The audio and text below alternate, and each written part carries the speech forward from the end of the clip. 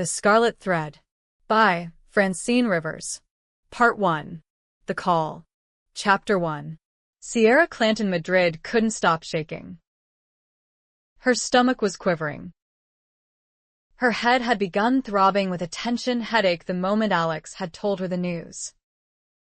She hadn't had a headache like this since prom night during her senior year of high school. Alex had come to pick her up in his father's beat-up Chevy 3 minutes before her father turned into the driveway. It was the first time in her life her father had come home early from work. She might have known it would be on that night. She could still remember the look on her father's face when he saw Alex, a drop-dead handsome, long-haired Hispanic boy dressed in a rented tuxedo, standing on the wide porch of her family's Matheson Street Victorian. As if that wasn't bad enough, Alex was reaching forward to pin an orchid to the front of her fancy prom dress. When Sierra heard the slam of her father's car door, she almost fainted in fear. The headache had started then and was only compounded by the inquiring look on Alex's face. "What's the matter?" he asked. What could she say? She had told her father about Alex. She just hadn't told him everything. Words were exchanged. But, fortunately, her mother was there to intercede and calm her father down. In the end, Alex escorted her to his borrowed car and helped her in while her father stood on the front steps glaring at him. Alex didn't so much as look at her as he put the Chevy in gear and pulled away from the curb. They were halfway to Santa Rosa before he said anything. "You didn't tell him who was taking you to the prom, did you?" "Yes, I did." Yeah, right. "You just left out a few important details, didn't you, Chiquita?" He had never called her that before, and it boded ill tidings for the night ahead. He didn't say anything more on the drive to the expensive restaurant in Santa Rosa. She ordered something cheap, which made him even madder. "You think I can't afford to buy you anything more than a dinner salad?" Her face aflame. She ordered the same prime rib dinner he did. But he didn't look any happier. Things got worse as the evening wore on. By 10, Alex wasn't speaking at all. Not to her. Not to anyone. She ended up losing the nice dinner he bought her in the bathroom of the Villa de Chanticleer. She'd been crazy in love with Alejandro Luis Madrid. Crazy being the operative word. Her father had warned her. She should have listened. Sierra's eyes smarted with tears now as she drove along the old Redwood Highway, which linked Windsor with Healdsburg.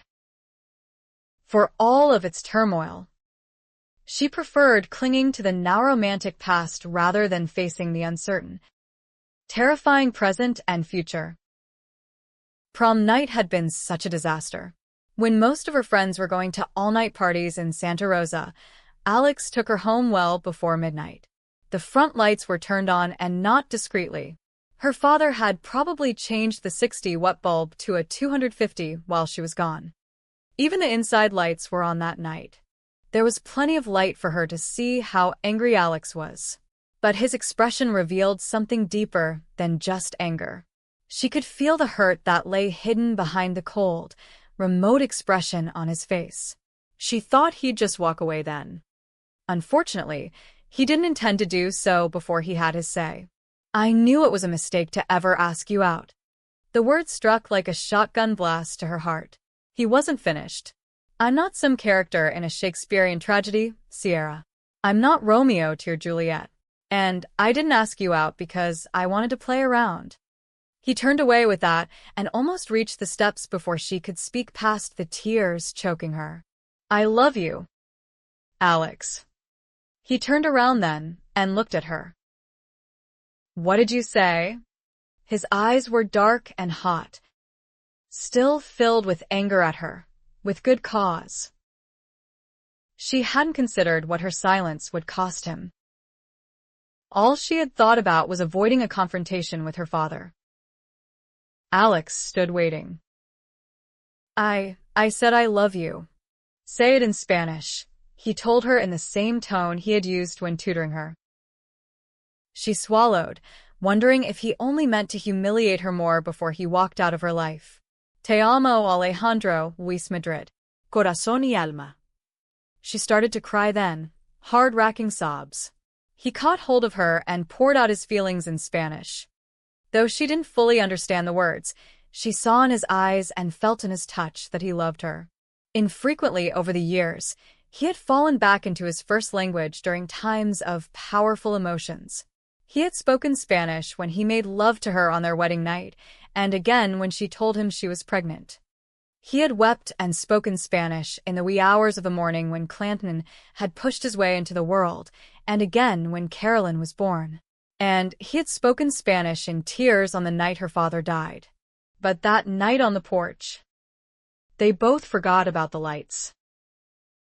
In fact, they both forgot everything until the front door was jerked open and her father ordered him gone.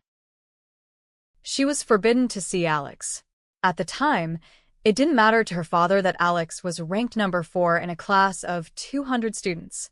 What mattered was that Luis Madrid, Alex's father, was one of those beaners who worked as a laborer in the Sonoma County vineyards. Her father didn't care that Alex was working a 40-hour week at a local gas station to save money to put himself through college. "I wish him luck," he said. And it was clear that luck was the last thing he wished Alex. She reasoned, Cajoled. whined, and begged. She appealed to her mother, who promptly refused to take her side. In desperation, she threatened to run away or commit suicide. She had gotten their attention with that. "You so much as talk to that beaner on the phone, and I'll call the police," her father had yelled. "You're 15. He's 18. I could have him arrested." "You do, and I'll tell the police you're abusing me." Her father called her aunt in Merced and made arrangements for her to spend a few weeks there cooling off. Alex was waiting when she returned, but he proved less malleable than her male parent. He had a few succinct Spanish words to say about her idea of meeting him in secret. Alex was a fighter who preferred facing wrath head-on. She had never expected that he would deal with the situation on his own. He just showed up at the house one day, 5 minutes after her father had come home from work. She learned later from a neighbor that Alex had been waiting down the street for more than an hour. Her mother, sympathetic to their plight, invited Alex into the foyer before her father could get to the porch and order him off the property.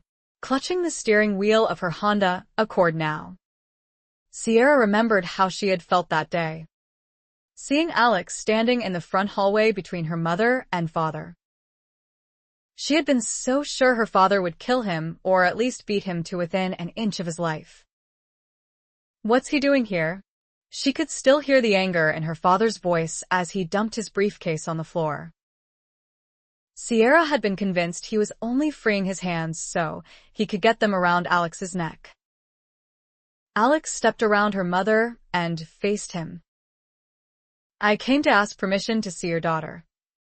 "Permission? Like you asked permission to take her to the prom?" "I thought Sierra cleared it with you." "My mistake." "You're right about that." "A big mistake." "Now, get out of here, Brian. Give the young man the chance to stay out of this." "Mariana." Alex stood his ground. "All I ask is a fair hearing." He didn't even notice her standing above them on the stairs. "I don't want to hear anything you have to say." They were like two dogs with their hackles up. "Daddy. Please," she said, coming down the stairs. "We love each other." "Love." "I doubt that's what he feels for you." "You don't understand," she wailed. "I understand plenty. Get back to your room." "I'm not going anywhere but with Alex," she said, reaching the hallway and taking a position beside her boyfriend. And she knew in that instant that if her father came at him, she'd do whatever she had to do to stop him. She had never been so furious. Alex clamped his hand on her wrist and firmly pulled her behind him. This is between your father and me. Stay out of it. The whole time he spoke, he never took his eyes off her father. Get out of my house. All I want is a few minutes to speak to you. Mr. Clanton. If you tell me afterward to back off, I'll back off. All the way to Mexico? Brian. As soon as her father uttered the words, his face turned beet red. Alex, with his own prejudices, had no intention of letting him off easily. I was born in Healdsburg, Mr. Clanton, just like you. My father took his citizenship test 10 years ago. Not that it makes much difference. He passed with flying colors. Red, white, and blue. He's never taken $1 of welfare in his life, and he works hard for what he makes. Probably harder than you do in that plush real estate office you have downtown. We don't live in a Victorian, he said with a swift, telling look around, but we don't live in a shack either. His little speech hadn't made anything better. You finished, her father said. Embarrassment burned away by anger. You might enjoy knowing that my father and mother disapprove of Sierra as much as you disapprove of me. Her mouth fell open. Disapprove of Sierra? Her father said, insulted. Why? Why do you think? Mr. Clanton?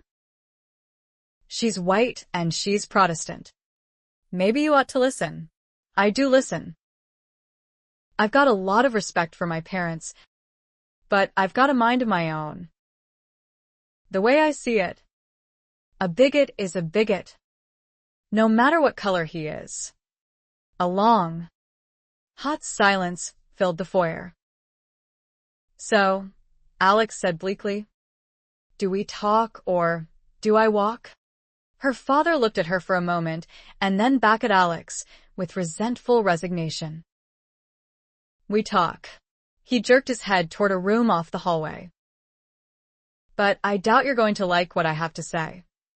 They spent the next 2 hours in the small office at the front of the house while she sat in the kitchen with her mother, alternately crying and raging about what she'd do if her father wouldn't let her go out with Alex.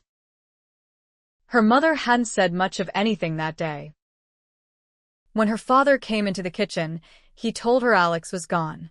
Before she had time to scream recriminations, he informed her she could see him again after she'd agreed to follow the rules the two of them had established. One phone conversation a night, no longer than 30 minutes, and only after her schoolwork was finished. No dates Monday through Thursday. Friday night she was to be home by 11. Saturday night by 10. Yes, 10. She had to be well rested for church on Sunday. If her grades dropped a smidgen, she was grounded from Alex completely. If she missed church, same consequences. And Alex agreed? He agreed. She hadn't liked any of it. But she had been so much in love, she would have agreed to anything. And her father knew it. That boy's going to break your heart. Sierra. Now. 14 years later. He was doing just that.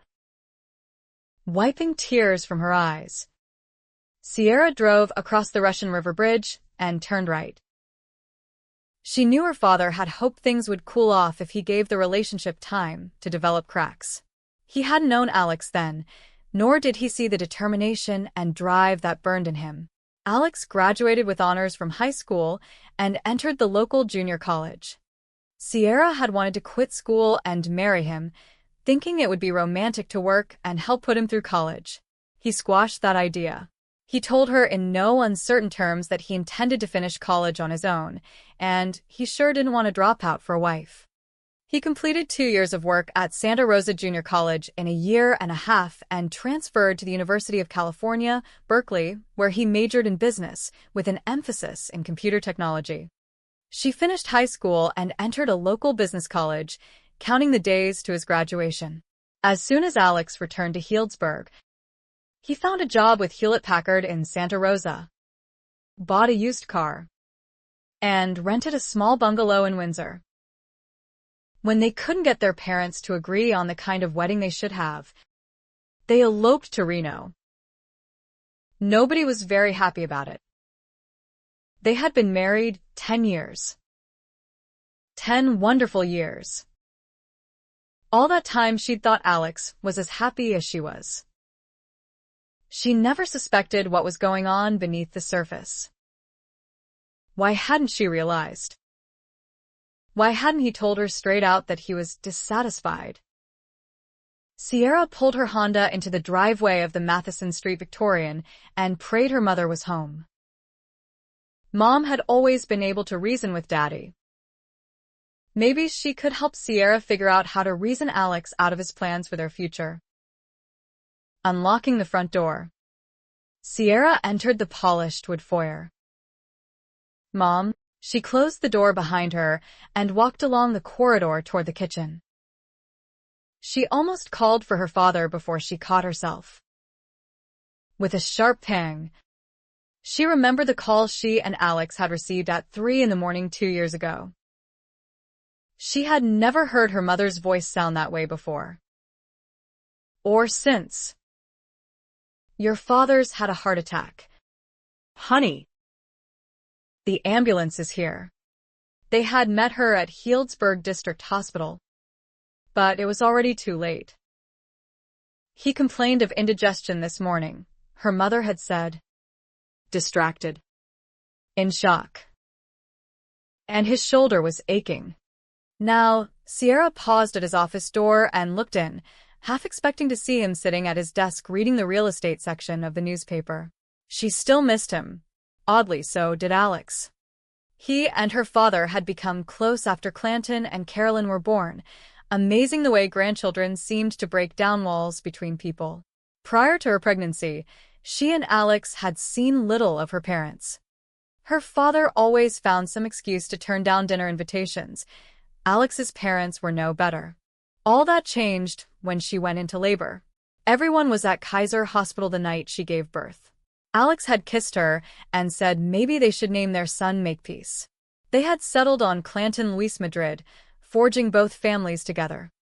By the time Carolyn Maria arrived a year later, the Clantons and the Madrids had had plenty of opportunities to get to know one another and find out they had a lot more in common than they ever thought possible.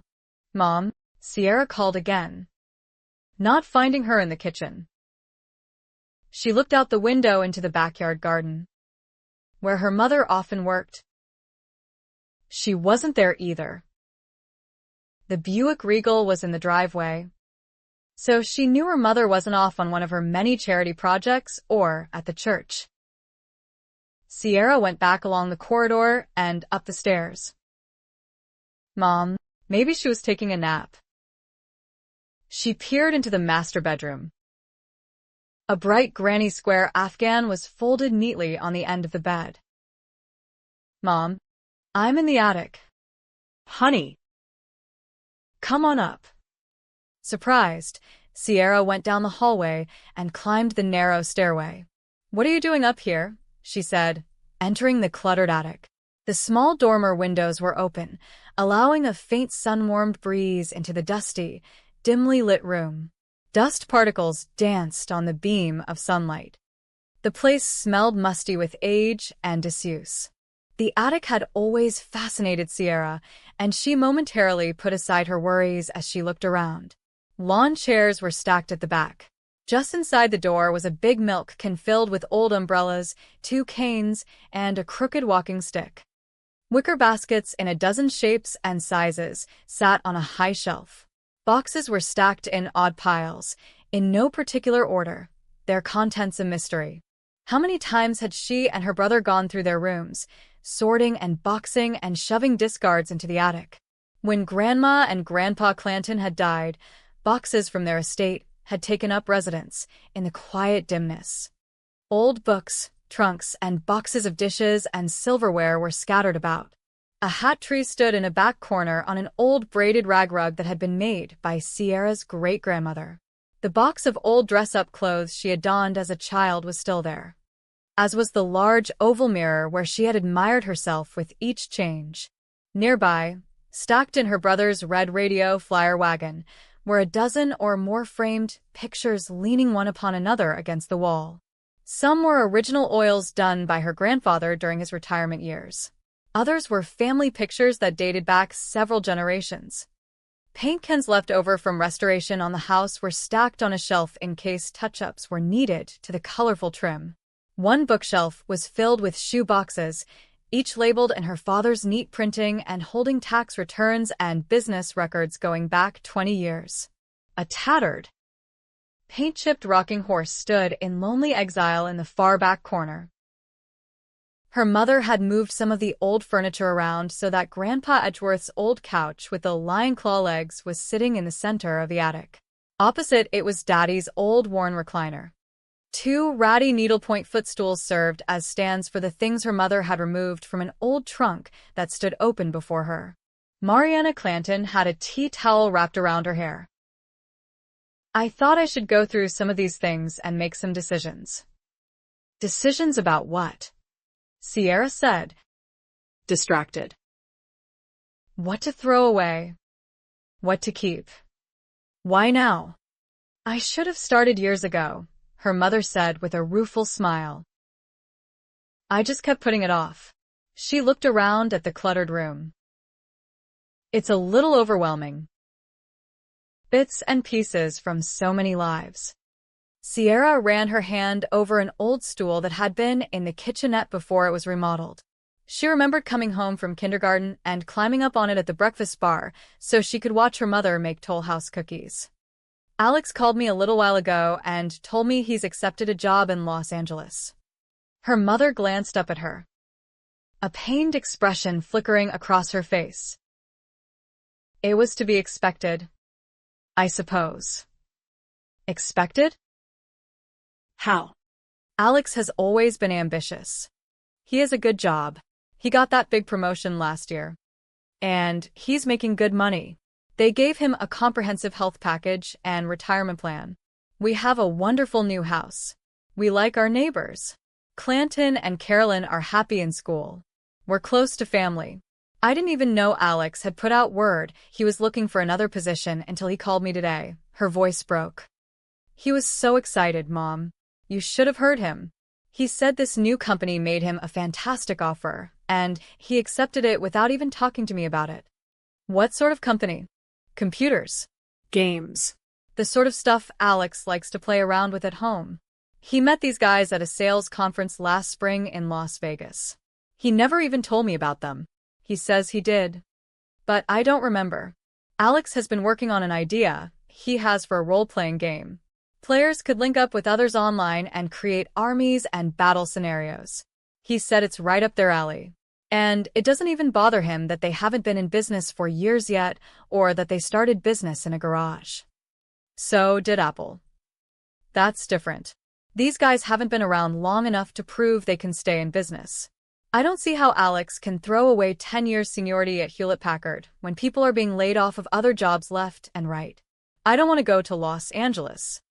Mom. Everything I love is here. You love Alex. Honey. I'd like to shoot Alex. Where does he get off making a decision like this without even discussing it with me? Would you have listened if he had? She couldn't believe her mother would ask such a thing. Of course I'd listen. Doesn't he think it has anything to do with me? She wiped angry tears from her cheeks. You know what he said to me, Mom? He told me he'd already called a realtor, and the woman's coming by tonight to list the house. Can you believe it? I just planted daffodils all along the back fence. If he has his way, I won't even be here to see them bloom. Her mother said nothing for a long moment. She folded her hands in her lap while Sierra rummaged through her shoulder bag for a Kleenex. Sierra sniffled into the tissue. It's not fair. He never even took my feelings into consideration, Mom. He just made the decision and told me it's a done deal. Just like that. Whether I like it or not, we're moving to Los Angeles. He doesn't even care how I feel about it because it's what he wants.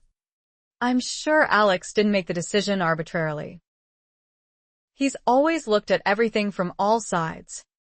Not from my side. Restless and upset. She walked across the room and picked up an old stuffed bear her brother had cuddled when he was a boy. She hugged it against her. Alex grew up here just like I did. Mom. I don't understand how he can turn his back on everything and be so happy about it. Maybe Alex wasn't treated as kindly as you were. Sierra. Sierra glanced back at her mother in surprise. His parents never abused him. I wasn't referring to Luis or Maria. They're wonderful people. I mean the assumptions too many people make about Hispanics. Well, he can add all that to the other things Los Angeles will have to offer. Smog. Traffic. Riots. Earthquakes. Her mother smiled. Disneyland. Movie stars. Beaches, she recited, clearly seeing a much more positive side to things. Daddy used to call it her Pollyanna attitude, especially when he was irritated and in no mood to see the good side of a situation. The way Sierra was feeling now. Everyone we love is here. Mom. Family. Friends. You're not moving to Maine. Honey. It's only a day's drive between Healdsburg and Los Angeles. And you can always call us. You talk as though it doesn't matter to you that we're leaving. Sierra bit her lip and looked away. I thought you'd understand.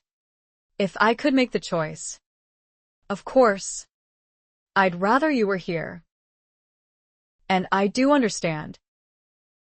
Your grandparents were far from overjoyed when I moved from Fresno to San Francisco. She smiled. It was a 10-hour drive in those days. But you'd have thought I'd moved to the far side of the moon. Sierra smiled wanly. It's hard for me to see you as some sort of beatnik living in San Francisco. Mom. She laughed. No less hard than it is for me to see you as a young woman with a wonderful husband and 2 children in school. Sierra blew her nose. Wonderful husband, she muttered. He's a male chauvinist pig. Alex probably hasn't even bothered to mention this to his parents. Luis will understand. Just as your father would have. I think Alex has stayed here for 10 years because of you. It's time you allow him to do what he needs to do to make full use of the talents he has. It was the last thing Sierra wanted to hear. She didn't reply as she ran her hand along the books in an old shelf. She knew what her mother said had merit, but that didn't mean she wanted to listen. Alex had received other offers and turned each down after discussing them with her. She had thought the decisions mutual, but now she wondered. He had sounded so excited and happy when he talked to her about this job. She plucked Winnie the Pooh out and blew dust off the top. Stroking the front of the book, she remembered sitting in her mother's lap as the story was read to her. How many times had she heard it? The cover was worn from handling. Just thinking about leaving and not being able to see her mother or talk with her every few days left Sierra feeling bereft. Tears blurred her vision. Alex gave notice this morning. She pushed the book back into its space. It was the first thing he did after he got the call from Los Angeles. Then he called me with the great news, covering her face. She wept. Sierra felt some comfort when her mother's arms came around her. It'll be all right. Honey. You'll see. Her mother stroked her back as though she were a child. Things have a way of working out for the best. The Lord has plans for you and for Alex.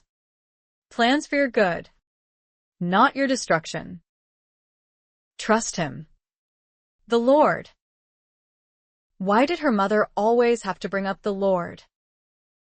What sort of plan was it to tear people's lives apart? She withdrew from her mother's arms. All our friends are here.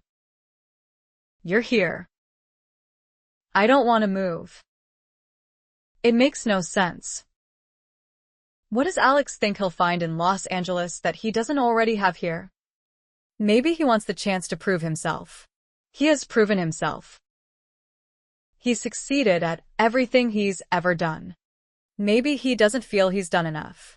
He doesn't have to prove anything to me, Sierra said. Her voice choked.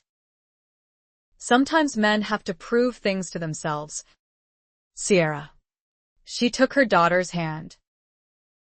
Sit. Honey. She drew her down onto the old faded couch. Patting her hand, she smiled wistfully. I remember Alex talking with your father about all the frustrations he felt in his job. Daddy was the one who told Alex to settle in and stay put so he'd have all the benefits. Your father was worried Alex would do the same thing he did. She blew her nose and glanced at her mother. What do you mean? Your father changed jobs half a dozen times before he settled into real estate. He did. I don't remember that. You were too young to notice. Her mother smiled wistfully. Your father intended to be a high school biology teacher. Daddy? A teacher? She couldn't imagine it. He wouldn't have put up with anything. The first student to shoot a spit wad would have found himself upside down in a garbage can outside the classroom door. Her mother laughed. Yes. Daddy.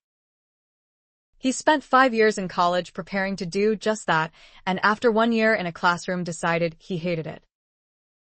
He said the girls were all airheads and the boys were running on testosterone. Sierra smiled, amazed and amused. I can't even imagine. Your dad went to work in a lab then. He hated that. Too. He said staring into microscopes all day bored him senseless.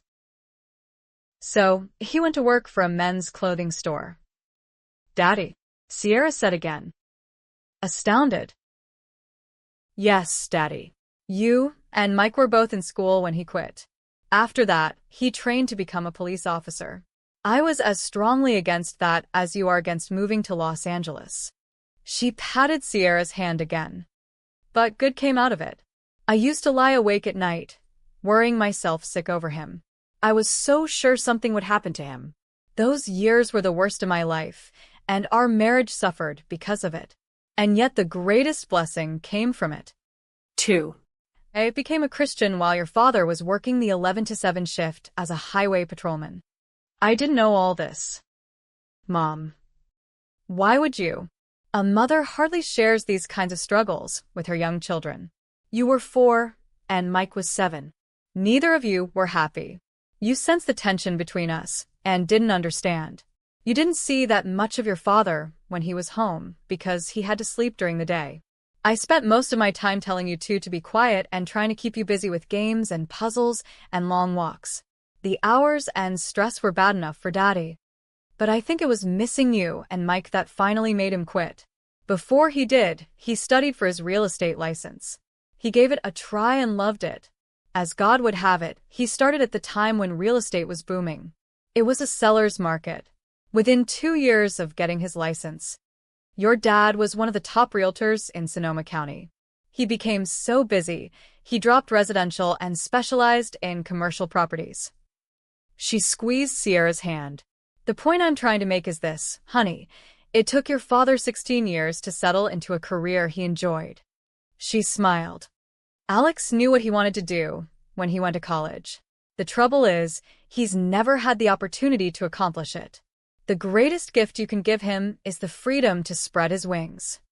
Again, this wasn't what Sierra wanted to hear. You talk as though I've put a ball and chain around his neck. She stood and began pacing again. I'd like to have been consulted, Mom. Is that so hard to understand? Alex didn't even discuss the offer with me. He accepted it and then informed me of his decision. It's not fair. Whoever said life was fair? Her mother responded, hands folded. Sierra felt defensive and angry. Daddy didn't make you move. No. He didn't. I would have been delighted if he had.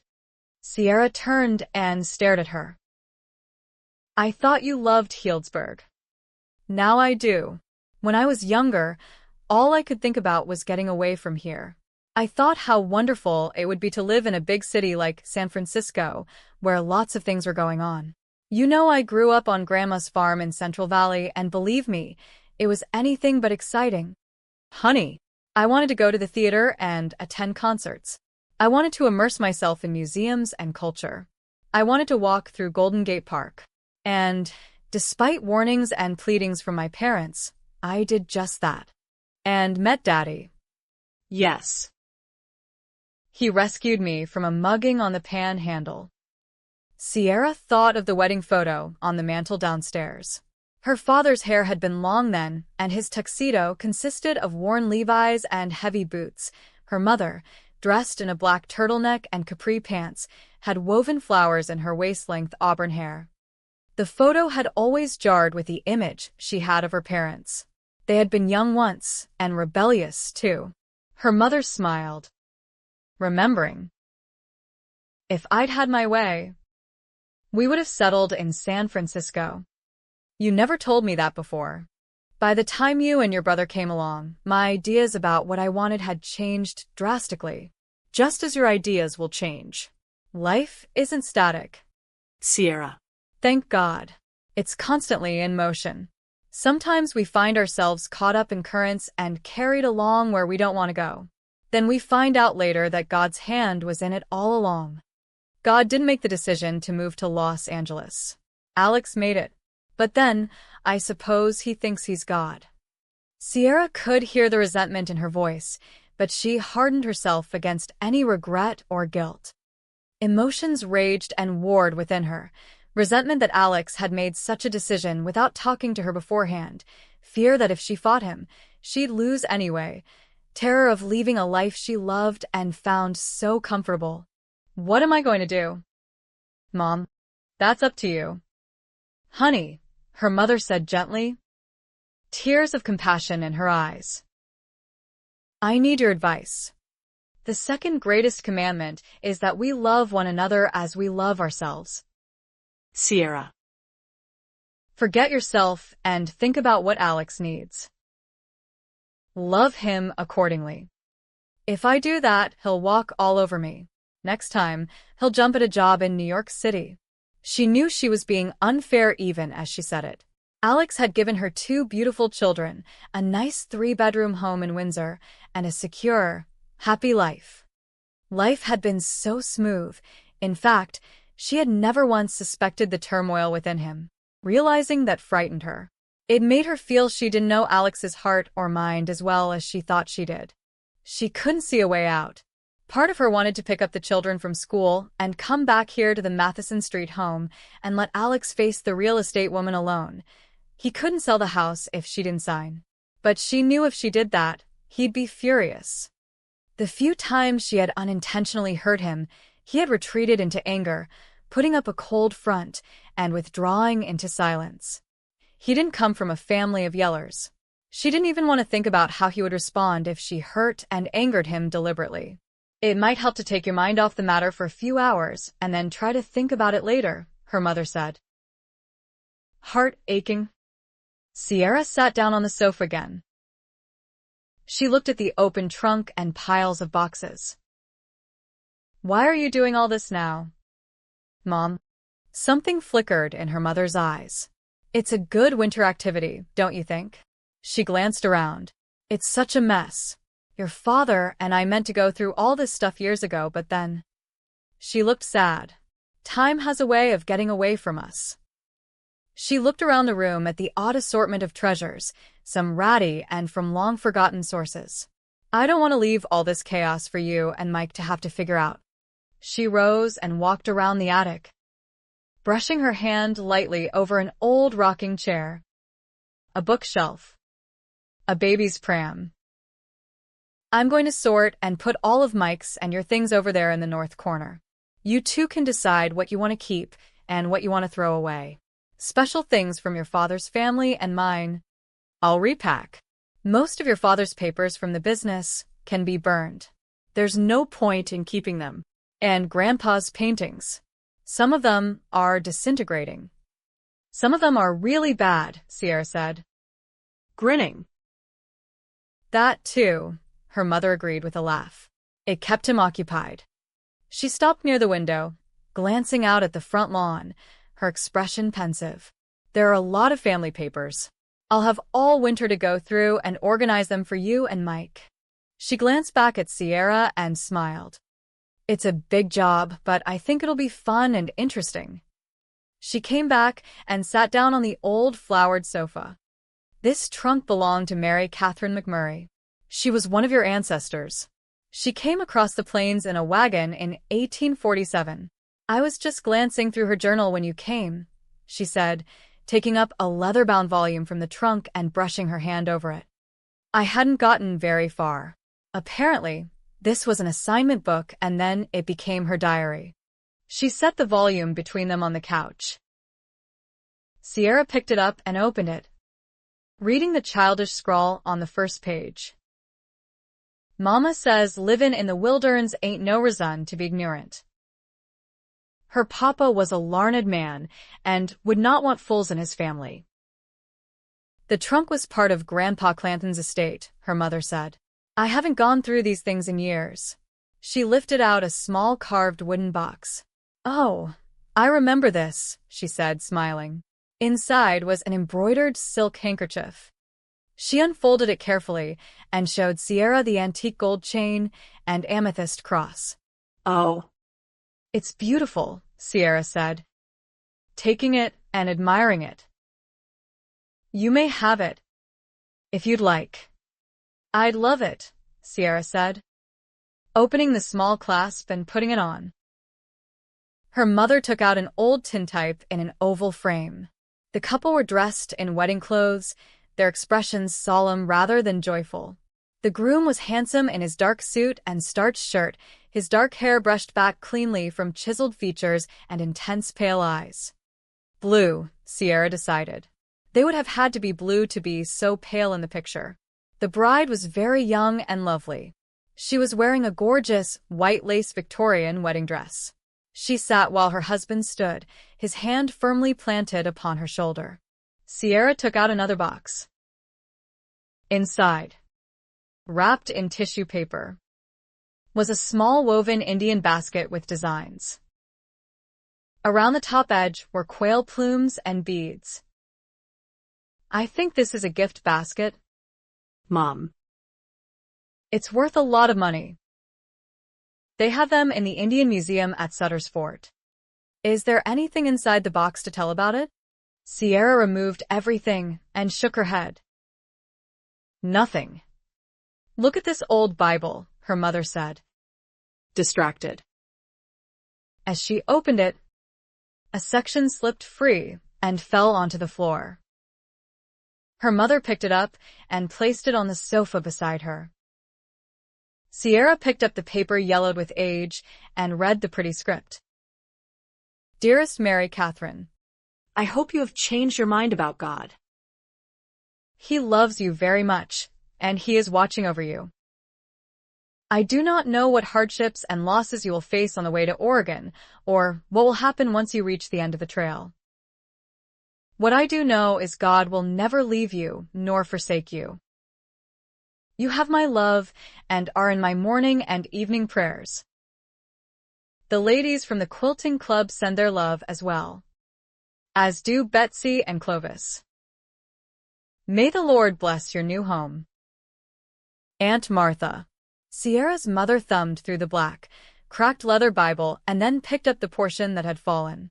Look at how worn the pages are. She smiled. Mary Katherine favored the Gospels. She took the note from Sierra and read it. Folding it, she tucked it in the loosened pages and set the Bible carefully beside Mary Katherine McMurray's journal. Sierra took out a decaying flowered hatbox. She found a note on top saying simply, in beautiful black calligraphy, "Save for Joshua McMurray." The box was full of animals carved of wood, each wrapped carefully in a scrap of flowered calico or checked gingham. She unwrapped a fierce-looking wolf, a majestic buffalo, a coiled rattlesnake, a prairie dog standing on its hind legs, a comical jackrabbit, a beautiful antelope, Two mountain goats locked together in fierce battle, and a grizzly bear standing upright, ready to attack. At the bottom of the trunk was a large package wrapped in butcher paper and tied with string. "I don't remember this," her mother said, and slipped the string off so she could remove the wrapping. "Oh," she said in wonder and excitement. "I think it's a crazy quilt." She unfolded it enough so that Sierra could take one end of it and then stood, spreading the folds to reveal the full pattern. It wasn't a crazy quilt, but a picture quilt with squares made of hundreds of different scraps of cloth, each with a different scene, each framed with an edging of brown, and all stitched together with vibrant scarlet thread. Each picture block was surrounded by a different stitch: blanket, crosses, herringbone, doves, fern, olive branches, feather, open cretonne, fly, zigzag chain, wheatear and sheaf-filling stitches, Portuguese border, and star eyelets. "It's beautiful," Sierra said, wishing she could have it. "If I'd known it was here, I would have had it cleaned and hung on the living room wall years ago," her mother said. Sierra looked at the squares one by one. Along the top row was a homestead with a man, a woman, and 3 children. 2 boys and a girl stood in the open space between the cabin and barn. The second square was bright with consuming flames. The third showed a baby in a manger, a young girl watching over him while darkness surrounded them both. The telephone rang downstairs. A second later, the portable phone rang from nearby. Sierra's mother handed her the other end of the quilt and went to pick up the phone from the top of a box and answer it. "Yes. She's here. Alex." Sierra's heart lurched, hands trembling again. She folded the quilt while listening to her mother's side of the conversation. "Yes," she told me. "Yes, but that's to be expected, Alex." Her mother's tone held no condemnation or disappointment. She was silent for a long moment, listening again. "I know that, Alex," she said very gently, her voice husky with emotion, "and I've always been thankful. You don't have to explain." Another silence. "So soon," her mother said, resigned. "How are your parents taking it?" "Oh." "Well, I imagine it's going to be a shock to them as well." She smiled faintly. "Of course, Alex. You know I will. Let me know after you've spoken to them, and I'll call." Mariana cupped her hand over the receiver. "Alex wants to talk to you." Sierra wanted to say she didn't want to talk to him, but knew that would put her mother between them. She laid the folded quilt back over the trunk and crossed the attic to take the phone from her mother's hand. "I'll make us some coffee," her mother said with a gentle smile. Sierra watched her go down the stairs, knowing her mother was allowing her privacy to speak with Alex. She felt a tangle of emotions, from relief to despair. Her mother hadn't said one word to discourage Alex from his decision. "Why not?" "Yes," she said into the receiver, her voice coming out thin and choked. She wanted to scream at him and could barely draw breath past the pain in her chest. Her throat was tight and dry. "I was worried about you." "Were you?" Why should he worry about her just because he was ripping her life apart? Resentment filled her and hot tears welled again in her eyes. "You're not saying much. What do you want me to say?" "That I'm happy." He sighed. "I suppose that would be expecting too much, especially considering this is the biggest opportunity of my career." She heard the tinge of disappointment and anger in his voice. What right had he to be angry with her after making a life-changing decision without so much as hinting it to her? "I'm sure the children will be thrilled to hear they're being uprooted and torn away from their friends and family." "We're their family." "What about Mom?"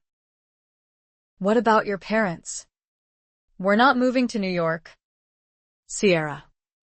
"I guess you're saving that for next year's big surprise." Silence followed. Her heart picked up speed. She could feel his growing anger. "Stop this now," an inner voice cautioned her. "Stop before you go too far." She wasn't interested in stopping. "You might have hinted what was going on." "Alex," she said, clutching the phone. "I've done more than hint. I told you about this company weeks ago.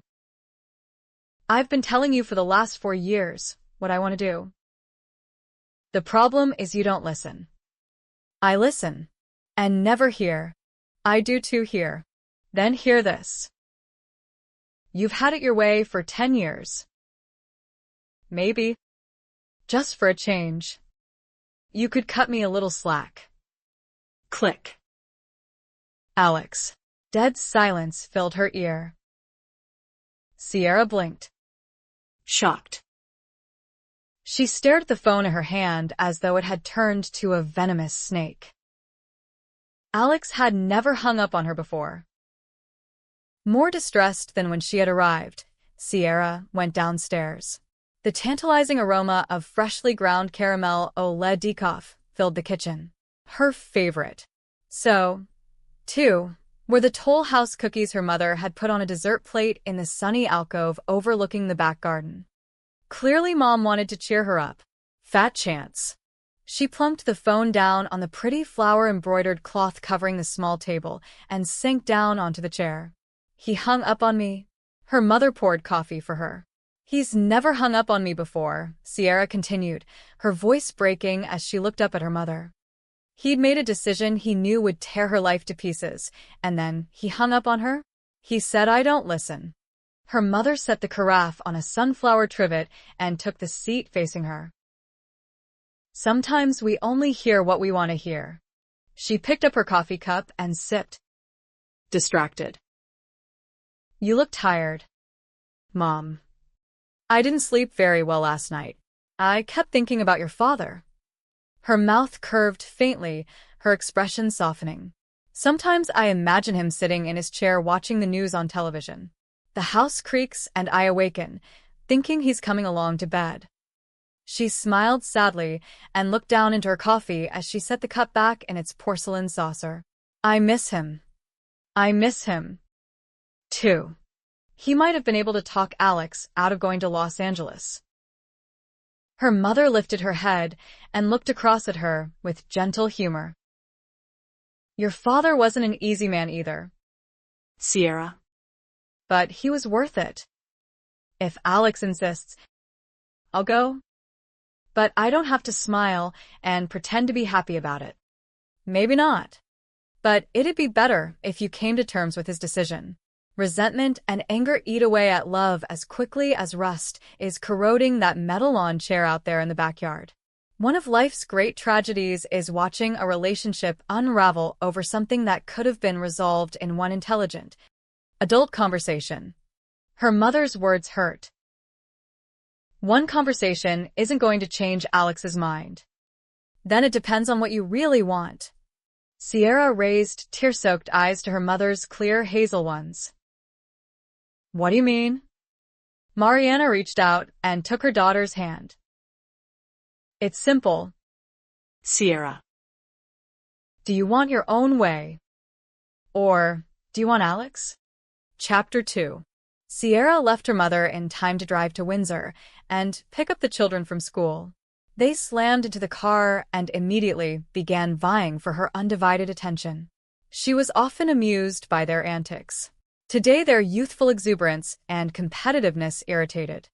As she drove along Brooks Road toward the foothills, she heard only bits and pieces of their day, distracted by her own turbulent thoughts. She longed for a quiet place to lick her wounds. Her heart began beating a battle rhythm when she saw Alex's Honda in the driveway. He never came home before 5:30. "Daddy's home," Carolyn said, dashing out the car door toward the front steps, her backpack forgotten in the front seat. Sierra pressed the garage door opener and watched the door lift slowly.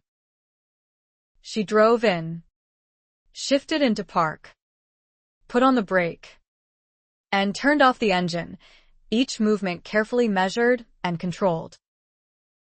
Take Carolyn's things in. Would you please? Clanton. Let her come out and get Em herself. It wouldn't hurt you to help. I'm not her personal servant. Besides, she was just bragging about girls being better than boys.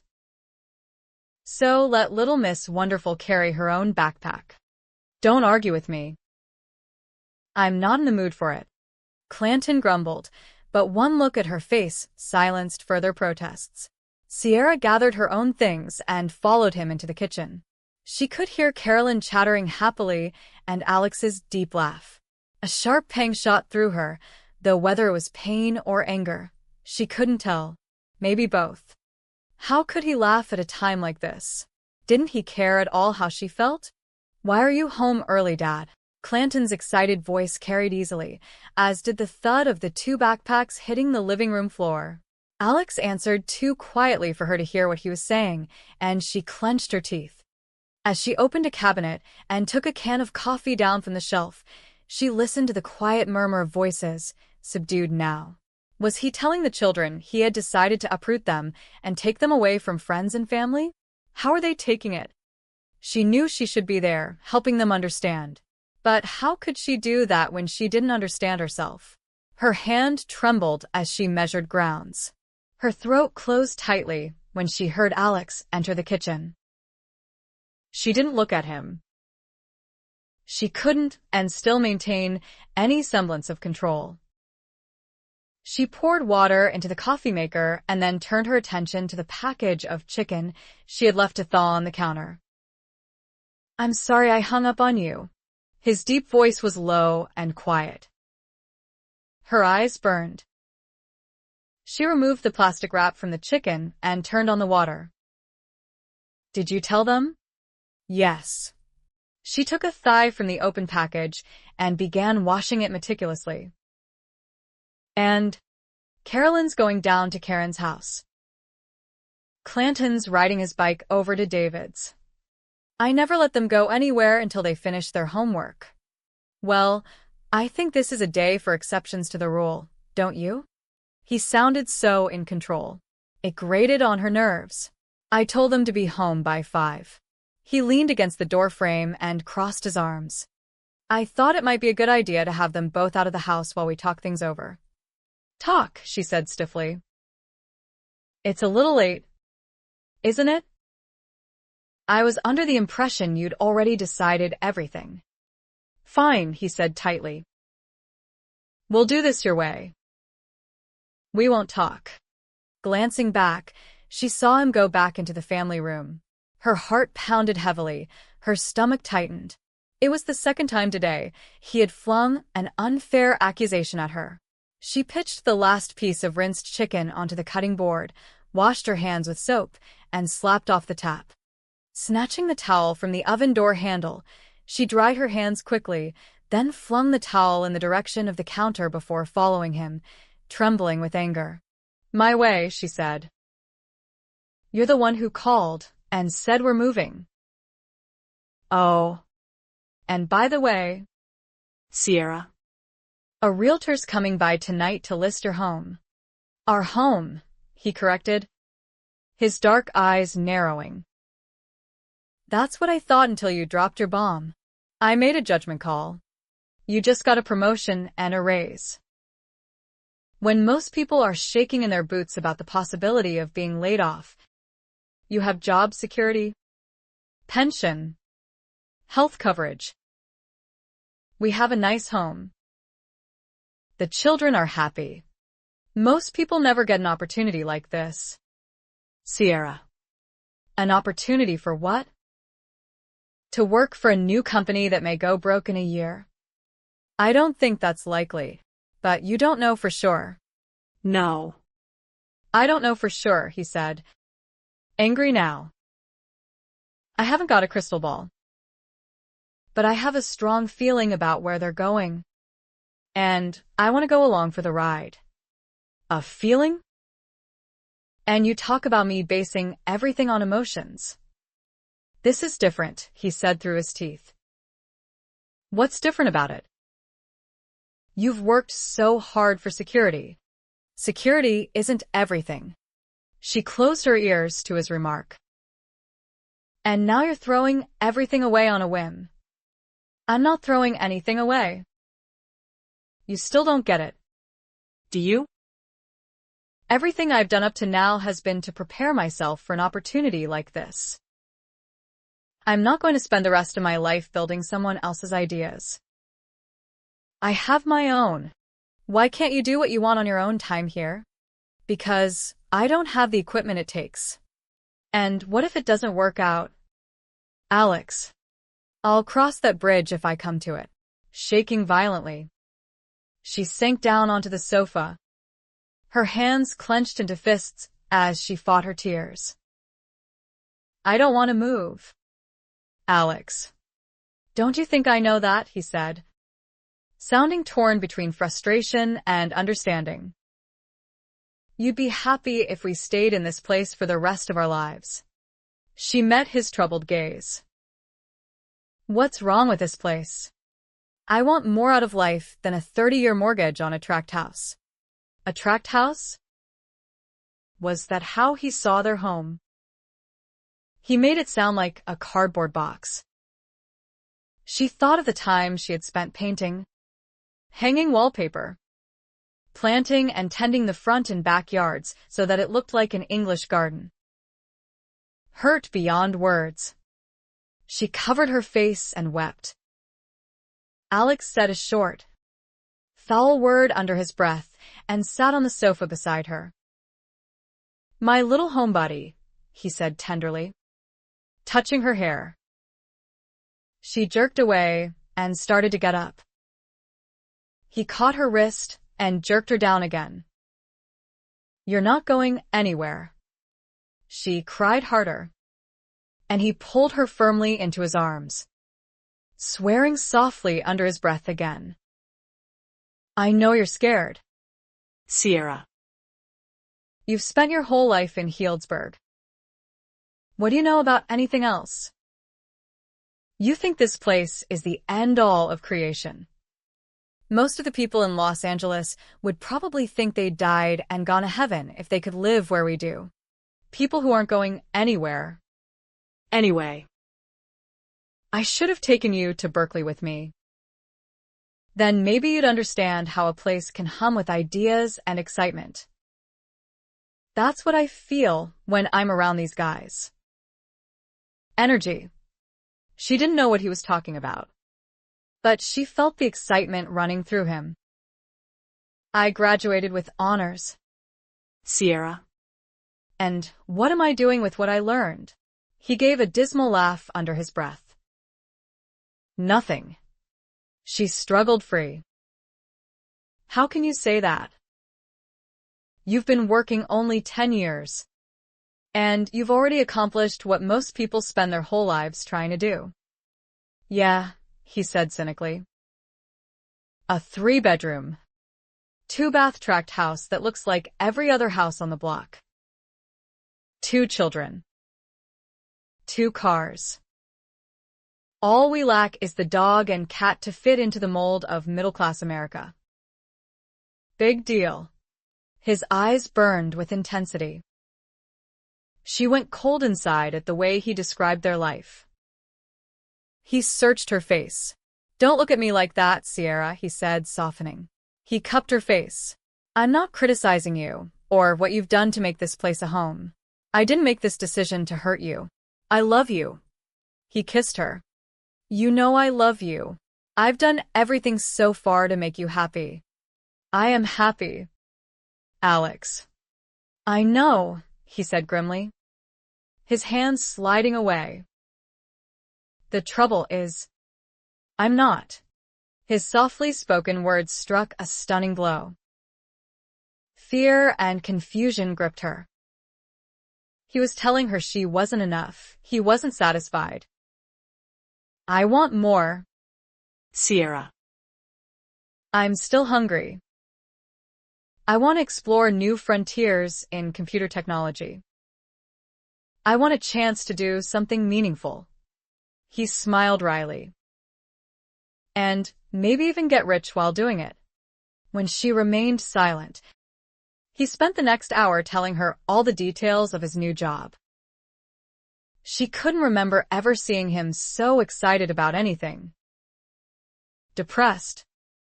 She said she needed to start dinner. "I'll fly down to Los Angeles on Saturday," Alex said, leaning against the doorframe and watching her work. "Steve Silverman made an appointment for me with a realtor who handles rentals in North Hollywood. He knows everyone in that area. Good for him." Sierra thought rebelliously. Her hands shook as she peeled potatoes. "How soon do we have to move?" "I start on the 1st of the month. 3 weeks." She could feel the blood draining from her face. "But the house will never sell in 3 weeks," she said shakily, looking for any excuse to delay his plans. "Probably not. But that's okay." 2. "One of the guys at work is going to rent it." Sierra blinked. "Rent it? His wife's expecting a baby, and they've been looking for a bigger place." The telephone rang. "Our house payments are less than what they're paying to rent a 2-bedroom apartment," he said over his shoulder as he went to answer it in the family room. She could hear Alex speaking in the other room. "We were just talking about it." "No. "But I didn't expect her to be." Don't worry about it." Silence for a long moment. Sierra looked out the kitchen window at the daffodils she had just planted along the back fence. She'd never see them bloom. "I land in Burbank at 10:15. "No. But thanks for the offer." Steve. "I'm going to rent a car. I want to drive around and get a feel for the area." He laughed. "I have a good sense of direction." Tears ran down Sierra's cheeks as she finished preparing their dinner. Normally she enjoyed cooking, right now. Even the sight of food made her stomach churn. Alex was still talking on the telephone, discussing terms. He sounded very cool, very much in control. He was going through with this. Nothing she'd said had gotten through. "Oh, God," she prayed frantically. "If you're really there, don't let Alex do this to me. Put stumbling blocks in his way. Open his eyes to what he has here. Make him satisfied. Don't let the house sell. Change his mind. I don't want to move. Jesus, I want to stay right here where I am. Oh, God, please don't let this happen." Slamming the head of lettuce on the counter, she pulled out the core. She put the plug in the sink and ran cold water, and then pulled the head of lettuce into pieces. With each action, she whispered brokenly, "Oh, God. Oh, God. Oh, God. Oh, God." Her shoulders shook with her quiet weeping as she listened to Alex shattering her life with his plans. Part 2. The Wilderness. Chapter 3. Exhausted. Sierra pulled her Honda in behind the big U-Haul truck Alex had rented to move all their possessions and to tow his car. Clanton got out the passenger side of the truck and looked up at the big stark white apartment complex. Sierra followed his gaze. The place had all the charm of a fortress. She rolled down her window, not eager to get out into the cold, driving January rain. She could hear the roar of traffic from 2 intersecting freeways half a block away. "Is this it? It looks a lot better inside. Come on. I'll show you around." She leaned across the seat and kissed Carolyn, awakening her. "We're here, sweetheart." Carolyn looked out at the apartment house. "It's ugly," she said glumly. Sierra didn't disagree. Clanton was already going through the iron gates into the complex. "Hey, there's a pool." Can I go swimming? Dad. Sure. If we can find your suit, Alex said, laughing. As Sierra climbed out of the car and came around for Carolyn, she was certain she could smell and taste the smog despite the rain pouring down on her head. She took her still sleepy daughter by the hand and followed Alex through the gate. The inside courtyard was sterile, a gray cement patio, white stucco walls, and a black iron fence. 3 stories of apartments were stacked together like crates in a warehouse. Geometric, ultramodern, cold, and impersonal. Sierra didn't see any signs of life until a woman peered out at her from a first-floor living room window. Sierra forced a smile. The woman drew back sharply and let the sheer drapes fall into place once more. Welcome home, Sierra thought bitterly. Following Alex. We're on the 2nd floor. Apartment D, he said.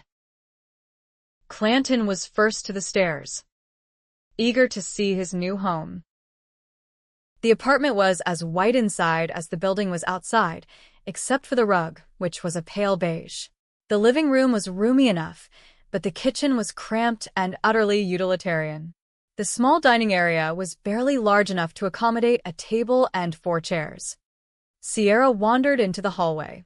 To the left was the bedroom Clanton and Carolyn would share. It was only big enough for twin beds and 1 dresser. The other dresser would have to go into the closet. Sierra's mouth thinned. Clanton and Carolyn were going to love this. They were fighting already. A glance into the bathroom revealed walls, tiles, and a commode in antiseptic white. She continued down the short hallway into the master bedroom. Most of their furniture would fit, though Alex's armoire would probably have to go inside the closet. Sierra caught her reflection in the mirror on the closet doors. She did not look pleased. Turning away, she went to open the drapes covering a large window and discovered a view of the courtyard and pool below. Just like a hotel. Depressed, she went back into the living room. Alex hung up the telephone that Steve Silverman, his new boss, had been kind enough to have installed before their arrival. Steve had told Alex to call as soon as they arrived, and he and Matt would come with helpers to get them settled. They'll be here in 10 minutes, Alex said, grinning. Either oblivious to or ignoring her mood, he caught hold of her shoulders and kissed her before heading for the door. In less than 2 hours, all their furniture was in position and boxes stacked high against the living room wall. Steve had a couple of pizzas delivered. Matt had brought a 6-pack of beer and another of soda. Clanton and Carolyn tucked away the food eagerly, while Sierra pleaded no appetite and escaped into the bedrooms to hide her angst. She made the beds, hung pictures, laid out the bathroom rug and towels. Then she set to work on the master bedroom, the sound of the men's laughter irritating her more with each passing minute.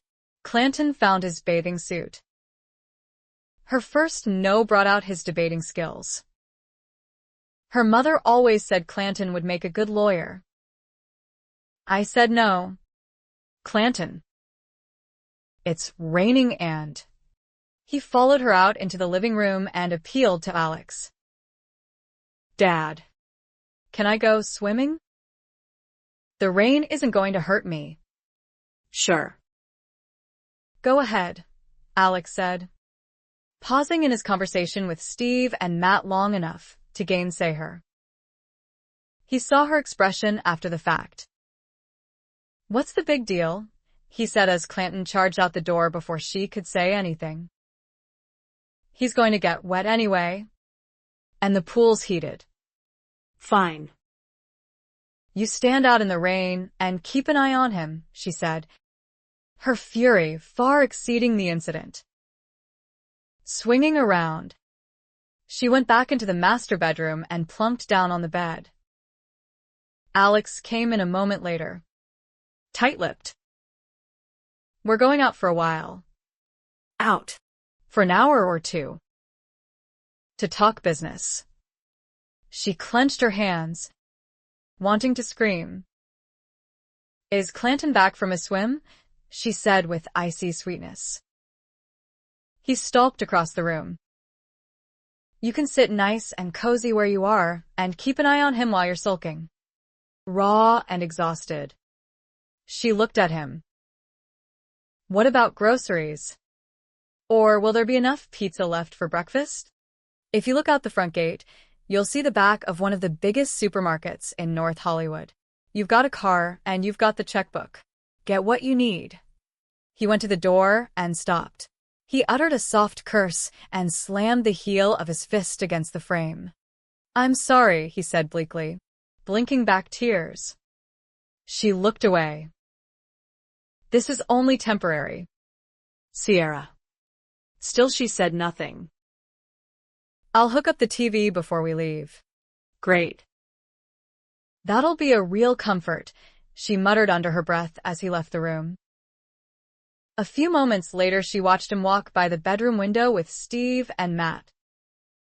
They were so intent on their conversation that he didn't even spare a glance at her. She was already forgotten. Clanton and Carolyn were asleep in bed before he returned. An hour or two, she said when he walked in the door. He shrugged off his jacket and tossed it on the sofa. We had a lot to talk about. She snapped off the television. She hadn't even been paying attention to what she was watching. So intent was she on the time. It's after midnight.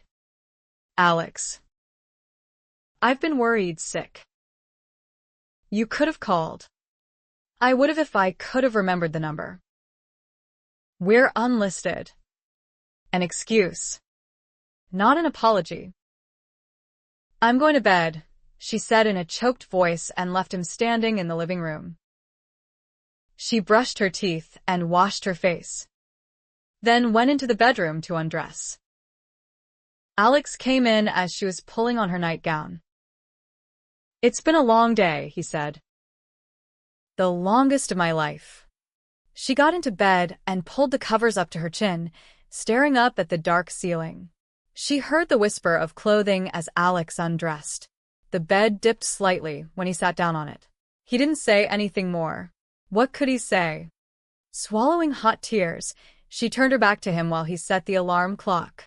When he lay back, he let his breath out slowly. She felt his hand curve over her hip and squeeze slightly. I'm sorry. His apology brought a rush of feelings and a flood of tears. She dug her fingers into her pillow, trying to stifle her sobs. Alex turned to her. Curving his body around hers, he pulled her into him, holding her firmly when she resisted his comfort. He stroked her long hair back and kissed the curve of her neck. I love you. She cried harder. He turned her to him gently. Trust me, he said raggedly and kissed her, comforting her in the only way he knew how. And for a while, Sierra was able to forget everything but the fact that she loved Alejandro Madrid above all else. Chapter 4. Armed with a map and an address, Sierra set off to enroll the children in school. She missed a turn and got lost. By the time she found what she was looking for, she and the children had seen North Hollywood, a portion of Studio City, eaten at a McDonald's, and toured most of Sherman Oaks and San Fernando Valley. They arrived and entered the school building just as the bell rang to end the day. Children poured out of classrooms and filled the hallway. The cacophony of squeaking tennis shoes, friends calling to friends, and the general rush for the buses assaulted them. Carolyn clutched frantically at Sierra's hand as they went against the flow, while Clanton plowed ahead and led the way to the main office. A secretary greeted them. She was polite, but cool, clearly tired and ready to go home. Fill these out, she said briskly, and went in to speak with the principal. Returning, she informed Sierra that Clanton would be in Mr. Cannon's 4th grade class and Carolyn in Mrs. Lindstrom's 3rd grade. Both teachers have after-school meetings today, so you'll have to wait to meet them until tomorrow morning. School starts at 8:30. The secretary turned the forms around and looked them over. Kling Street, she said. That's only a few blocks from here. Sierra's face went hot with humiliation at the disclosure. "We have a list of parents who take turns walking their children to school each day." "I'll be driving mine," Sierra said, unwilling to entrust her children to anyone. Clanton groaned expressively, and she gave him a quelling look. Back in the car, she sat studying the map before starting the engine. She didn't want to get lost again and end up in what's this time. Alex laughed when she told him about it. "I wondered where you were," he said. "I called twice today and got no answer.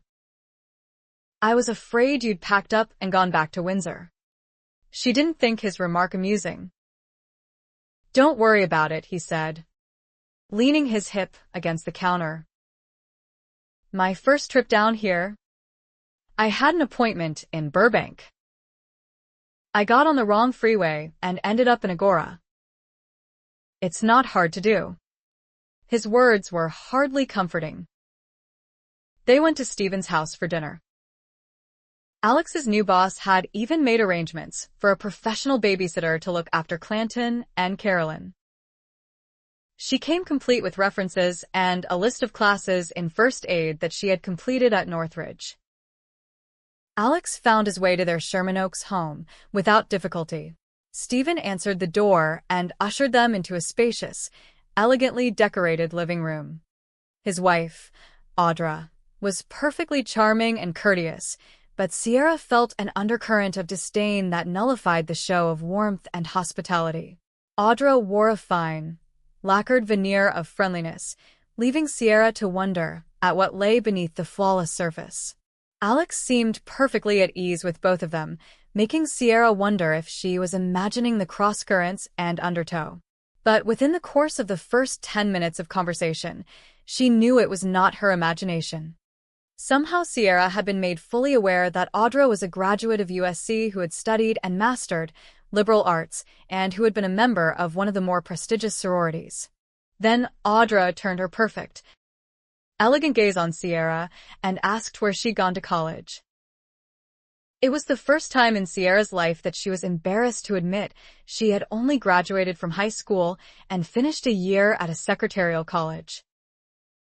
"Oh," Audra said, looking utterly taken aback. There was a brief, mortifying lapse in conversation, until Steve jumped in. "Do you like the theater, Sierra?" "I haven't been to many plays." "What have you seen?" Audra inquired, her eyes lighting with interest.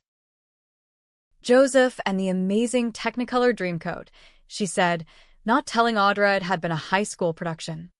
"And a few concerts," she added, which was true. In just the last 6 months, she'd gone to a country western concert and to hear a few Christian singers who had visited local Santa Rosa churches. Of course, she didn't think Audra needed to know the details. And yet, even without the details, the other woman laughed. "Well, we'll have to correct that. Los Angeles has a great deal of culture to offer."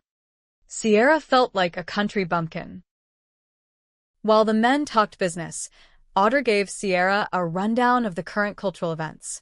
It seemed she had attended every major play and concert in the area and had a critique for each one.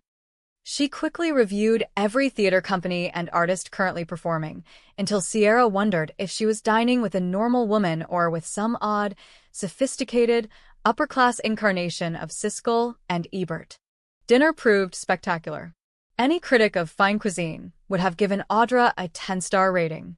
She accepted all compliments with an air of casual amusement, skillfully turning the discussion to restaurants. Audra knew all the finest. She also knew where to shop for the highest quality meats, vegetables, and fruit. Prices never came up. Sierra glanced at Alex and saw he was impressed with everything, especially with Audra. Was that the kind of wife he wanted now? Depressed, she ate the fluffy spinach souffle. It melted in her mouth and made her heart sink into her stomach. What on earth was she going to serve these people for a reciprocal dinner? Her specialty was meatloaf and mashed potatoes. Oh, that would go over big. Or perhaps Clanton and Carolyn's favorite, tuna casserole. There was a meal custom designed to impress high society. "You were pretty quiet tonight," Alex said on the drive home. In her mind, she had been busily packing and moving back to Windsor. She didn't appreciate his interruption of her daydream. He didn't seem to notice. "Audra was trying to make you feel welcome." "Is that what she was trying to do?" she snapped, surprised herself at the coldness in her tone. Mouth tightening, Alex stared straight ahead, the headlights from the oncoming traffic casting a glow over his handsome features. "She was offering to take you under her wing." "I'm not a chicken. Give it a break." Sierra. "She grew up down here. She could show you around." "I'll remember to thank her properly next time. But I'll find my own way around." "Thank you very much. You gave me a map. Remember? A lot of good that did. At least try not to get lost again. I won't have the time to come find you in the middle of the day." They didn't say another word to each other for the rest of the drive home. In fact, they said very little to one another over the next week. Alex left early, came home late, and always brought work with him. They shared a perfunctory "How'd your day go?" "Fine. "And you?" "Fine." And then he would settle in front of the television, studying the papers he spread out over the coffee table while she cleaned up the dinner dishes, saw to the children's baths, read them stories, and tucked them into bed. It was a perfect life for someone who adored misery. 10 days and 4 telephone calls to her mother later. Sierra received a package in the mail. "What's this?" Alex said, picking up a worn leather book from the coffee table before he spread his work across it. "It's a journal. Mom sent it as a housewarming present." He handed it to her. "It looks old." "It is," she said warmly. "It belonged to an ancestor of mine. Mary Katherine." He replied absently, cutting her off as he turned to concentrate on the papers spread out in front of him. "That's nice." Hurt swept over her at his casual dismissal. It shouldn't have surprised her that he wasn't listening. He seldom listened anymore. All that mattered to him was his precious work. She left the room in bitter silence. She entered the bedroom, not even bothering to turn on the light. Enough light filtered through the window for her to see. Besides, the darkness fit her mood better. She prepared for bed, then slipped between the cool sheets. As she turned on her side, the journal, which she'd laid on the bedstand, caught her eye. She reached for it, fingering the soft leather wistfully. At least Mary Katherine wouldn't mind spending some time with her. "Mama says livin' in the wilderness ain't no reason to be ignorant." Her papa was a larned man and would not want fools in his family. The preacher brung books and journals to write in from Aunt Martha, and now with snow up to the windows. "We got time. Papa sits by the fire smokin', and Mama reads to us from her Bible. Matt don't like to write much. He draws wolves with big bloody drippin' fangs that give me nightmares. He drew me a hare once. I still got it hung up over my bed. It is nice. I wish he would draw birds and flowers 'stead of wolves. He only seen one wolf his whole life, and it was dead. Magos was eating it. Lucas does not draw nor read nor write. He says Papa don't know how and he don't need to neither. Papa tuck him to the woodshed for saucing Mama, but he weren't no better when he come back.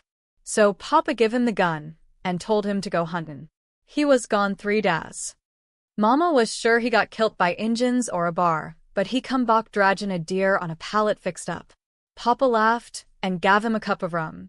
Mama was mad as a wet hornet, but she don't tell Lucas to read or write no more. Dearest Mary Katherine, please practice spelling the following words and then write an essay using them. I love you and have grand hopes for you. Mama. Living journal life whole read choice. Dead learned wolf / wolves come journal. Back flower. If you want to be learned, you got no choice. You got to read and write your whole life until you are dead. You cannot be a wolf or a flower who just enjoys living. You got to come back to the table and work in your journal until your fingers is cramped and aching. Just cramped your work aching. Just cramped your work aching. Just cramped your work aching. Just cramped your work aching. Stubbornness is unbecoming to a lady. Stubbornness is unbecoming to a lady. Stubbornness is unbecoming to a lady. Stubbornness is unbecoming to a lady. Stubbornness is unbecoming to a lady. Spring.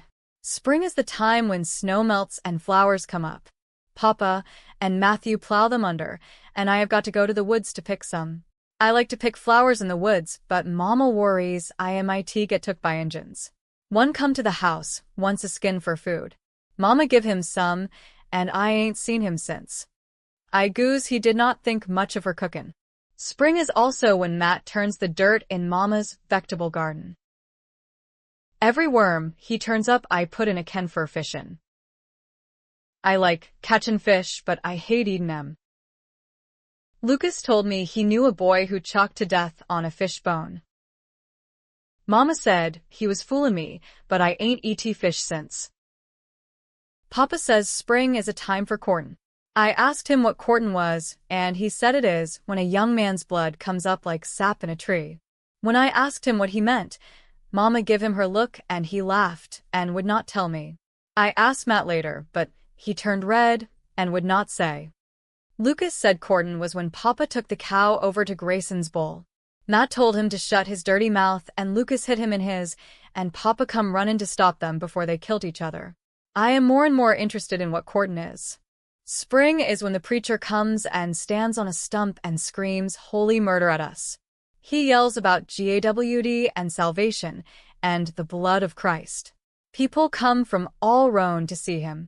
He gets so worked up his face turns red as fire. From up or down I ain't sure which. Mama says he is zealous for the Lord. Papa says he is plumb crazy. But every time he comes we go and watch with everyone else. He is the best entertainment around. We always end up at the river with the preacher washin' people clean of sin and buryin' them and raising them up with Jesus. Mama says amen and craze every time someone gets dunked and Papa comes back from the woods smellin' of whiskey and tobacco. Mama and I plant corn and squash and turnips and carrots. Mama gave me a handful of seeds and asked me what I saw, and I said seeds. She asked if they looked alive, and I said they looked like stones. She said that is writ, but when we bury them they will grow and bar fruit. I said they will bar squash. She said when you plant a seed, God will soften it and water it and make it grow. She said people are like that.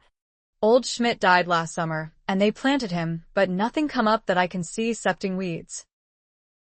Lucas said worms ate him. So, I reckon that is why. The well. The well is very deep and very dark. It is cool when you first go down, but if you stay it is cold. The walls are wet and slimy and you can hear dripping. When you look up you can see a circle of blue sky unless Lucas puts the cover over. Then you don't see nothing. You just hear yourself screaming all around you. Lucas took the cover off and called down that I was a bloody coward. I hollered back up I wasn't. He said prove it and put the cover back. I sat in the bucket all day so he'd know. Matt found me when he tried to get a bucket of water for Papa. He looked down and said, "What in Hades are you doing down there? Mama is going crazy looking for you. Thinks Injuns stole you." He hollered he had found me, and Mama come running thinking I was drowned. My backside had no feeling and was stuck fast in the bucket. It hurt bad when Papa popped me out. Lucas was leaning against the house laughing. I yelled I ain't no coward. "No, you are a fool," he said. Papa took him to the woodshed and Mama cried and took me in the house. She made me sit in the tub of hot water and drink whiskey. I don't see what Papa likes about it. It burns all the way down and then comes right back up. Dearest Mary Katherine, please practice these words on your slate until you are ready for me to test you. Use 10 in an essay. And do not ask anyone else about courting. I love you, Mama. Go which people worries. Zealous Indians, Woods Garden. Choked like laughed asked. Death pick when might. From some would catching. Running, washing, raising, cooking. God loves zealous people in the woods. He might love some Indians. Mama loves washing, cooking, and raising chickens. Mary Katherine McMurray. You will have no supper until you write chickens 25 times on your slate. And a penitent heart is a humble heart 50 times. Mama. Chapter 5. What time do you think you'll be home? Sierra said, trying to keep her voice neutral as she clutched the telephone receiver. 5:30 or 6, Alex said, sounding distracted. She could hear him punching the keys of his computer. Couldn't he stop working long enough to talk to her for 2 minutes? What would you like for dinner? Something light. I had a big lunch with Steve. Where'd you go? She said, wanting to draw out their conversation. La Sarah. It's a French place. Classy. Expensive. Very. Alex chuckled. It's nice when the boss picks up the tab. Must be nice to have a fancy lunch and then ask for something light for dinner. She looked at the breakfast dishes in the sink. She hadn't even had lunch yet. She opened the refrigerator while talking to him. Maybe she could open a can of peaches and finish off the carton of cottage cheese sitting on the top shelf. We were celebrating. What? She asked. Feeling left out. Vigilantes went into production today, he said, clearly proud of the game he had created. Steve said they'll be sending out trial copies to game reviewers around the country by the middle of next week. What if they don't like it? They will. Look. Honey. I've got to go. I've got a call coming in. And I'm right in the middle of something important. We'll talk tonight. He hung up before she could utter a word. She held the silent receiver and felt more bereft than when she'd called. Why had she bothered? He was always busy and it was always important. More important than she was. Anyway. Celebrating. He hadn't even bothered to share the news with her. La Sarah. Classy. Expensive. Angry. She took a package of frozen hamburger from the refrigerator freezer and tossed it on the counter. She'd fix spaghetti again. It was easy. And the children loved it. Turning on the television, she set the basket of clean laundry in front of her. She had made a habit of doing the wash right after she dropped the children off for school, then saving the folding for now. At least then she could overcome her feelings of guilt for watching a soap opera. She plumped down on the sofa and began folding t-shirts, towels, and underwear while watching the episode unfolding before her. She used to scorn soap operas. Now she found solace in them. For an hour, she could forget how miserable she was and lose herself in the convoluted lives of television characters. Their problems were more tragic and complex than hers, their passions a lot more exciting. How many times had Erica Kane been married anyway? The laundry was folded and set aside well before the third commercial promoting some new feminine hygiene product. She put the towels and clothing away. Sitting down again. She kicked her bare feet up on the coffee table and leaned back into the sofa. She should be doing something. But what? They'd been living in this apartment house for 3 months, and she didn't even know the family next door. She knew they had children. The little boy ran along the corridor right outside the living room window a dozen times every day, even when it was raining. And there's that woman down on the first floor who peered out her curtains all the time and then ducked back in when someone chanced to notice her. What was her problem anyway? Sierra didn't want to find out. There were 20 apartments in this complex, and she didn't know a single soul living in one of them. Everyone protected their privacy. They probably had guns in their side tables. She remembered having a phone conversation with her mother, in which her mother said, "Reach out, Sierra. You can never tell who God has just waiting for you to say hello." So she'd said hello to one woman who came into the laundry room, and the woman had barely acknowledged her attempt at friendliness. She just dumped diapers into one of the washing machines, poured in soap, twirled the controls, and left. Rebuffed. Sierra didn't make the attempt again. If God had someone waiting for her, he'd have to tell them to make the first move.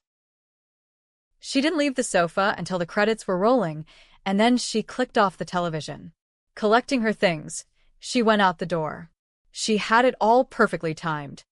If she left immediately after the soap opera, she'd pull into Carolyn and Clanton's school just as the other children were boarding school buses.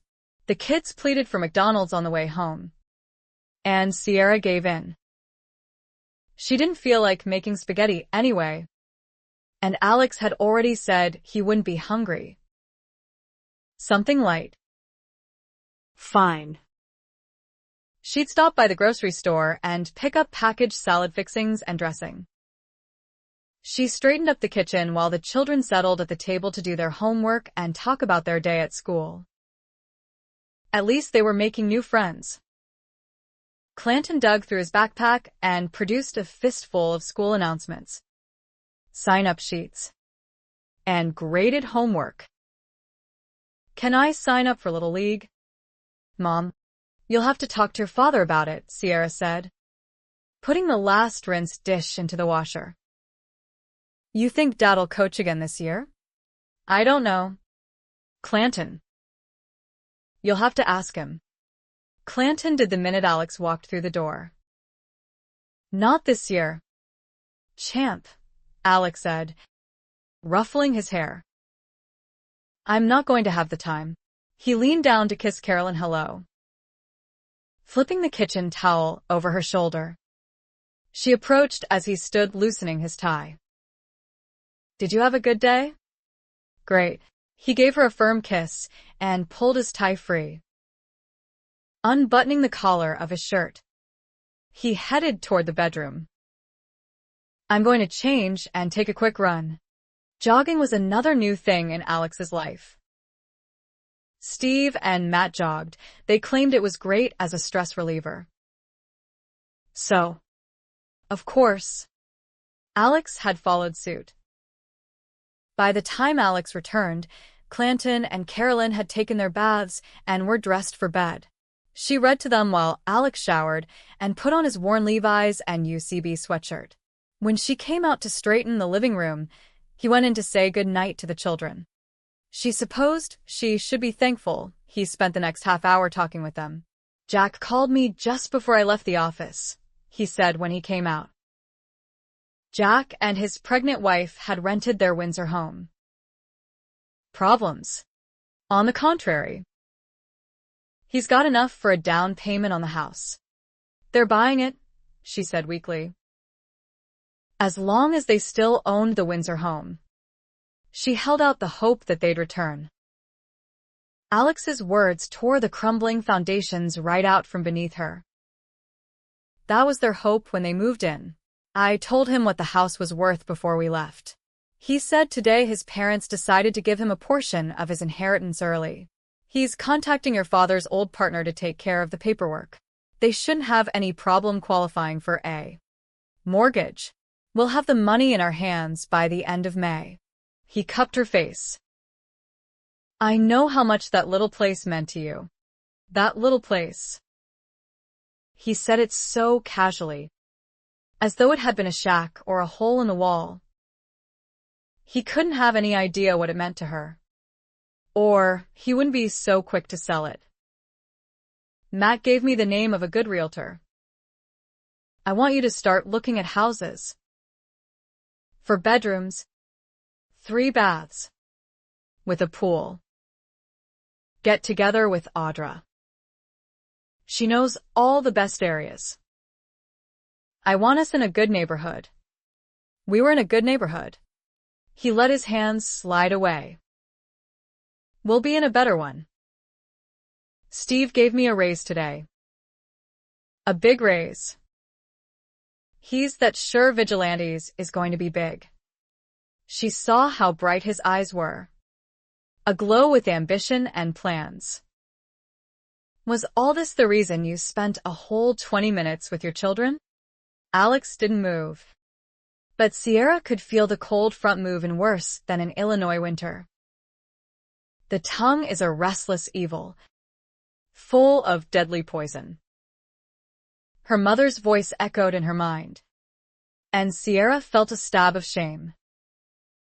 But before she could apologize, Alex spoke in a glacial tone. They like the idea of having their own pool. Do they also like the idea of changing schools again? She shot back, trying to keep the edge of sarcasm out of her voice and failing. Audra suggested a private school. I have the name she gave me written down. Naturally.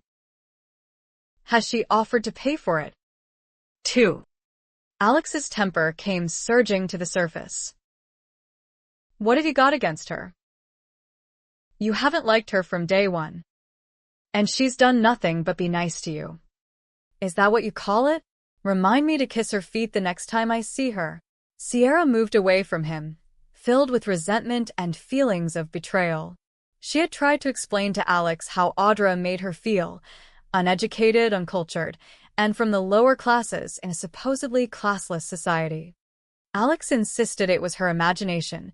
She knew it was deliberate. Every time she was with Audra, the woman made a point of mentioning this course or that course that she had taken at USC, any of which made her an expert on any given subject. Sierra might have an opinion, but it was an uneducated one. Oh, Audra had said only 2 days ago in response to a comment Sierra had made. She arched her elegant brow. And how did you come to that conclusion? They had been discussing the abortion issue. And Sierra had said she believed it was wrong to end the life of an unborn child. Clearly what her mother had taught her just didn't cut the mustard in Audra's eyes. Sounds like fundamentalist brainwashing to me, she said with a pitying glance that dismissed Sierra's lifetime of learning from her mother's knee. Then Audra launched into a dissertation complete with facts, proving the nonentity of the human fetus. Why didn't you go to college, Sierra? Audra finally said. You learn how to think for yourself at college. If your parents couldn't afford it, you could have gone to a junior college and then finished at a 4-year university. She said it so sweetly. It sounded as though she genuinely felt sorry that Sierra had lost out on the opportunities she herself had been given. Money was no problem. I just wasn't interested. Not interested? Again the eyebrow arched. Steve said Alex graduated with honors from UC Berkeley. Yes. He did. You might think about taking some night courses, she said seriously. Sierra waited for more, but it wasn't forthcoming. Apparently, Audra felt she had said enough, and indeed, she had. Even now, several days later, Audra's implication rankled. Alex would lose interest in her because of her lack of education. Just because she hadn't gone to college didn't mean she didn't keep up on what was happening in the world.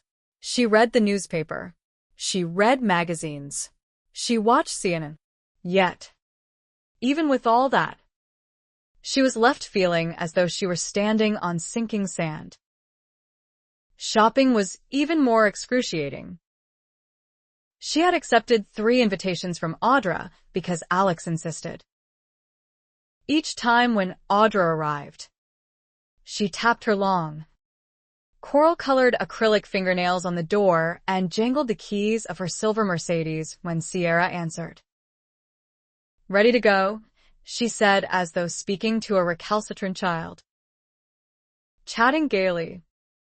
Audra drove to stores far beyond any ordinary citizen's budget.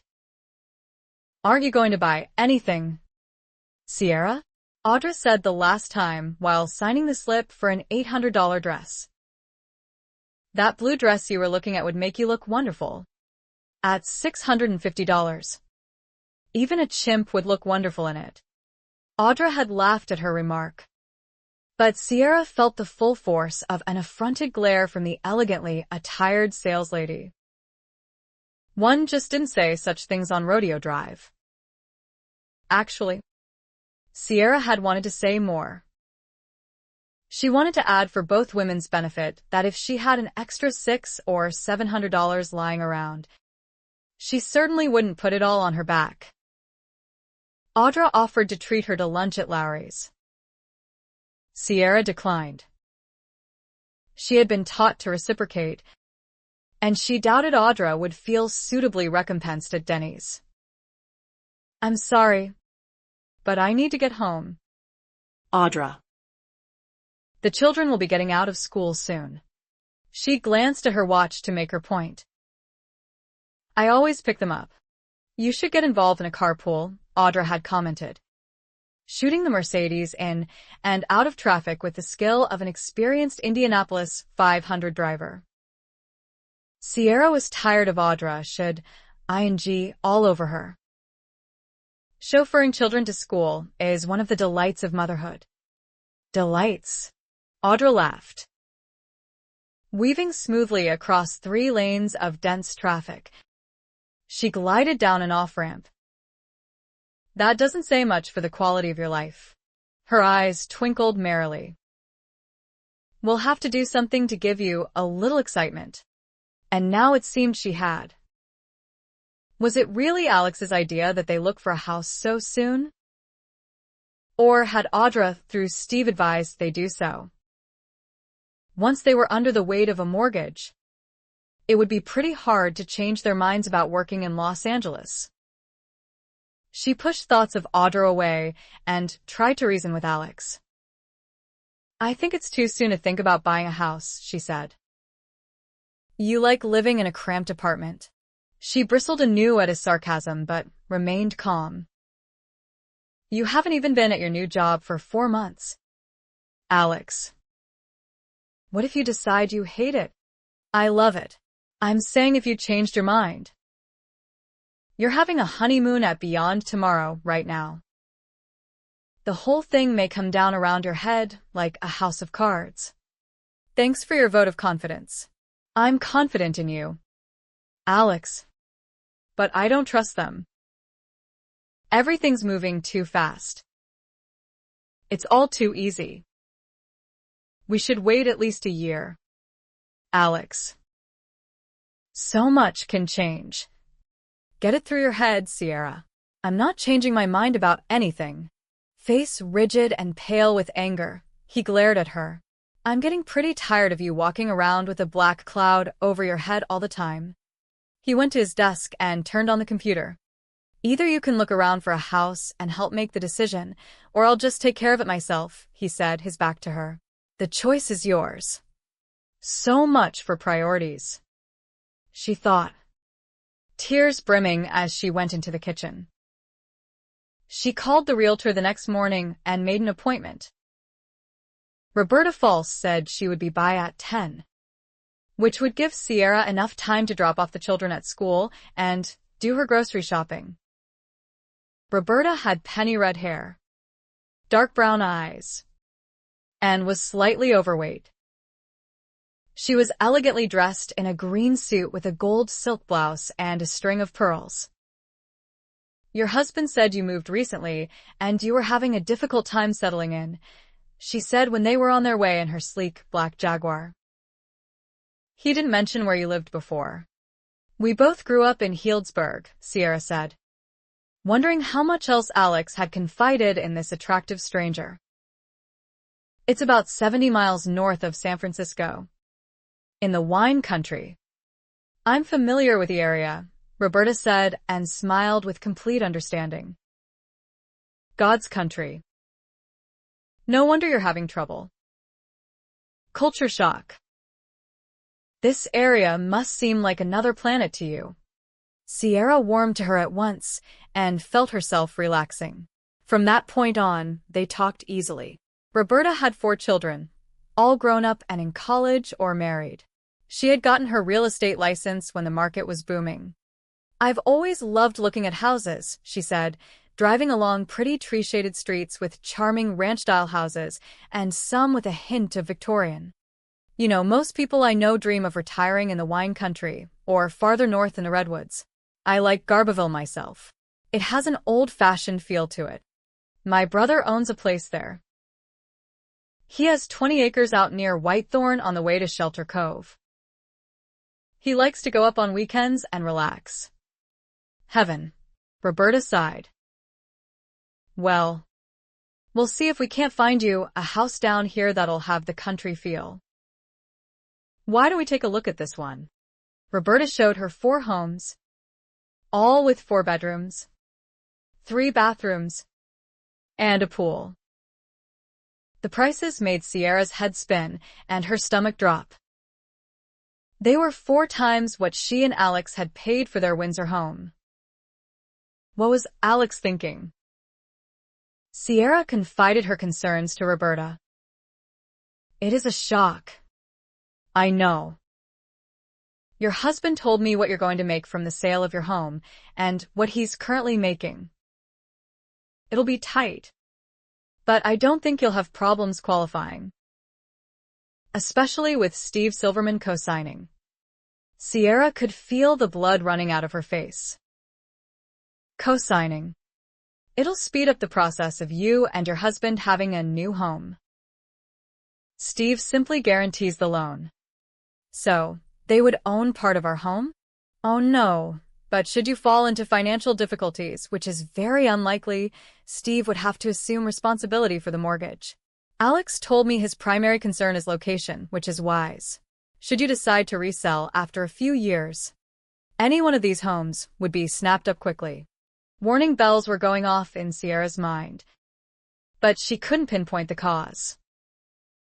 She tried to talk to Alex about it that night, but he thought she was suspicious of Steve's motives in offering to guarantee their loan and took offense. That's not what I said, Sierra protested. Upset. Pretty close. You don't listen. Then try making sense. Try thinking things through before you open your mouth. Forget it, she said. Hurt. Did he think she was stupid just because she wanted all the facts? Just forget it. We'll buy a house. After all, it's your money. Right? This marriage isn't a partnership. I'm just the stupid, uneducated little homebody who happens to be your wife. I didn't say that. You didn't have to. Alex said barely a dozen words to her over the next week. James has come to live with us. He talks to me sometimes when Matthew has other things to do. He is laid up with a broken leg, and he is very sad because his mother and father was both dead from a terrible tragedy. I heard him tell Matthew what happened. James and his mother and his father was riding home from the camp meeting when his father says he sold out and they were moving west. James said his mother got crazy. She said she was tired of moving and had roots. She said if she was moving anywhere, it was back east to her family. His father said there was better land west, and she said it weren't land he was after. Her crying and his shouting made the horses start running. They would not stop. A wheel broke off, and the wagon turned over. God took mercy on James and threw him on soft ground. But his father's had got cracked open like a melon, and his mother got crushed when the wagon rolled over her. I am sorry his mother and father are dead. But I am not sorry James is with us. I hope he stays forever. When I grow up, I am going to marry him. James let me sit with him today. He did not say much to me, and I did not know what to say to him. I read him 2 chapters from Exodus about Moses in the bulrushes and Pharaoh's daughter finding him.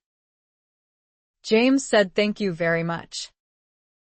He took my hand and kissed it. I will never wash my hand again as long as I live.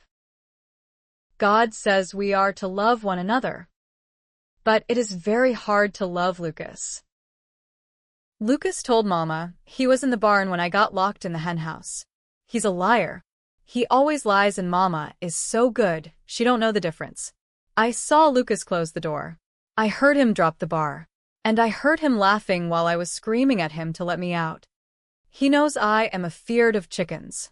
Mama asked me why he would do such a thing to his sweet little sister.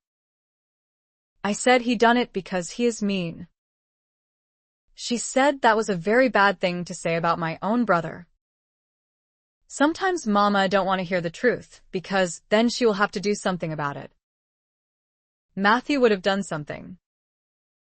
But Matthew was out in the fields with Papa. Sometimes I wish I was a boy so I could grow big enough to punch Lucas hard enough to knock him down like Matthew does. Lucas needs knocking down. Mama says that just 'cause the devil knocks at your door, don't mean you have to answer. I think Lucas opened his door and invited the devil in a long time ago. We went to camp meeting again. I did not like it much this time.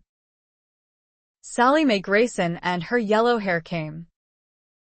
She has not been to a meeting in 2 years because she has been living in Fever River with her grandmama and going to school.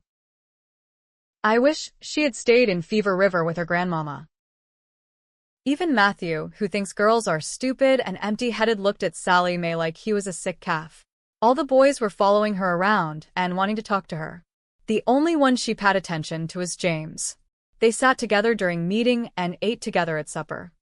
Sally Mae kept looking at me and saying little pitchers have big ears.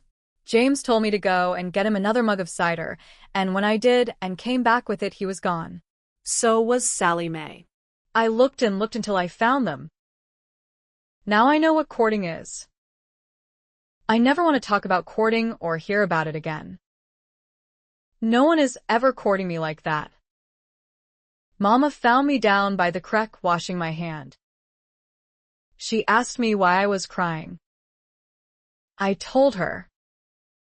I thought she would go and make them stop what they was doing, or at least tell Mr. Grayson. All she did was hold me and rock me for a long, long time. She said idols always have feet of clay. Sally Mae is not going back to school in Fever River. James told Matthew that her grandmama wrote a letter to her father saying she was ailing and could not take her. She said Sally Mae would be better off staying at the homestead with her papa. James said her schooling was lost on her anyway. He said Sally Mae knows more than she should already. I am going to die. My heart hurts so much I know I will be in the grave soon. James is going. I'm never going to see him again. The only consolation I have is Sally Mae won't get him either. He thanked Mama and Papa over supper and said he could never repay them for their kindness to him. He said he is 16 and old enough to fend for himself. Papa said Fever River is a big place. James said he wants to be in a big place. He said maybe he will even go east. He said he would like to see Boston and New York. He said he would like to see England and maybe even China. He and Matthew talked the whole night before he left. I heard him tell Matthew he did not love Sally Mae, and it would be smart if Matthew did not love her either. "You're not like me," James said. "She will cut your heart out and feast on it." I walked with him to the creek bridge. I did not cry. I asked him straight out what he thought he would find better in Fever River or China for that matter. He said he was not looking for better. He was looking for different. Mama said he is lost. I know I am. Chapter 6.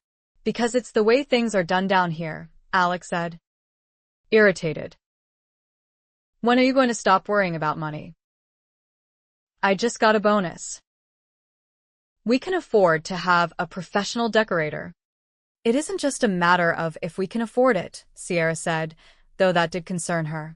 Alex was spending money at an alarming rate, eating out at fancy restaurants every day for lunch, buying expensive suits. Why wouldn't he listen to anything she said anymore? What's the matter with the way we've decorated? People are comfortable. Nothing goes together. Look around you. Sierra. Does Steve's house look like this? Does Matt's?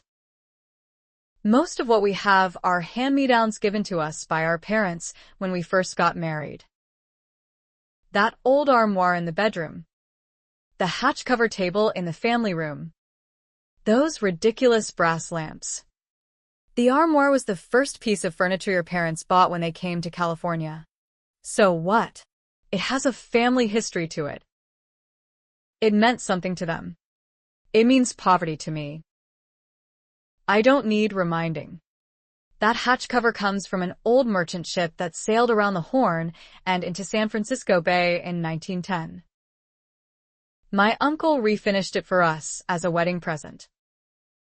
Those brass lamps are almost 100 years old. And look, every day of it. I can get some new shades. New shades won't help. Don't you get it? Everything we've got is junk. If you buy something from a discount store today and save it for 100 years, it's just 100-year-old junk. That's what we've got. Old junk. Sierra stood there, stunned. Had he always felt this way? She remembered how nice everything had looked in their small Windsor house. Maybe he figured what they had just wasn't good enough in a 5,000 square foot, upscale, ranch-style house owned by an up-and-coming young executive. Look, Sierra, Alex said, his tone gentling. There's a right way and a wrong way to decorate a house. And hiring a professional is the right way. Who told you that rubbish? She said. But she knew without even asking. His dark eyes flashed with anger. I'm saying it. All right? Does that make it go down easier? I'm sick of living with other people's discards around me. I'm making good money. I bought this beautiful house for you. Rolling her eyes, she turned away. I don't want it looking like it was decorated by someone running a flea market, he said through his teeth. She wondered if he knew how much his words hurt. She had always done their decorating. People had always said she had a knack for it. Friends had asked her advice, and one even offered to pay her to decorate her house. She liked reupholstering old couches and chairs, toll painting, and making wreaths. She liked country. Alex jotted some notes on her grocery list. I'm giving you a couple of names of interior decorators. The one in Beverly Hills is the best. Call him first. If he's not available, call the second one. He tore the slip off the pad and handed it to her. Stepping past her, he picked up his briefcase. Get it done today, he said, like he was giving a subordinate a command. It was all she could do to not salute him as he headed for the door. It wasn't the first morning of late that he had neglected to kiss her goodbye. Sierra followed him, slip of paper in hand, and stood in the doorway to the 3-car garage. Maybe he'd remember. I want it done as soon as possible, he said, opening the door of his new silver Mercedes. Tossing the briefcase onto the passenger seat, he slid in and slammed the door. Tapping the garage door opener, he turned away, slinging his arm over the passenger seat as he started backing out. She looked at the white BMW sitting in the garage. Alex had bought it for her birthday last month. He'd been so proud when he drove it home. Where's my Honda? She'd said weakly. I traded it in, he said, grinning and handing her the keys. He'd fully expected her to weep with joy over having a new car. She'd wanted to weep, all right. The Honda was the car her mother and father had given them as a wedding present. Clanton and Carolyn had ridden around in it from the time they were babies. It was like an old family friend. The BMW was an unwelcome houseguest. Alex had never spent much time keeping up the Honda. She'd vacuumed and washed it every few weeks. Now Alex spent every Saturday vacuuming, washing, and hand-drying both cars. First the Mercedes, then the BMW. He even rubbed the already shiny dashboards with Armor All. He used a toothbrush to scrub the spoked hubcaps, for heaven's sake.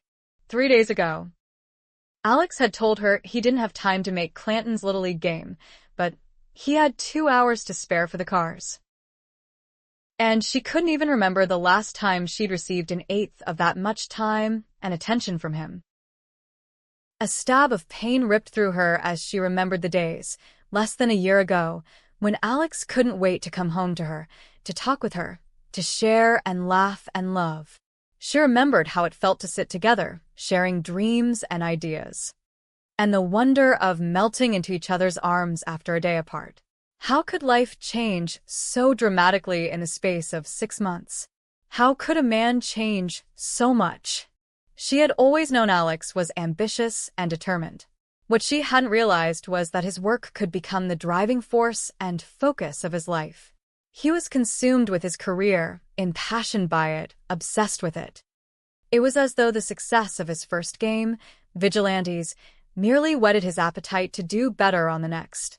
Apparently, success gave him an adrenaline rush she and the children couldn't. Sierra readily acknowledged that Alex was making more than 4 times what he had made in his job in Santa Rosa. 2 magazines had done articles on him in the past 2 months, giving glowing forecasts of the future of Vigilantes. She had seen ads on television. Sick of what's happening in the world?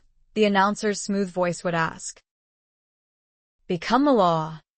Industry columnists were predicting Vigilantes would be the most popular video game of the decade. In the interview for the second article, Alex said Beyond Tomorrow would be releasing a new gaming system called the Monolith by the new year. The system would come complete with a codebreaker that would allow owners to play any game on the market. The Monolith was aimed at the older teens and adults and would come packaged with Vigilantes. Stores were already calling Beyond Tomorrow and placing orders before the system had even hit the market.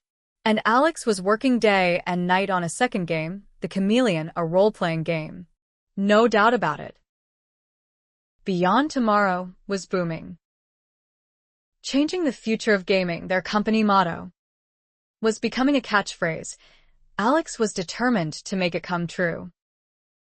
But Sierra felt little pleasure at what was happening. It was too much. Too fast. Granted, Steve had proven himself a man of his word. He'd kept every promise he made to Alex. Bonuses, salary increases, benefits. He even hired a personal secretary for Alex and added several new employees to the marketing and distribution departments. Alex's place and position were guaranteed. He was a key in Beyond Tomorrow's incredible success. He was on top of the professional world, and Sierra had never felt less secure in her life. She and Alex barely talked anymore. He was constantly overworked and preoccupied. She tried to talk to him about it one night, but he wanted to know what she needed to talk about. The minute she said there wasn't anything specific, he returned his attention to his computer screen and immersed himself in work for the rest of the evening. The next morning, she tried to bring it up again. So, go ahead, he said, sounding impatient. What's on your mind? He hadn't even bothered to lower his Wall Street Journal. Nothing in particular, she said. How did you start a good talk when you needed to talk about not talking? Pour me another cup of coffee. Would you? He said from behind the paper. She wanted to pour the entire pot over him. We used to talk about all kinds of things from the minute you walked in the door until we went to bed. We still talk. About business. About the games you're working on. About the kids. At last he lowered the paper and looked at her. She could see him putting on his armor, getting his weapons ready. He had always been better equipped for fighting than she was. "What are you getting at, Sierra? God, what do I say? What do I do?" she screamed inside her head. When Alex presented his cold front, she felt incapable of reaching him, and that seemed to be the case almost all the time now. Tears of frustration pricked at her eyes. He used to sense when she needed him. Now, he didn't seem to care what she was feeling or thinking. She wanted to say she missed him. She wanted to say she was lonely. She wanted to tell him she was afraid they were drifting apart, and that Audra was right. She was boring, uneducated. And losing him, the very thought filled her with a bleak terror. But she was even more terrified to say those things aloud and find that he was indifferent. Her eyes pleaded with him. "Just tell me you still love me, Alex. Don't make me ask you if you do." He just sat looking at her, eyes narrowed, posture defensive. And so she leaned back in her chair, overwhelmed with a sense of defeat. "I'm not getting at anything," she finally responded, aching inside for the connection she had always felt with him. "How could you be with someone you loved so desperately and feel so alone?" He stared at her, as though he were studying a particularly curious insect on the window screen. He shrugged. "I guess we haven't been out for a while," he conceded, folding his newspaper and tossing it onto the coffee table. His gaze drifted from hers. Restless, he glanced at his wristwatch and got up. "I wanted to get into the office early this morning. I've got a lot to do." He downed his coffee and headed for the kitchen. "Why don't you figure out where you'd like to go and make the reservations?" He sounded so offhand, so uninterested. She closed her eyes against the pain swelling inside her. Alex had always been the one to suggest places they could go and things they could do. Several times, he'd surprised her with tickets to a show at the Luther Burbank Center. He used to take her and the children to pizza and a movie. Once, he'd even made arrangements for her mother to take care of the children so he could whisk her off for a romantic weekend at a bed and breakfast in Mendocino. Now, he sounded as though the whole idea of taking her out was just one more responsibility he needed to handle. She suggested a rib place. Too much fat and cholesterol. Since when had he worried about fat and cholesterol? They agreed on a movie. But that night Alex called and said he had some work to do. She asked him to reserve Friday night for dinner out with the children. But he called from the office at the last minute Friday and said he had an important meeting he couldn't miss.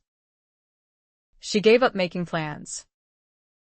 Now, it seemed he didn't think she had the ability to decorate their home properly.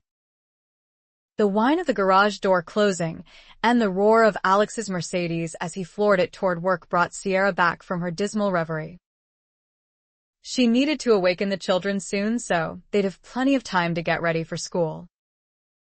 Carolyn was invited to a birthday party this weekend. Her little friend, Pamela, lived somewhere in Studio City. Sierra went back into the kitchen and jotted down a note to buy a birthday present. She glanced at the slip of paper Alex had given her, Bruce Davies Interiors. She tacked it to her noteboard beside the phone. She didn't make the call until later that afternoon, after Alex called and asked if she had done it yet. The designer's receptionist had a rich, velvety voice with a heavy New England accent. "I'm under orders from my husband to hire a decorator," Sierra said. The woman was polite and efficient, making no promises and hinting that Bruce was in high demand and terribly busy. Too busy, Sierra hoped. "Please hold." Yanni played softly in Sierra's ear. The receptionist came back on the line. "Is your husband employed by Beyond Tomorrow?" "Yes, he is." Had Alex called ahead? "One moment, please," the receptionist said, and Sierra heard Yanni playing again. Plucking a pencil from the kitchen drawer, she doodled flower and leaf patterns along the top edge of her grocery list. But she'd barely gotten started when the receptionist was back. "I apologize for the wait. Mrs. Madrid. Mr. Davies will be pleased to speak to you." Before she could protest, Bruce Davies was greeting her with the familiarity of a long-lost friend. "Sierra, I'm so glad you finally called. I knew anyone with such a charming name wouldn't let me down. Of course, I expected your call several days ago, but this works out just as well. I've just finished a stunning home only a few blocks away from you, and I'm ready for something new and exciting. And believe me, the ideas I have for your home are definitely that." After a 2-minute conversation with Bruce, Sierra felt she had been run over by a steamroller. He made the appointment for late Thursday afternoon and informed her he would bring an assistant with him. He knew who Alex was because Audra Silverman had faxed him an article from a well-known computer game magazine. "Decorating for a game designer will be a challenge," he said, clearly eager. "I'm not sure Alex will want to have much involvement. Mr. Davies." "Oh." "But he must. I insist." Surprisingly, Alex didn't quibble and assured her he would be home early Thursday. Bruce Davies turned out to be an attractive man in his late 40s. Trim and elegantly dressed, who absolutely exuded energy. His assistant attended him in silence, writing notes as they walked through the house. Alex at Bruce's side. It became apparent very quickly that Sierra was going to have little say in what was done to the house.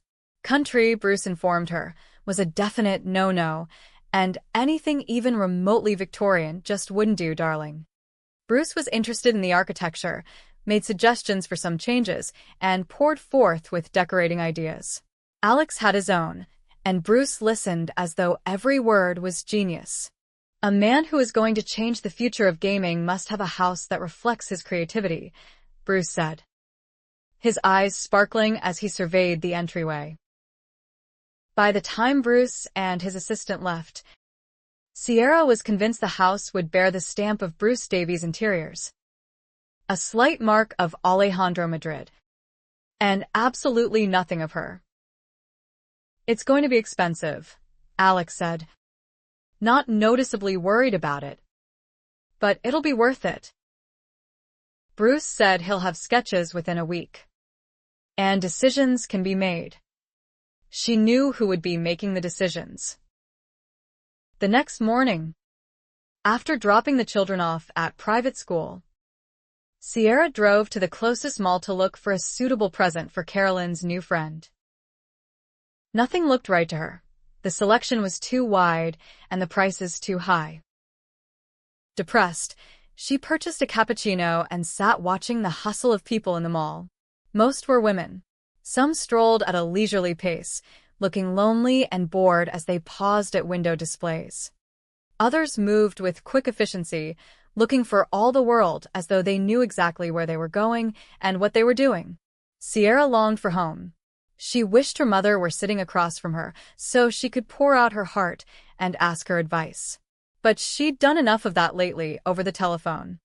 Her mother's parting words after their last conversation still echoed in her ears. "Remember, honey, God is in control." If that was true, why did she feel so desperate? Shaking her head, she turned her thoughts back to the matter at hand. What was she going to do about that blasted birthday present? When she was Carolyn's age, she had liked nothing better than taking her friends up into the attic so they could spend hours dressing up in her mother's and grandmother's old clothes, high-heeled shoes, hats, and jewelry. All perfect props for pretending to be Cinderella or Snow White or some other fairy tale character. Did children do that sort of thing anymore? All the dress-up Carolyn had ever done was back in preschool.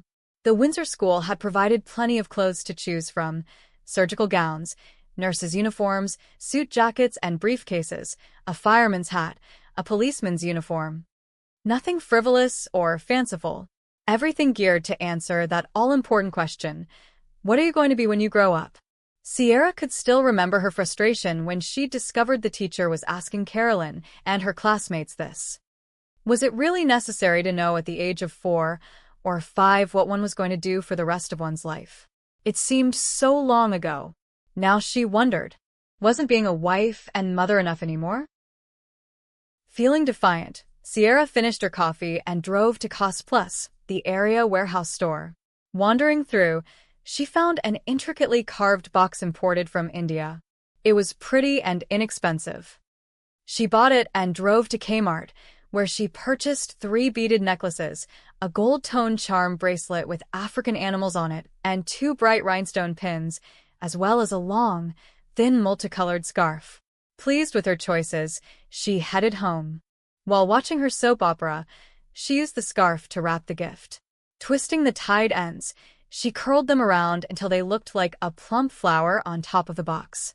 During a commercial, she rummaged through her wrapping paper box in the hall closet and found some gold ribbon.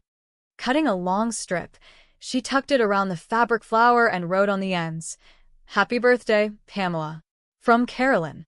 She sat back and smiled, perfectly satisfied with the gift. Then she drove Carolyn to the birthday party on Saturday.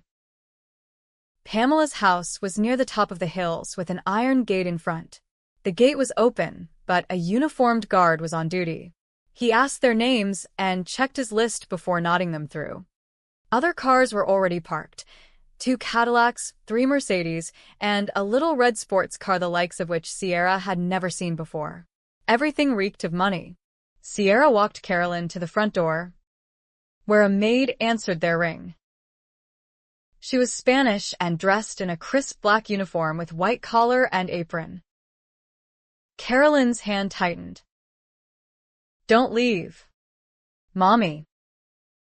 Please." Sierra forced a reassuring smile. But her daughter didn't loosen her grip until they entered a huge room with cathedral windows at the back, and she spotted Pamela with several other little girls. Sierra spotted the mothers. They were all standing near windows that provided a panoramic view of San Fernando Valley. Every one of the ladies looked as though she had just stepped out of a fashion magazine.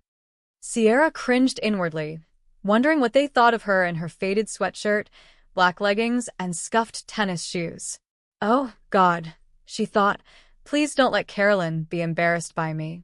One of the women glanced towards Sierra and Carolyn. Smiling, she said a word to the others and left them. "You must be Sierra and Carolyn Madrid," she said, her tone warm and welcoming. "I'm so glad you could come." She touched Carolyn's hair lightly. "Pamela has talked of little else since you came to school." "Carolyn. She insists you're kindred spirits just like the girls in and of Green Gables." Marcia Burton had class and grace and dissolved every bit of Carolyn's shyness. Smiling, the little girl held the present out to Marcia. "Why, it's perfectly lovely," she said. "My mother wrapped it," Carolyn told her proudly, and Sierra's face went hot. She could see the other gifts on the polished mahogany coffee table nearby, all obviously from expensive stores and professionally wrapped. She thought of the wooden box and cheap, gaudy jewelry inside it. She wished she could snatch it back and run. As Carolyn joined the other children, Sierra thanked Marcia for inviting her and made her excuses to leave. "Oh, please stay," Marcia said, sounding as though she actually meant it. "Pamela said your son plays on the school's baseball team, and I know they're practicing today." She was right. Sierra had dropped Clanton off before bringing Carolyn to the party. The coach had invited all the boys back to his house for a barbecue and a movie. Marcia smiled, her blue eyes amused as she confided her belief that Pamela had developed a crush on Clanton. "She says he's the most handsome boy in school." Sierra wasn't surprised her son made female hearts flutter. Clanton had Alex's features and coloring, and her light green eyes. It made for a startling combination that had always attracted attention from the time he was a baby. "I really had better go," Sierra said. "At least stay long enough to meet the other mothers." As Marcia Burton put her hand lightly beneath her elbow, Sierra resigned herself to further humiliation. All the ladies were polite. Only one looked her over as though she were convinced Sierra had just crawled out of a homeless shelter. Marcia, appearing not to notice, remained warm and friendly to all, while staying close to Sierra's side. But the woman's efforts did little to ease Sierra's discomfiture. After what seemed a polite interval of stilted small talk, she made her excuses and left. She breathed far easier after driving out the gate and heading down the winding road out of the rarefied air of the Studio City hills to the bank of smog in the flatlands of North Hollywood. One thing was certain, she wouldn't step foot over the threshold when she returned to pick up Carolyn. Sighing, Sierra focused her thoughts on Alex. He actually had an afternoon free, and they were going to spend it together. When he had asked her if she'd like to do so, quick tears of gratitude had sprung to her eyes. It had been so long since they'd really been together, just the two of them. Maybe this would be a chance for them to bridge the chasm that had developed between them. Sierra wasn't sure if they could, but she wanted to. Oh, how she wanted to. When she unlocked the door and went inside, she felt almost lighthearted. "Alex?" "I'm home," she called. Silence met her. "Alex," she said again, going into the kitchen. The room was empty, but there was a note on the refrigerator. Cold fingers of disappointment closed around her heart as she moved forward and took it down. "Sierra," Steve called. "A big client is in town unexpectedly, so we're taking him out to dinner. I'll probably be home late." That was it. "I'm gone. I'll be home late." No apology. No regret at not being able to spend time with her. Angry, Sierra crumpled up the note and tossed it into the garbage. She vacuumed, dusted, and made preparations for dinner for 3. She considered changing her clothes before going back to pick up Carolyn, then rebelled against the idea. She was who she was.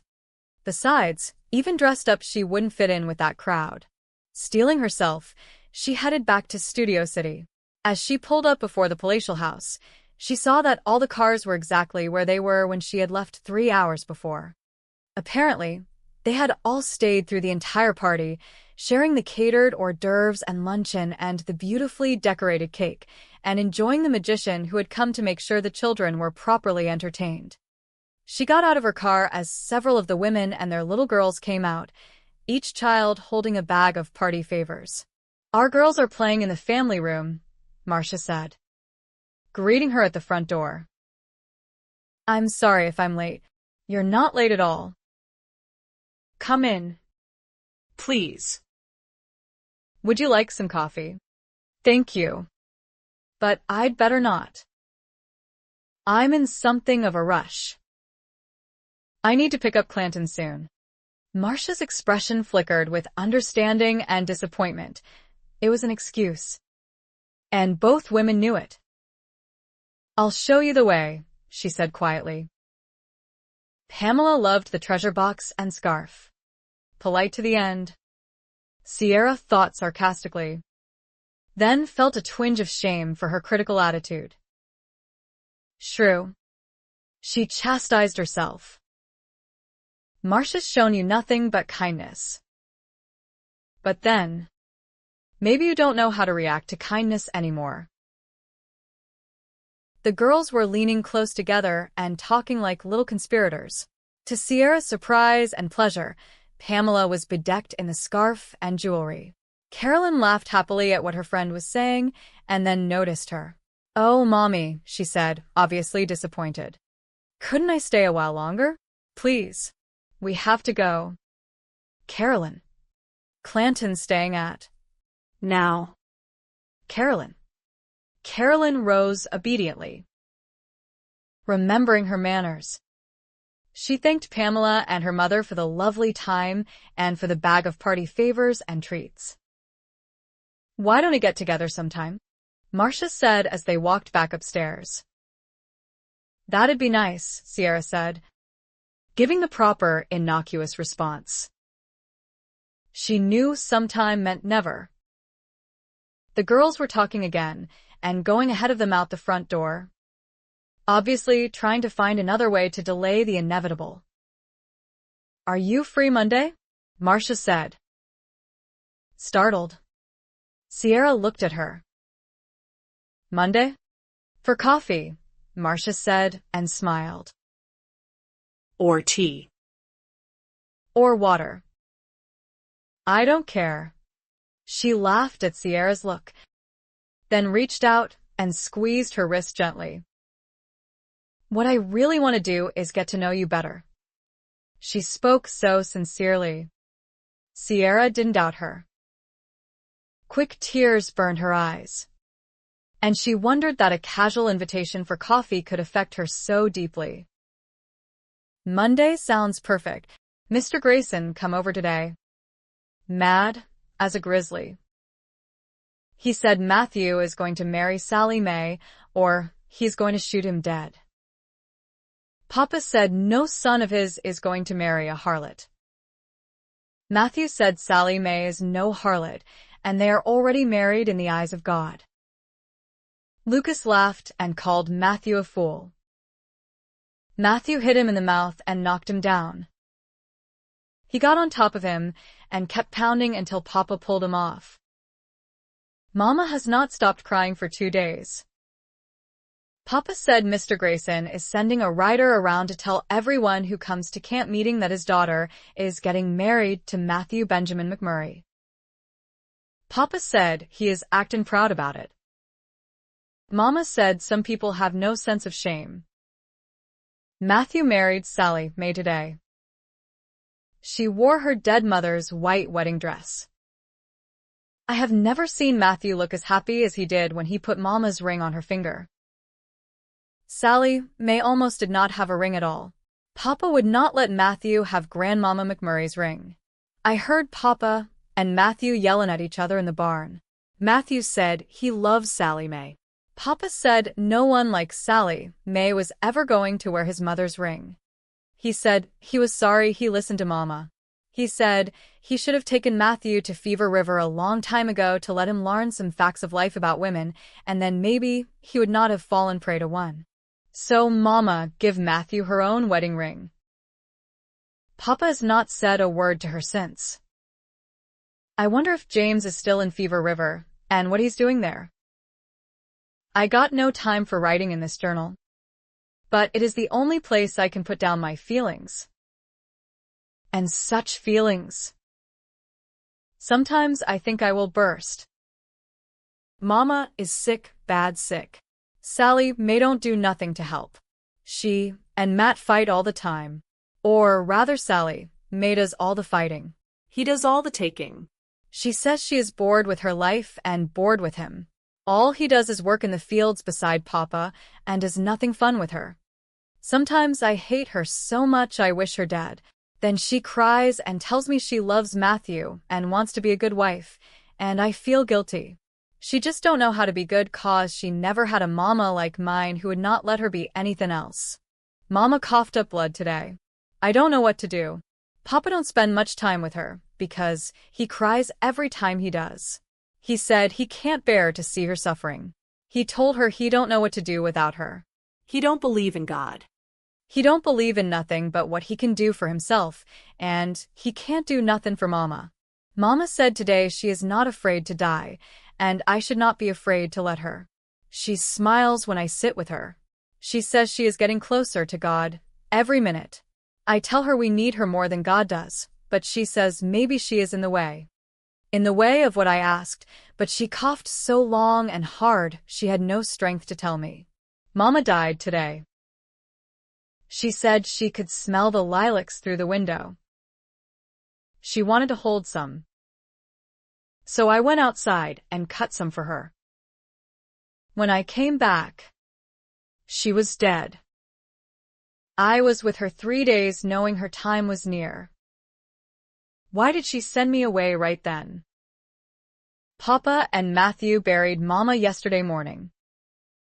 We could not wait another day for Lucas to come home from hunting. Sometimes he is gone for a week. The sun is going down again, and Papa is still sitting by the grave with his jug. I don't think much of Sally May being the woman of the house. She don't cook.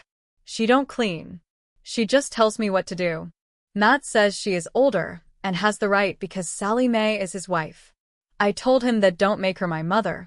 He has never slapped me before. I told him he had better not do it again. Papa spends all his time in the fields and don't know what's going on in this house. Only time he comes in is when the sun is going down. Then he just sits before the fire with his jug of whiskey drinkin' until he don't know nothin' anyway. Matt went huntin' with Lucas. I heard Lucas talking to Sally May before they went off. He said maybe he would take his brother to Fever River and show him the sights. They've been gone 5 days. Sally May don't say much. Papa don't say nothing. Sometimes I feel like the old hoot owl, and this journal is my only company. Matt and Lucas came home today. They had no meat with them. Sally May did not say anything. So I asked Matt if they went to Fever River. He said yes.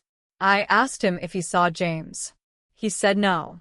I asked him what it was like in Fever River, and he said there were too many people. He did not say anything after that.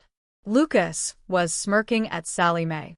He said they learned a lot while they was in Fever River, but he did not say what they learned. Sally May did not look well. She said she was going outside for air. Matt went out to help Papa in the fields. When I went outside to do the wash, I saw Lucas talking to Sally May.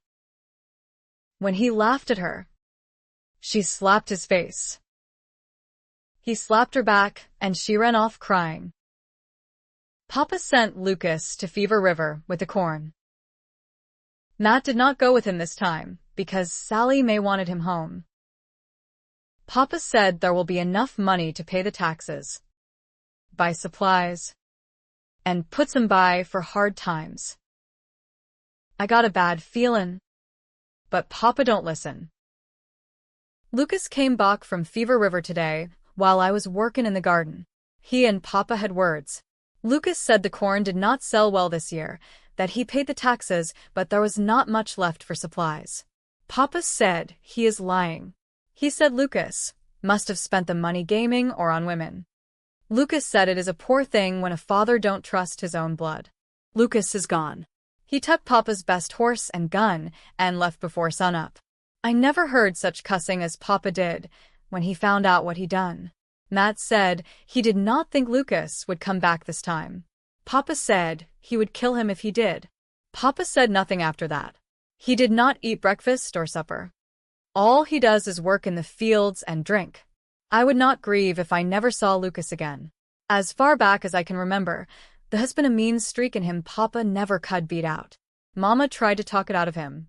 But I don't think Lucas ever heard a word she said. Mama believed we should treat others the way we want to be treated. Lucas says that is fool's thinkin'. He says take what you want or you don't get nothing. So, I guess Lucas took what he wanted.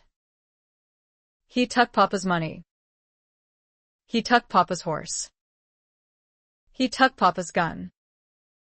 The only things he did not take were Papa's land and Papa's house. And he would have tucked them too if he could have put them in a saddlebag. Sally May is going to have a baby come winter.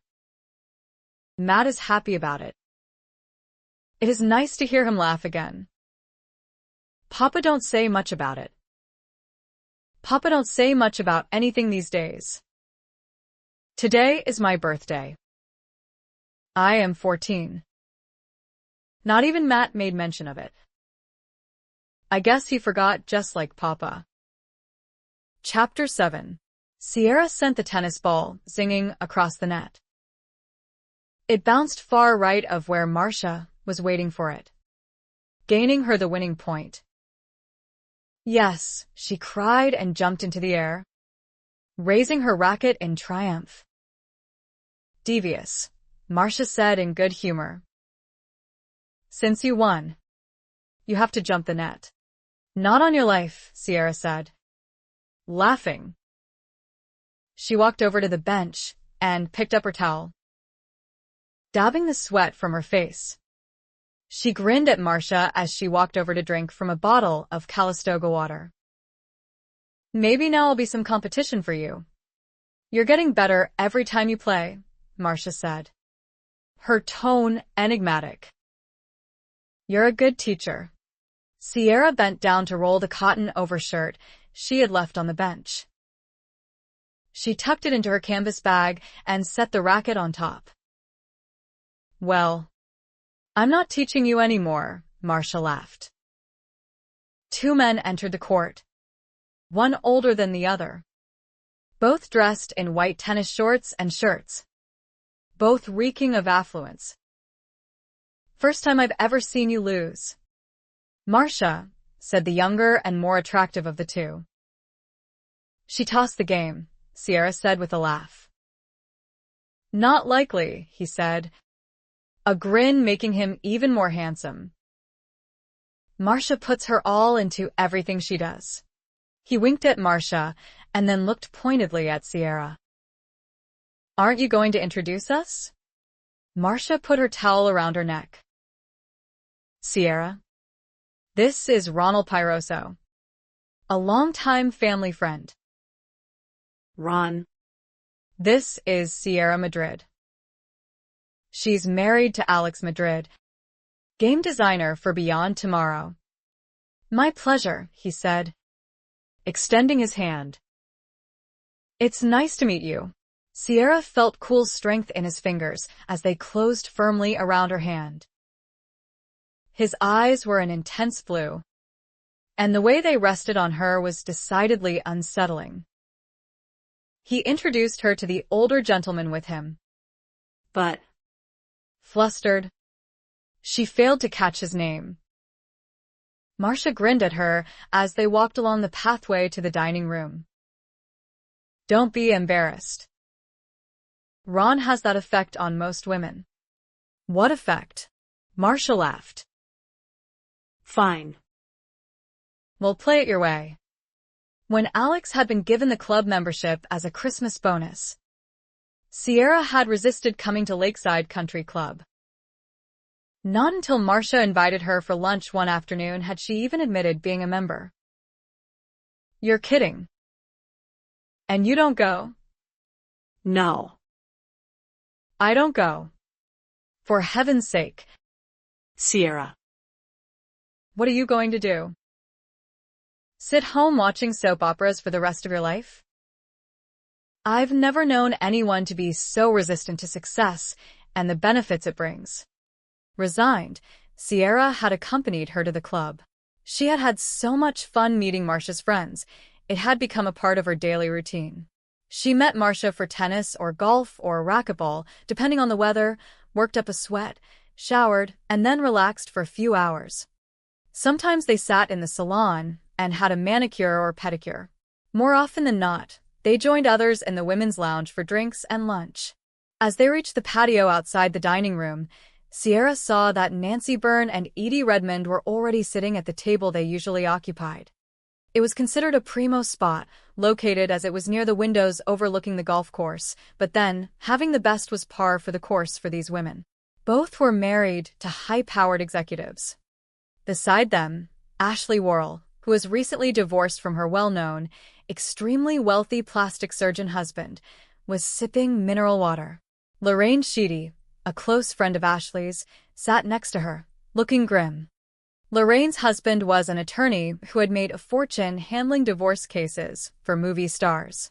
The last of what Marcia jokingly called the Rat Pack was Meredith Schneider, an heiress who was 4 times divorced, 5 times married.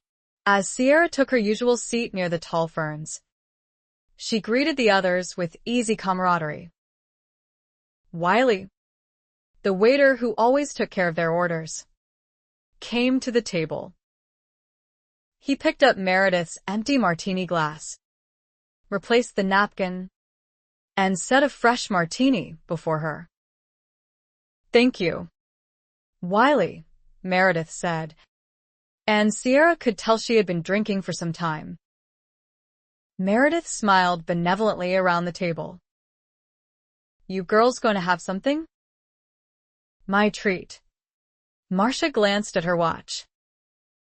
"It's not even noon. Mary, aren't you starting a little early today? You're an hour too late with your warning." "Dear." She glanced at her Rolex. 11:45. "If you wish to be legalistic, wait 15 minutes. Then you may order a drink." Marcia ordered a gin and tonic with a twist of lime. Nancy and Edie both ordered espresso. Ashley grimaced delicately.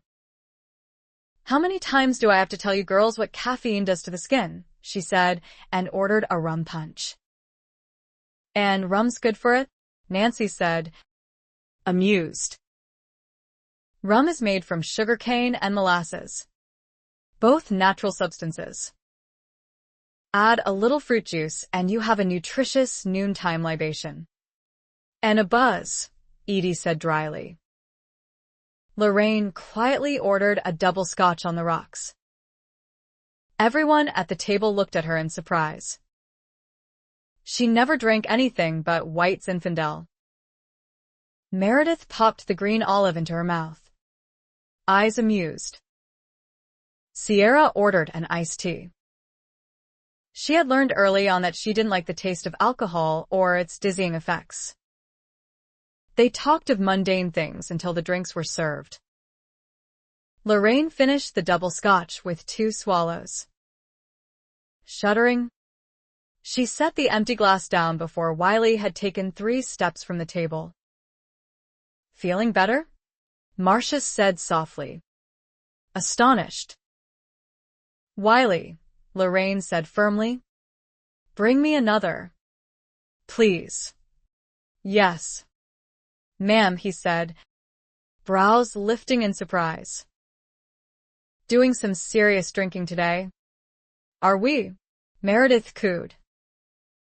Lorraine gave a humorless laugh, her eyes glittering. "Frank's having an affair."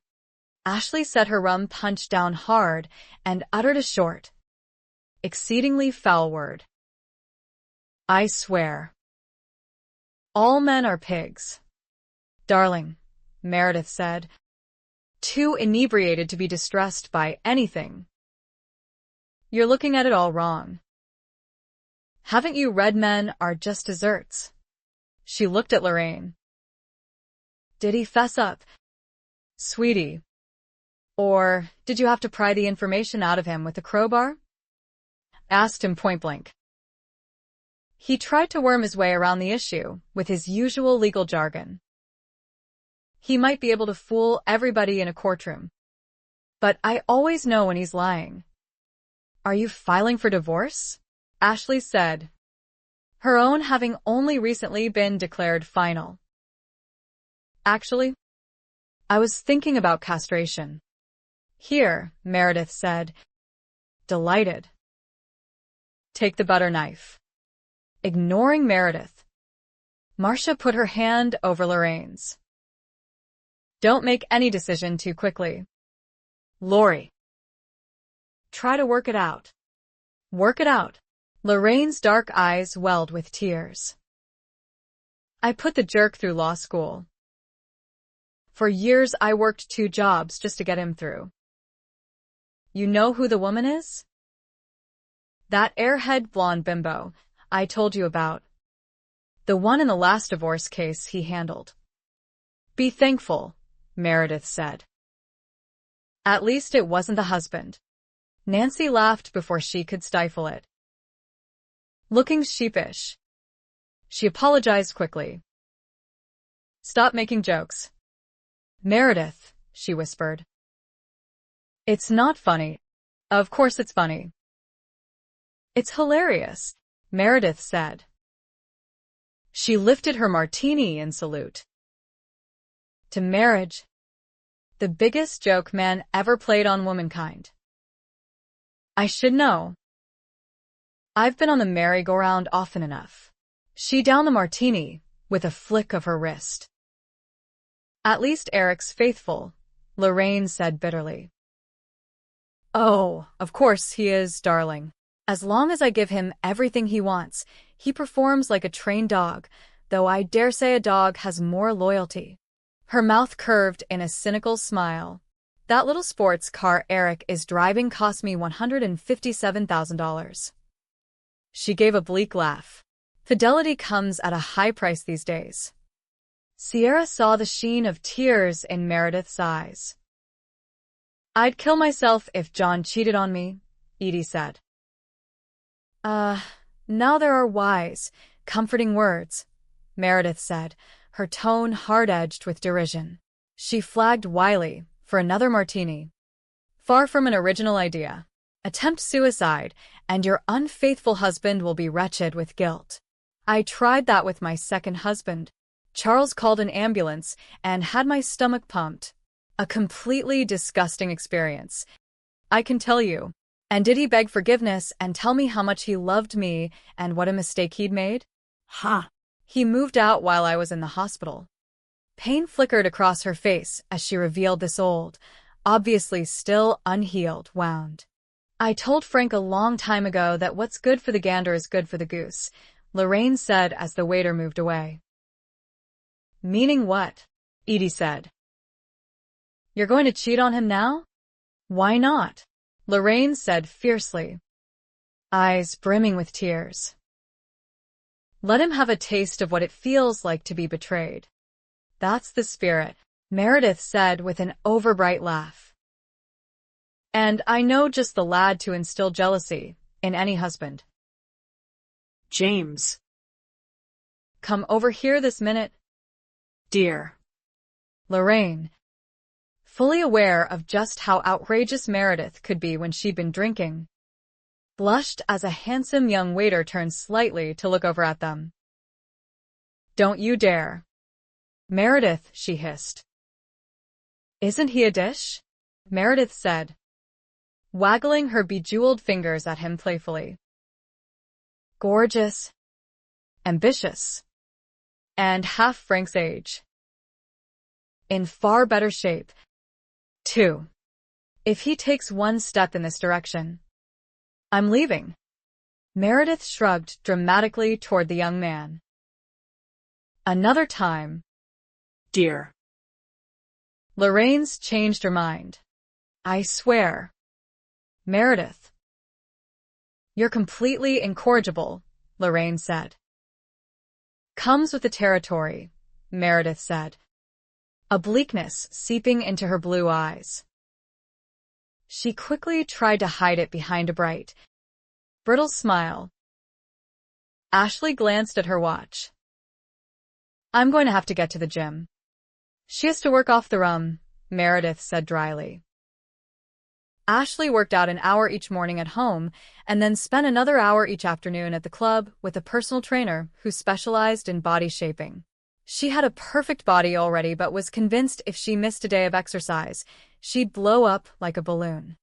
Sometimes she ate nothing but salad without dressing, while at other times she gleefully devoured every dessert on the menu. Sierra had never known anyone so obsessed with her body and caloric intake. Can't you forego it just this once? Lorraine said, annoyed. Why don't you come with me? A good workout will do you a world of good. Meredith smiled drolly. Treadmills are wonderful things, aren't they? They reduce a normal human being right down to the mentality of a hamster in a wheel. Ashley gave her a sharp glance. A good workout would be better for her than obsessing about Frank and getting drunk like you. Meredith arched an elegant brow. The kitten has claws today. Ignoring her, Ashley got up. Are you coming with me? Lori? No. My heart already aches. I don't need my body aching. 2. Fine. Swinging around, Ashley walked quickly across the room and out the exit into the lobby. That girl's so uptight, she could turn coal to diamonds, Meredith said, shaking her head. I say we spike her mineral water. Maybe she'll enjoy life a little more. Sierra lifted her iced tea and sipped, wondering if any of these women enjoyed life at all. They had everything the world counted important, yet she couldn't see any evidence of joy in their lives. They were all hungry for something more. Just like you. A voice echoed in her head. She shifted uncomfortably, knowing it was true. The same hunger ate away at her and left her feeling restless and insecure. Something was missing, but she didn't know what. Marcia put her hand over Meredith's. What's the matter with you today? Meredith gave a bleak laugh.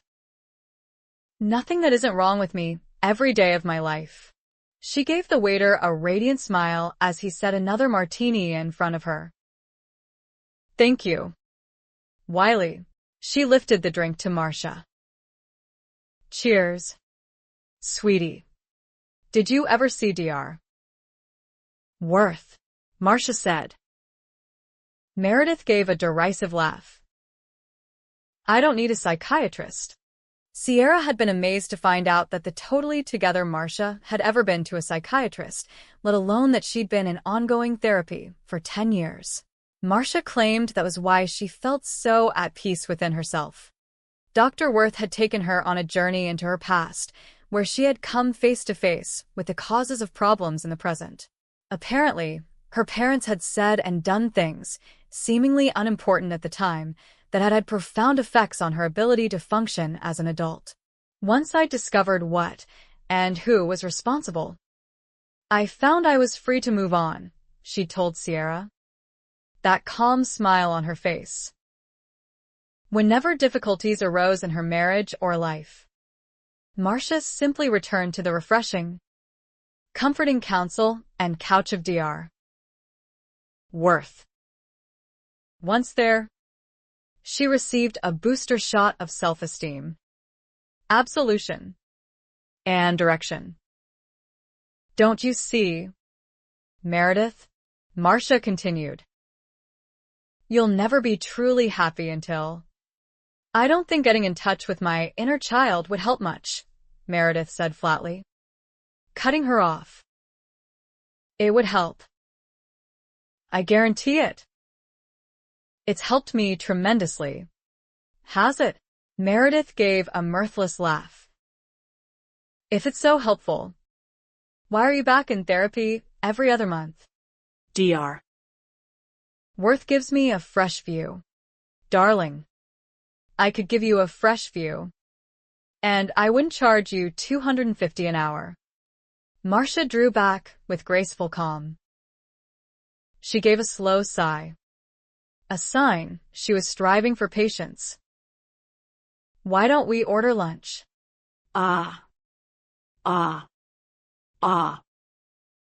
I'm sure any self-respecting psychiatrist like Dr.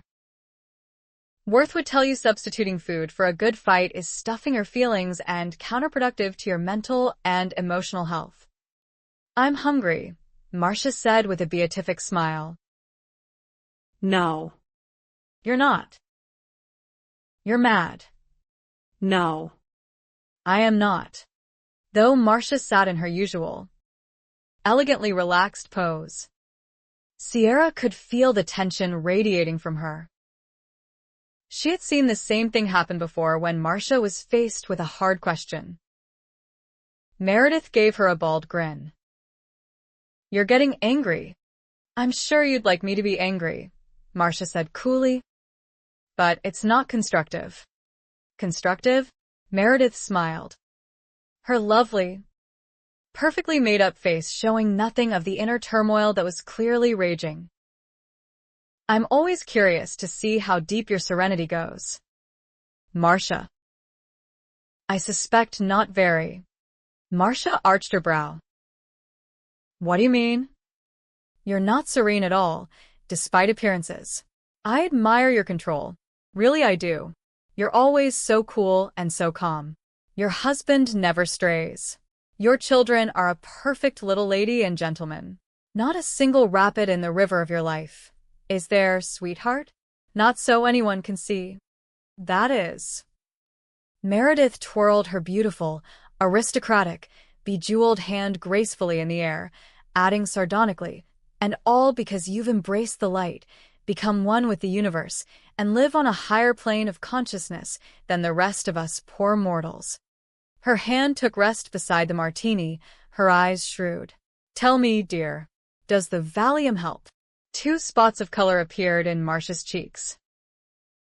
I face my problems head-on. Meredith. Oh, yes. And wrestle them to the ground and choke them to death with the sheer strength of your will. I know, Meredith said. I've seen the hunted look on Tom's face. I imagine if the poor man ever felt free enough to wear an open-neck shirt, we'd see the bite marks on his throat. Marcia's face flushed beet red. She went rigid for a moment, then let out her breath very slowly and audibly. A yoga technique Sierra recognized. I prefer your company when you're sober, she said with icy calm. And less honest. 2. Perhaps. Meredith's blue eyes flashed with disdain. Solve your own problems, dearie, before you try to fix mine. Marcia rose regally and cast a stiff smile at the others seated around the table. Why don't we all go in for lunch? Ladies. Edie, who loathed conflict, rose quickly. I think that's an excellent idea. We'd be delighted if you joined us. Mary, Marcia said as she gathered her white tennis sweater and canvas bag. Liar, Meredith said and raised her martini in mocking salute. Sierra followed Marcia into the dining room. Nancy and Edie joined them. Lorraine, preferring the heiress's acerbic wit, ordered another bourbon and remained behind. I swear. Mary is turning herself into a drunk, Nancy said, taking her place at the table. What do you think Lorraine will do? Edie said, accepting a menu from a waiter. Get sick and cry a lot, Nancy said with a pitying glance back toward the lounge. Ending a marriage is bad enough.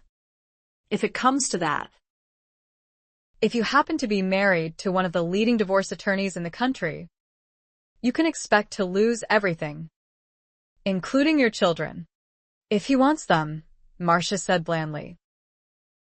You've heard Laurie say often enough that Frank hasn't shown any interest in the children since the day they were born. Sierra thought of how little time Alex had for the children these days. When was the last time he'd played baseball with Clanton or talked with Carolyn? She had been shouldering the full responsibility of parenting since their move to Los Angeles. Then, when things didn't go right, such as Clanton's report card showing 2 CS and AD, Alex always had her to blame. What about Ashley's situation? Edie said. Jerry demanded joint custody just to make her life miserable. I don't think that's true, Marcia said, closing the menu and setting it aside. Jerry was concerned for the children, and rightfully so. Ashley is so obsessive about weight, and poor little Veronica is going through her plump stage. Can you imagine what it's like for a child of 10 to be dragged to aerobics classes every afternoon after school? That's what was happening until Jerry stepped in. An hour of exercise each day won't hurt her. Will it? Edie said, looking at Marcia for answers. Her own children were enrolled in various sports programs and resisting attendance. It's not the exercise that's harmful, Edie, Marcia said, sounding as though she were explaining a basic equation to a slow-witted pupil. It's the experience of being forced to do what she doesn't want to do. That will leave terrible scars on her psyche. Sierra could imagine Veronica grown up and spending an hour twice a week in DR. Worth's office exploring her inner child. Still, would any child do anything if not pressed? Didn't Marcia press her own children to excel? Where was the difference? Have you seen Veronica? Nancy said, shaking her head sadly. All that child does is sit around and eat snacks in front of the television. She doesn't talk, she whines. Uncomfortable with the course of the conversation, Sierra stared at the menu. She couldn't help but wonder if the women talked about her and her children when she wasn't present. She ordered lobster thermidor and let the current of conversation swirl around her without diving in. "You've been very quiet," Marcia said at last. Over the past half hour, Sierra had listened to her three companions dissect Meredith's, Lorraine's, and Ashley's lives. They had laid bare every dysfunction, past sin, and private anguish, seeming to relish the action far more than they were enjoying their food. She met Marcia's calm gaze. "My life is so full of problems. I don't feel I've any right to talk about theirs." Silence fell around the table, and she felt the three women staring at her with a mingling of expressions. Marcia blinked, her eyes widening in surprise. "You think we're gossiping," she said in quiet accusation. Sierra glanced from Marcia to Nancy, whose eyes were hot with indignation.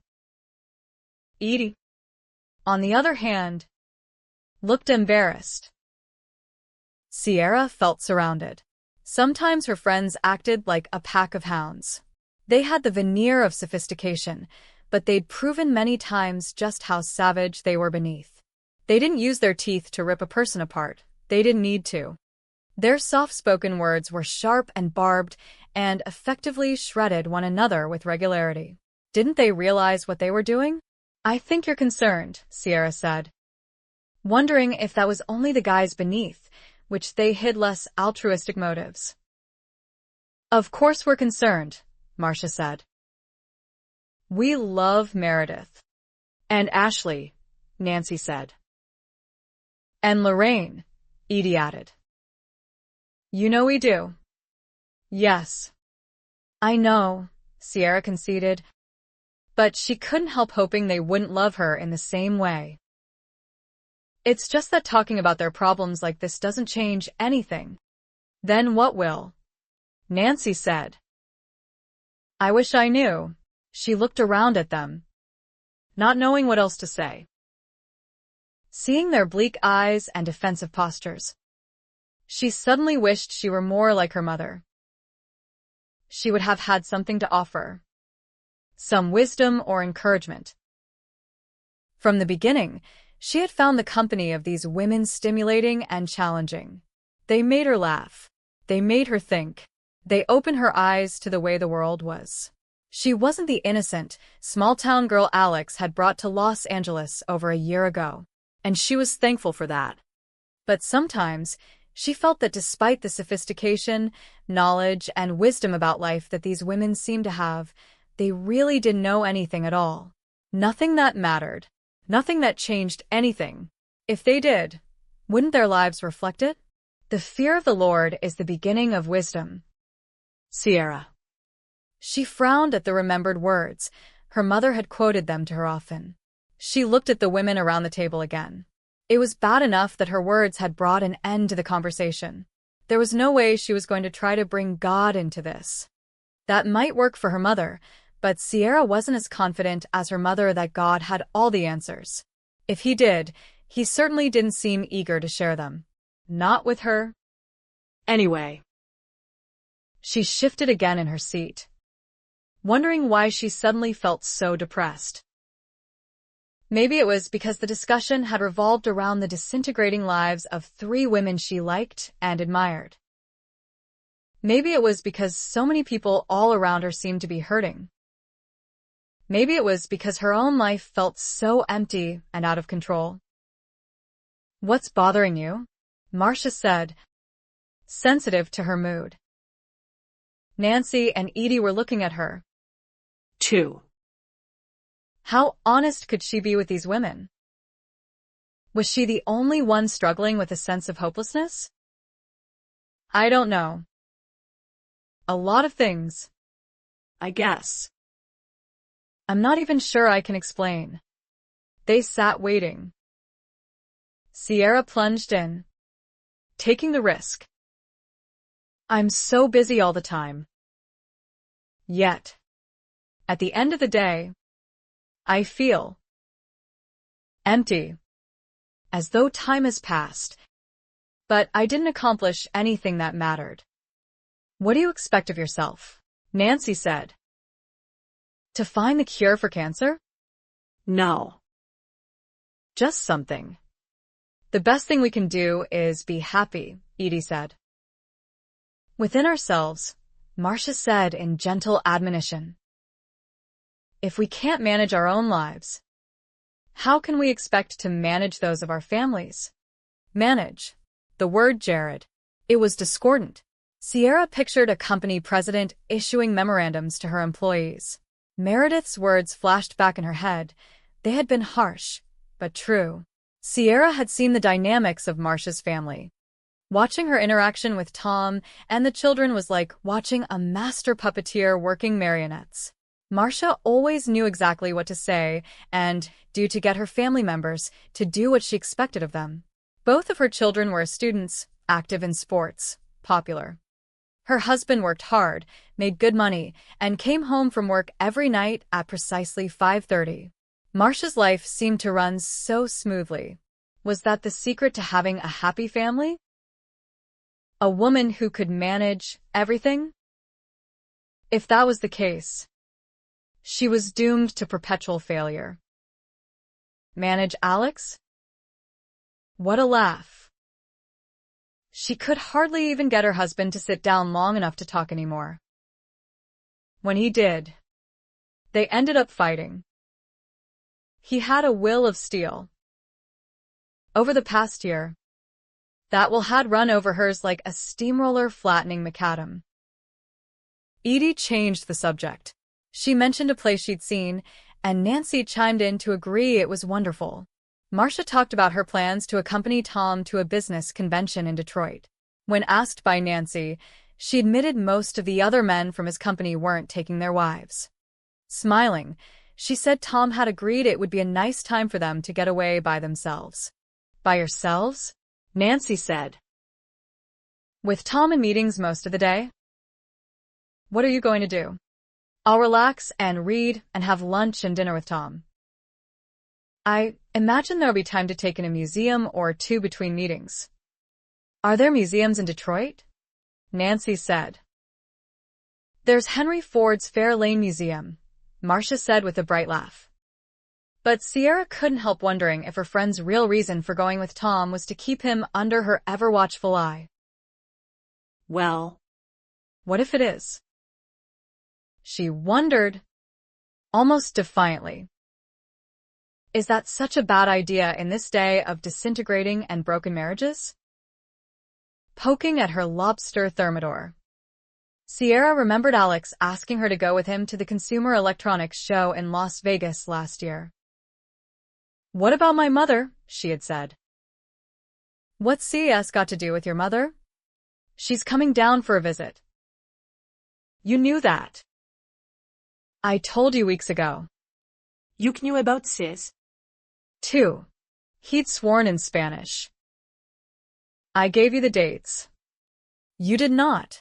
Call your mom and ask her to hold off for a week. She's supposed to juggle her schedule just to please you? She's retired. What sort of a schedule has she got to juggle? As it turned out, she didn't go to CES, though she did call her mother and change their plans. Instead of her mother coming south, Sierra drove north with the children and spent 8 days in Healdsburg. Her mother had lost weight and looked tired, but otherwise she'd been in good spirits. They'd had long talks while sitting on Memorial Beach watching the children swim in the Russian River. Sierra had returned to North Hollywood remorseful, almost afraid of the greeting she would receive from Alex. Their telephone conversations had been stilted and uneasy while she was in Healdsburg. She apologized, and things had been easier between them for a while. Easier, but not the same.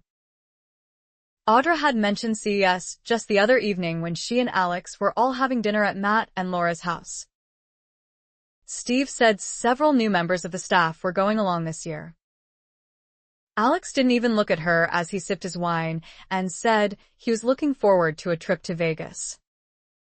Stabbing a piece of lobster. Sierra decided it might be to the best interests of her marriage if she went along this time. You wouldn't be interested, Alex said that evening when she brought up the subject. What makes you so sure? It's all glitz and meetings. And a lot of people you don't know. Those you do? You can't stand. I suppose you mean Audra will be there. Yes. Audra will be there. She supports Steve wholeheartedly. She heard what he didn't say. She didn't support him. Anger poured through her. It was always just beneath the surface these days. But whose fault was that? Alex was always cutting her down. She wasn't supportive. She wasn't a good mother, or her children would be getting better grades. She wasn't doing anything other than spending his money at the club. Whose idea was it to go to the club in the first place? I'd like to go with you this year, she insisted. He looked at her enigmatically. You said you hate Vegas. What she really hated was the way he remembered every word she ever said just so he could throw it back in her face. Breathing slowly, she clung to her self-restraint. I've never been to Las Vegas, Alex. I'd like to see what it's like. He didn't say anything. He just looked at her. She wondered why the decision was so hard for him to make. Hadn't he wanted her to accompany him last year? Didn't he want her along this time? Fine, he said, gaze flickering away. But I don't want the kids coming. These shows are work, not play. You'd better keep that in mind. 2. I won't be able to entertain you. Gracious to the last. I'll ask Marcia if she would mind having the children spend the weekend at her house. Don't expect to play tourist, he said. We're going to be attending a lot of business dinners and company parties. Will I need some new clothes? Asked Audra. God. Don't you listen when people pray? Don't you care? Mama told me you did. But I don't see how with the terrible trouble we got. I got doubts you are even there. Sometimes I don't think things could get worse. Then they do. First James leaving. Then Sally May coming here as Matt's wife. Then Mama dying. Then Papa turning to whiskey. If all that ain't bad enough. Lucas had to leave and take the best horse with him. God. What more are you gonna take? Mama used to say you had control of everything. So, what I would like to ask is why you're giving us all this sorrow and grief. Sally May is sick most of the time. She is scared all the time. Nothing makes her happy. She is either crying when Matt is out working or screaming at him when he is not. She says she wants to go home to her grandmama in Fever River. Matt will not tack her, and her pa washed his hands of her the day she wed. Papa works all day and drinks all night till he sleeps. And even with all his work, it don't look like it will be a good year. We've had no meat in a month, and since Lucas stole Papa's gun, no way of getting any. Things can't get worse. I was wrong. I ain't settin' hope on God no more. There is no God. There is only hell on earth. Mama is the lucky one. And Sally May too now that she is dead. They have no worries. The rest of us have got the WAT of what they done. Mama and her hopes of heaven. and Sally May knowing she was on her way to hell. I don't know what I am going to do now with this baby. Matt burned Papa's fields yesterday. He had good reason. Sally May told him the baby weren't his. She knew she was dying and it made her crazy scared. So she told the awful truth. Do you think you are the father, Matthew? You had to go off to Fever River with Lucas, didn't you? I knew what you would think of me when you come back. I wanted to hurt you before you hurt me, and I did. Oh, I did. I wasn't going to tell you, but I can't die with this sin on my head. I don't want to go to hell. You hear me? Matt said, what are you talking about? And Sally May said the baby ain't yours.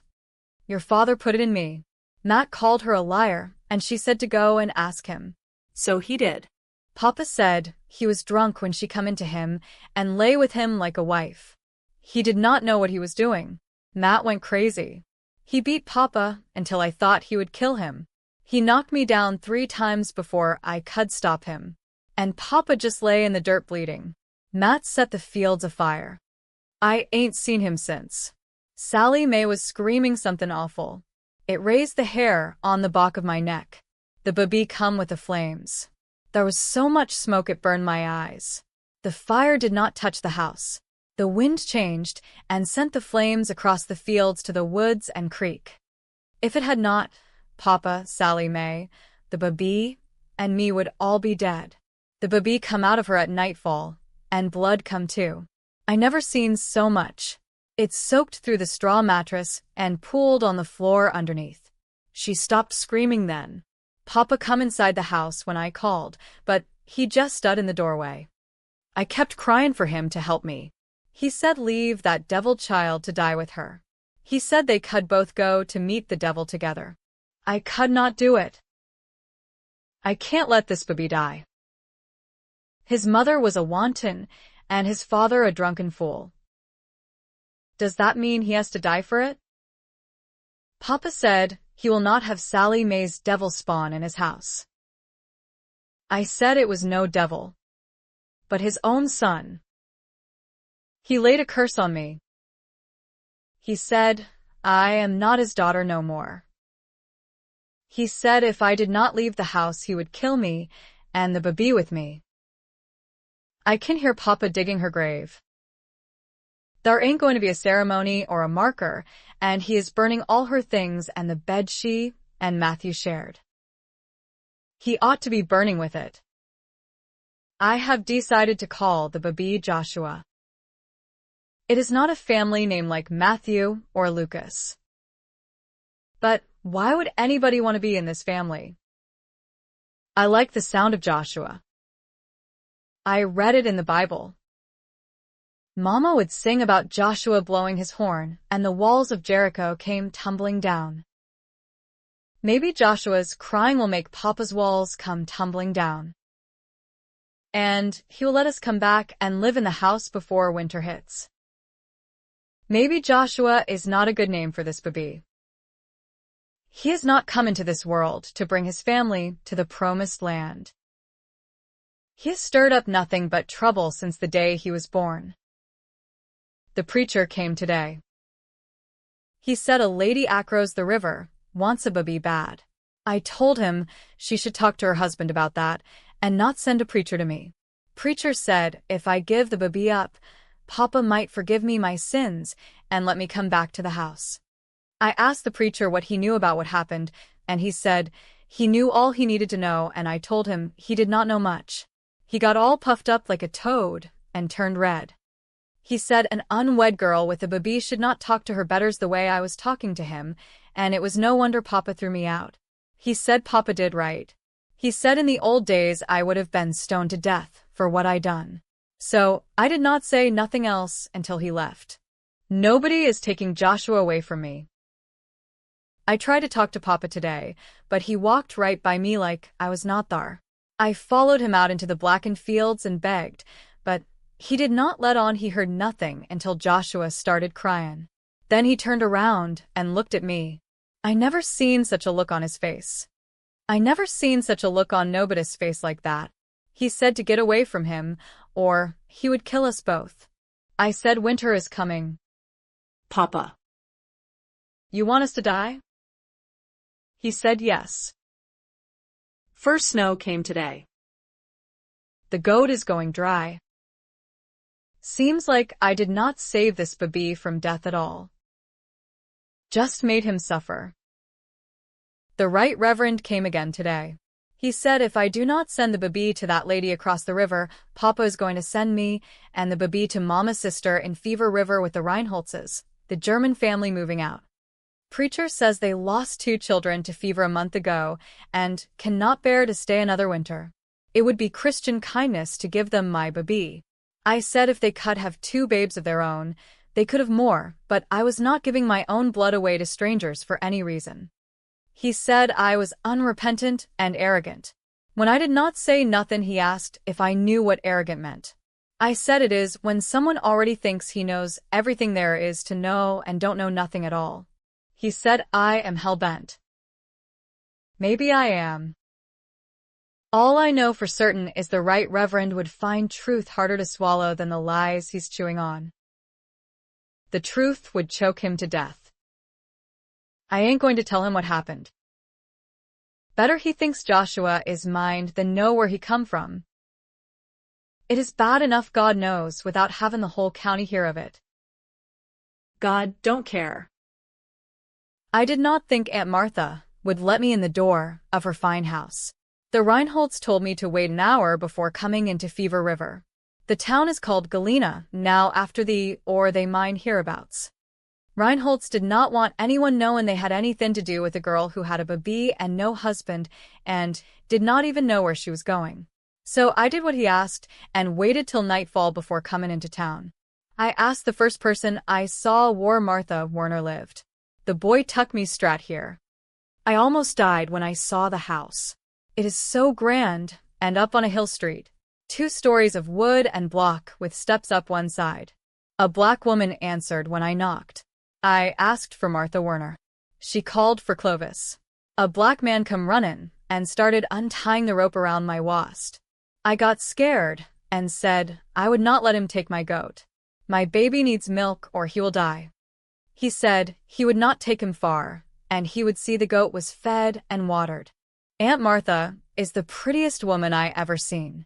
She was wearing a yellow dress with white lace. She knew me right off. She said I looked like Mama. She tucked Joshua from me. A good thing she did because I could not stand no more. It is a long walk from the home place to Fever River or Galena or whatever it is called. Worse when you are eating wagon dust.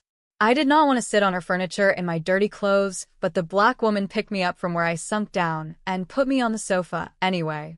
The black woman's name is Betsy. She carried me into the kitchen and set me near the stove. Aunt Martha had Joshua. Clovis fetched water from the town well, and Betsy heated it in big pots. I asked about the goat. He said the goat is fine and eaten supper and went out again for another bucket of water. Betsy took off my clothes and put me in the tub. I ain't never felt anything as good as that warm water coming over me. She washed me like a baby while Aunt Martha washed and played with Joshua. Betsy said stop worrying about that goat. My man Clovis will take good care of her. When Joshua started in fussin', Betsy went out back and milked the goat. Aunt Martha sat in a rocking chair near the stove feeding Joshua and singing Mama's song. I cried. I could not stop. I just sat in the warm water, and the tears kept running. Aunt Martha gave me a real bed to sleep in and a room of my own. Joshua slept with me. He ain't never been in a bed before. For that matter, I ain't never seen one the likes of it. It is shiny brass like gold with a lacy tent overhead. Aunt Martha said it belonged to Mama before she run off with Papa. She said her own Papa ordered it and had it shipped all the way from New York. I wonder if James ever made it to New York like he wanted. He might even be in China by now. Aunt Martha don't ask me a lot of questions. And she don't look at me like most folks do. The Reinholds were in church today, and they would not look at me at all. On the way home I told Aunt Martha Joshua is Sally Mae's son. It is half true. She cried and kissed me. She said she loves me, and I can live with her forever if I want. She said you are not to worry what people say. The The truth always comes out in the end. I hope this truth don't. Aunt Martha thinks as much of education as Mama did. She says I got a good mind that needs fillin' with good things. To that end, she is tutoring me in reading, writing, and numbers and teaching me the Bible. She says that the only way to do well in this life is to know the Word of God. Mama knew the Bible front and back, and it did not do her much good at all. I did not tell Aunt Martha this. I would rather eat stones than hurt her feelings. Life does that easy enough as it is. Chapter 8. Sierra wandered down the crowded aisles of the Consumer Electronics show by herself. The convention center was a beehive of activity. It reminded her of the state fair with its carnival atmosphere. But here few people were over the age of 30, and everyone dressed in suits. Big booths lined both sides of the carpeted aisle. Videos of new games were going. Neon and vibrant-colored cartoon-like artwork was everywhere. It was dizzying to the eye and ear. She saw a short man wearing funky clothes and glitter-framed glasses talking with several taller men in suits. She could tell by the deference paid him that he was somebody important in the industry. Sometimes she could tell who was important, sometimes not. Alex had introduced her to a man at a party the night before. He'd looked ordinary enough until he left them. Then Alex informed her the man's company had built a $2 million studio in his home just so he could work on sound for games. Someone bumped her, glanced at her badge, mumbled an apology, and moved on. Everyone looked at badges. Alex could sniff out sales reps and reporters like a hound in the hunt. Not that he had to work very hard at it. Reporters from all the gaming magazines were fighting to make appointments with him. Lost in the maze of booths and people, Sierra tried to get her bearings and figure out how to get back to the Beyond Tomorrow booth. It was almost 5 o'clock and Alex had told her to meet him there. They needed to go up to their room and change for a business dinner. The Beyond Tomorrow booth was near the center with huge screens displaying Alex's new game, Camouflage. Everywhere she turned, she heard technical jargon. She didn't have the foggiest idea what anyone was talking about. Over dinner, she had listened to Alex talk about his work and his new game. He exuded confidence as he answered questions and explained his theories and plans. He held his guests' rapt attention, fanning their interest. This was a side of her husband she'd never witnessed before. She was proud of him, of his obvious achievements and his ability to sway others. Yet she had felt set apart as well, like some kind of nice-looking but totally unnecessary adornment. After the introductions and pleasantries, she sat listening. The conversation went on around her, but hardly a word was directed her way. "Do you play your husband's game, Sierra?" one of the young men asked her as their dinners were being served. No. "I'm not much for video games. They're too quick and complex for me." Alex laughed. "Sierra prefers physical pursuits, like tennis at the country club, manicures, and shopping." The other men laughed with him. She laughed, too, pretending to share the joke while doing all she could to conceal the surprise and hurt she felt at his remark. He said it lightly, as though affectionately amused. Yet she felt belittled. Was that how he saw her? As a shallow young woman with nothing important to do? The thought had plagued her all night and most of the day. God, I don't even know who I am anymore. Ahead of her now was a big screen with vividly colored warriors using medieval weapons to hack at one another. One split the other in half with an axe, sending splashes of neon red blood in a shower. Repulsed, Sierra looked away and kept walking. At least she knew where she was now. Beyond Tomorrow was down 2 aisles to the right. Alex was talking with 2 men in business suits, while Elizabeth Longford, Beyond Tomorrow's hotshot merchandising director, stood alongside him with a clipboard. The young woman was dressed in a designer suit of deep green. It fitted her slender body like a glove. No sign of a single wrinkle or crease. Even after a full day of standing on the floor and talking to sales reps, Elizabeth's long blonde hair was permed into kinked tendrils that tumbled down her back. Sierra had only met Elizabeth a few times and found her cool and remote. She was very attractive, professional, and ambitious.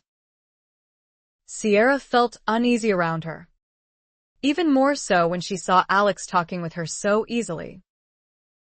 Yes, she's young, Audra said that evening at a party. Sierra stood beside her near the hors d'oeuvres, sipping champagne. She just turned 26 a few weeks ago. Alex and Steve stood not far away talking business to several sales reps, who seemed more interested in admiring Elizabeth in her sleek low-cut black gown. The simple, elegant design bespoke money. Lots of it. She graduated from Wellesley, Audra said, setting her champagne down so she could put caviar on a small circle of Melba toast. She took her master's in marketing at Columbia. Sierra watched the younger woman move out onto the dance floor with one of the reps. Elizabeth's graceful undulations were in stark contrast to the enthusiastic gyrations of her partner. She's very lovely, Sierra said, noticing how Alex and Steve were both watching her. Indeed, Audra said enigmatically. She knows how to present herself. She went to finishing school in Switzerland and was a debutante. She took up her glass of champagne again. I asked her about it, but she disdains the whole thing. Family pressure. Understandable. She ate the cracker delicately. Her father is a descendant of one of the crew of the Mayflower. She looked at Sierra. She works very closely with Alex. Somehow, Audra's words held warning. They planted doubt and fear. Do you like Elizabeth?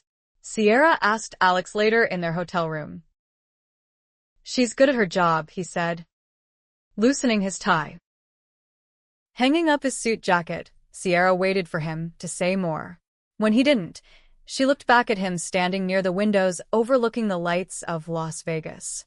He was so handsome, her heart ached. What woman wouldn't be attracted to him? He pulled his shirt free of his suit trousers and unbuttoned his collar. Sierra's stomach fluttered. How long since they'd come together in passionate need for one another? How long since he'd held her and kissed her and said he loved her? She loved him so much. She needed him.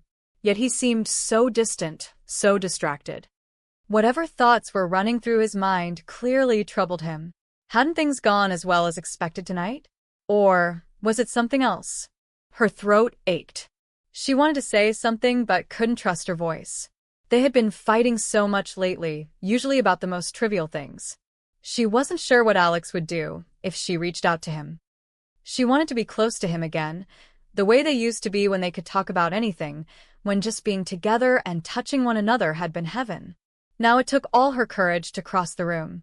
Brushing his hands away, she unbuttoned his shirt for him. I love you, Alex. He didn't say anything. He didn't touch her. But he didn't turn away either. When she finished, she looked up at him. I'll never stop loving you. Frowning, he searched her eyes. She couldn't read his expression. Fear suddenly overwhelmed her, and she couldn't even say why. His eyes softened. Sighing, he cupped her face. You've always driven me crazy, Sierra, he said, his voice deep and rough as his fingers stroked her skin. He didn't look happy about it. Te amo muchísimo, she whispered. He loosened her French braid, combing his fingers into her hair. He kissed her. Sighing in relief, she let the passion sweep through her. Nothing has changed. Not really, she told herself, wanting desperately to believe it. It has been a long time since I wrote in this journal. I have had little time to do anything over the past months except complete the work Aunt Martha prepares for me. I am not complaining. She says she has great expectations for me. When I do well, she is more pleased than I. While everyone else in this town seems to look upon me as Mary Magdalene still possessed of demons, Aunt Martha sees me as pure delight. It is beyond me why. I question everything she teaches me. She listens and makes no condemnations, while others would not even give me the time of day. Aunt Martha tells me I was God's gift to her. She has never been married, and therefore has never had children of her own. Now, She has two. Me and Joshua. Joshua is growing so quickly. Sometimes I am afraid. I can see Sally Mae in him. He has her blue eyes and gold hair. I see Papa too. But it is the other things in him I see that disturb me. He has Papa's hot temper and Sally Mae's lust for life. I love Joshua so much. But I wonder what he will become. Everyone in Galena thinks Joshua is my child. It is well they do.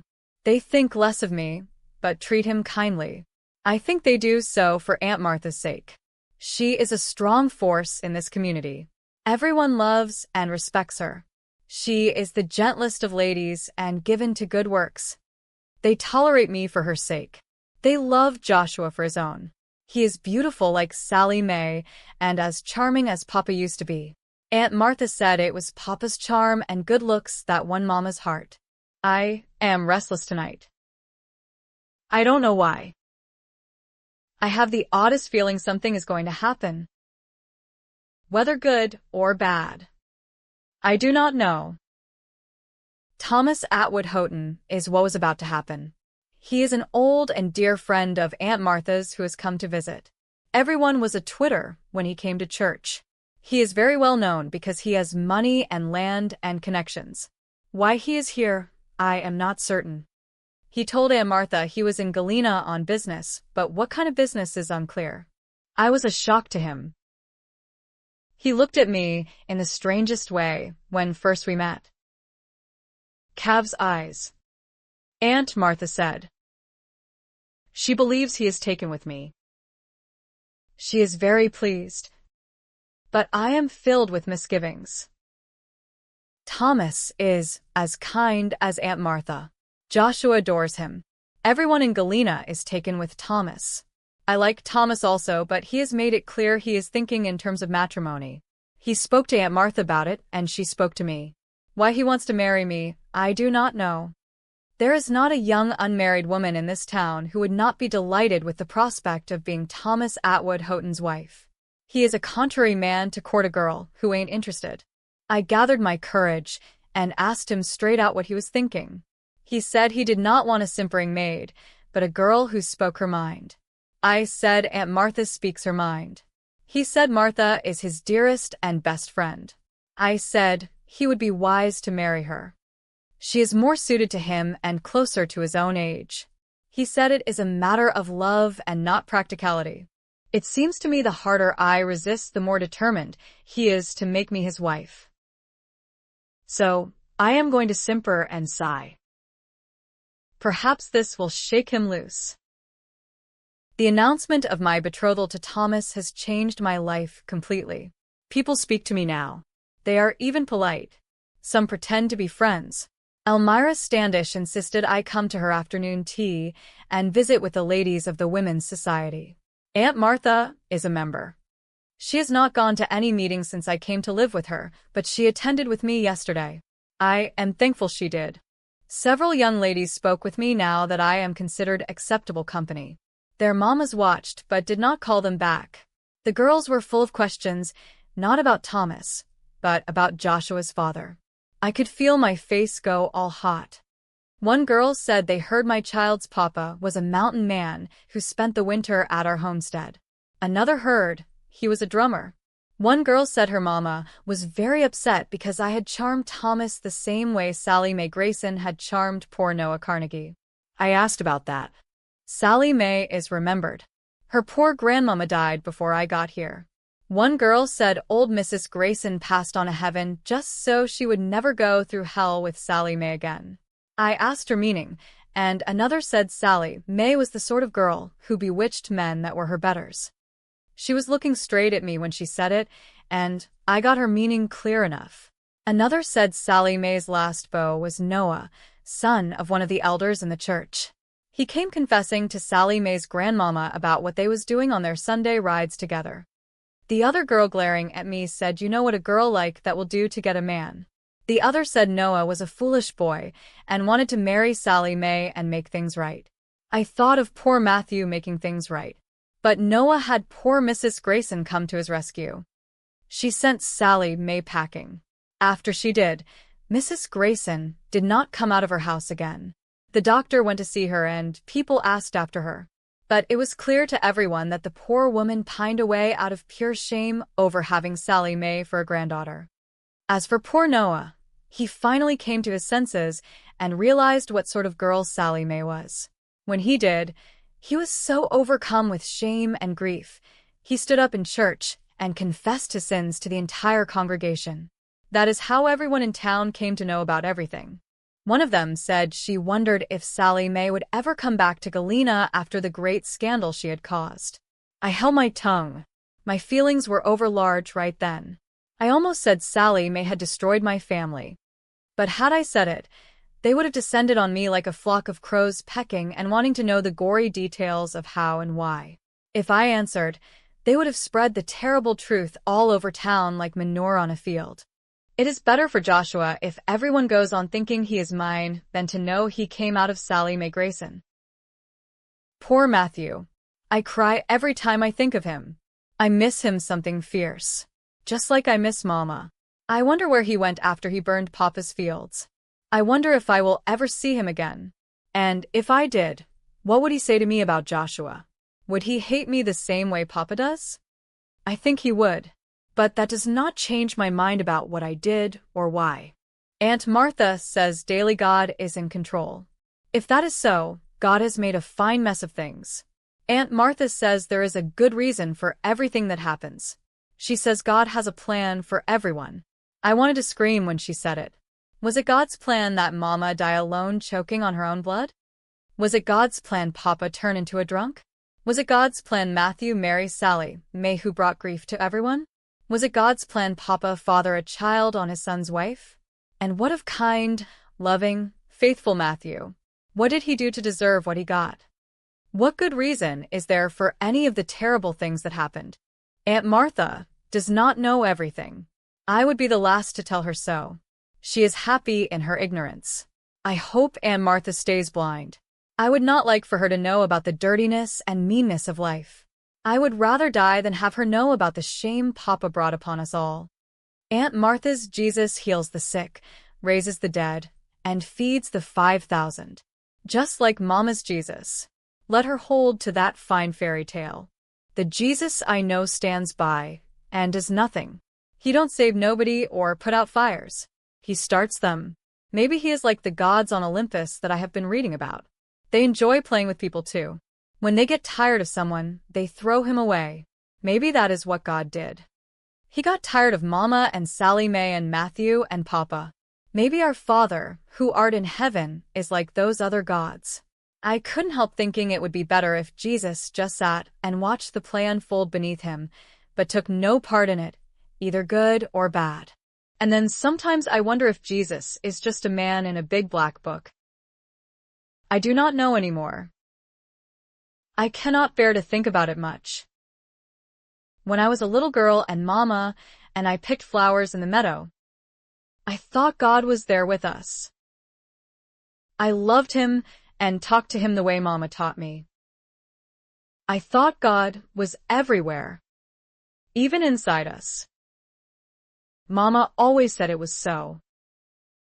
And I believed her. I always believed everything Mama said. I do not believe in anything now. It hurts less. Chapter 9. You're going to have to get a job. Alex's dark eyes were grim. A job, Sierra said, astonished. She hadn't had a job since they got married. Why?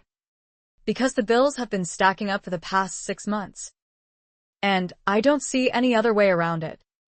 You said we had more than enough money. That was before you started having lunch at the club every day of the week. The bill last month alone was $1,400. He tossed it onto the desk, where he'd been working on their accounts. $1,400, she said weakly, feeling the blood drain from her face. Alex swore in Spanish.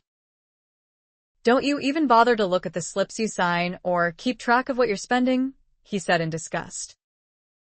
Hand shaking, she picked up the bill and looked at it. Running her finger down the column, she saw she wasn't entirely at fault. Green fees and dinners account for more than half of this bill. Those are business expenses, he said hotly. They still came out of their pocket until the end of the year, and taxes. Last year, they'd ended up paying more. That had been a shock after 10 years of getting refunds. Alex, you are the one who encouraged me to go and meet. Not every day of the week. I thought going to the club would give you something constructive to do with your time. You were sitting around every day watching soap operas, reading romances, and feeling sorry for yourself. She dropped the bill from the country club back onto the desk.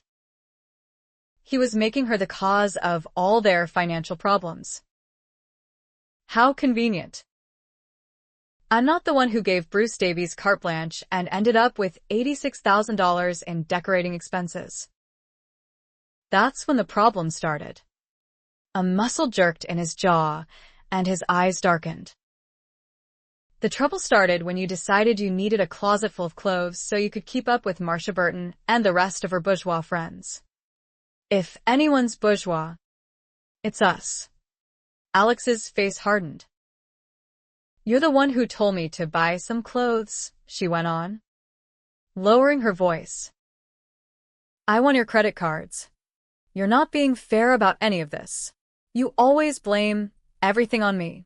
You go out to lunch in expensive restaurants every day of the week and pick up the tab for whoever comes along.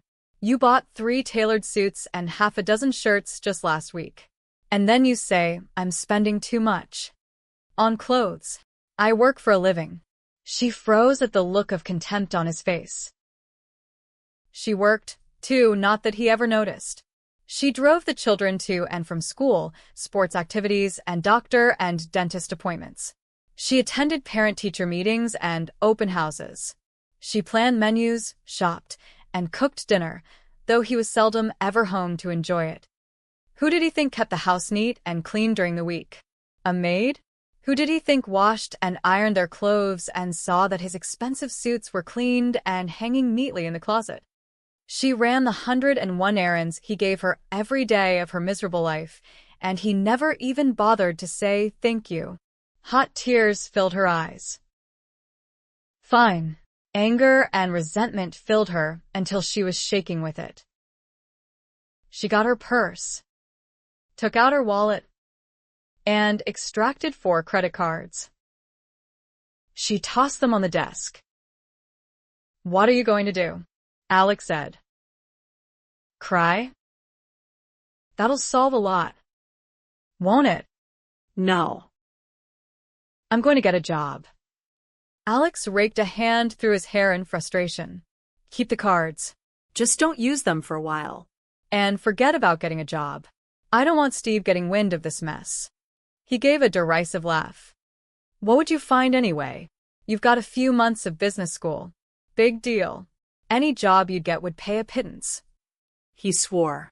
Just back off on the club for a while, until I can figure out how to juggle things around and pay some of these bills down. Sierra stood in stony silence. When he left, she cut up the credit cards and tucked them into the bill box, where he was sure to find them. Then she called Marcia. Do you know anyone who might have a job opening? A job? Marcia said in surprise. I'm sick of being made to feel like a parasite, she said, her voice wobbling. Did you and Alex have another fight? Do bears live in the forest? I'm sorry, Sierra. I'm tired of this. Marcia. Sick to death of it. She stopped, clutching the telephone so tightly. Her hand ached. Ron Pyroso was over yesterday telling Tom he's in dire need of a secretary right now. Judy's baby is due at the end of the month. Do you have any secretarial training? I went to business college before marrying Alex, but I didn't graduate. Well, charity organizations should be charitable. A charity? Didn't you introduce me to Ron Pyroso a few months ago at the club? Sierra said. He didn't have the appearance of someone working for a charity. As a matter of fact, yes. I'd forgotten. Marcia laughed. I can't hear what you're thinking. No, he wasn't spending charity donations. He has his own money. His grandfather died and left him a lot of money, as well as a heart for philanthropy. The first thing Ron did was give several $100,000 to his alma mater for scholarships for minority students.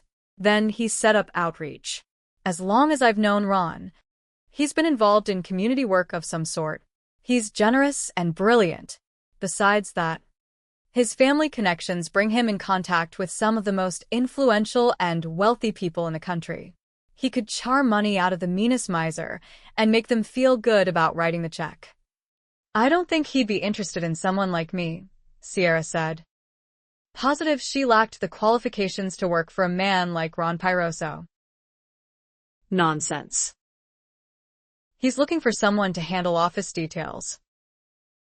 I'll call him. If the position's still open, I'll let you know. And you can see about making an appointment with him for an interview. I don't know. Marcia. Nothing ventured.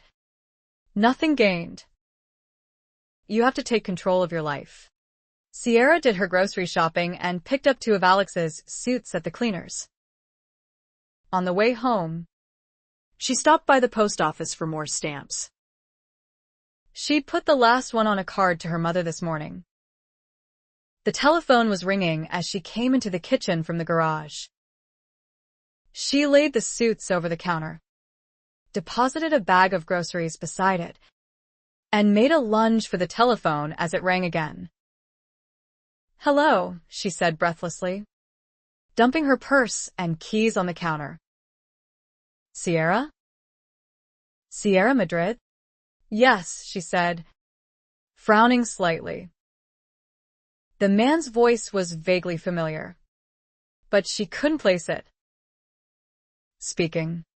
This is Ron Pyroso. Marcia said you might be interested in a job.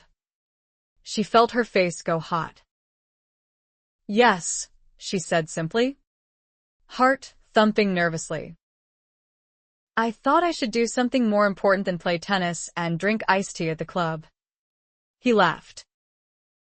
Still beating Marcia? She relaxed slightly. Once in a while, when her guard's down. Would it be convenient for you to come in tomorrow morning for an interview? That would be fine. What time? 9.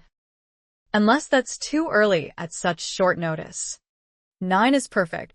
I'll outline the position for you. Once I've done that, you may have second thoughts about working for me. I doubt that, Mr. Pyroso. But you may have second thoughts. How much did Marcia tell you? Just that you were looking for a job.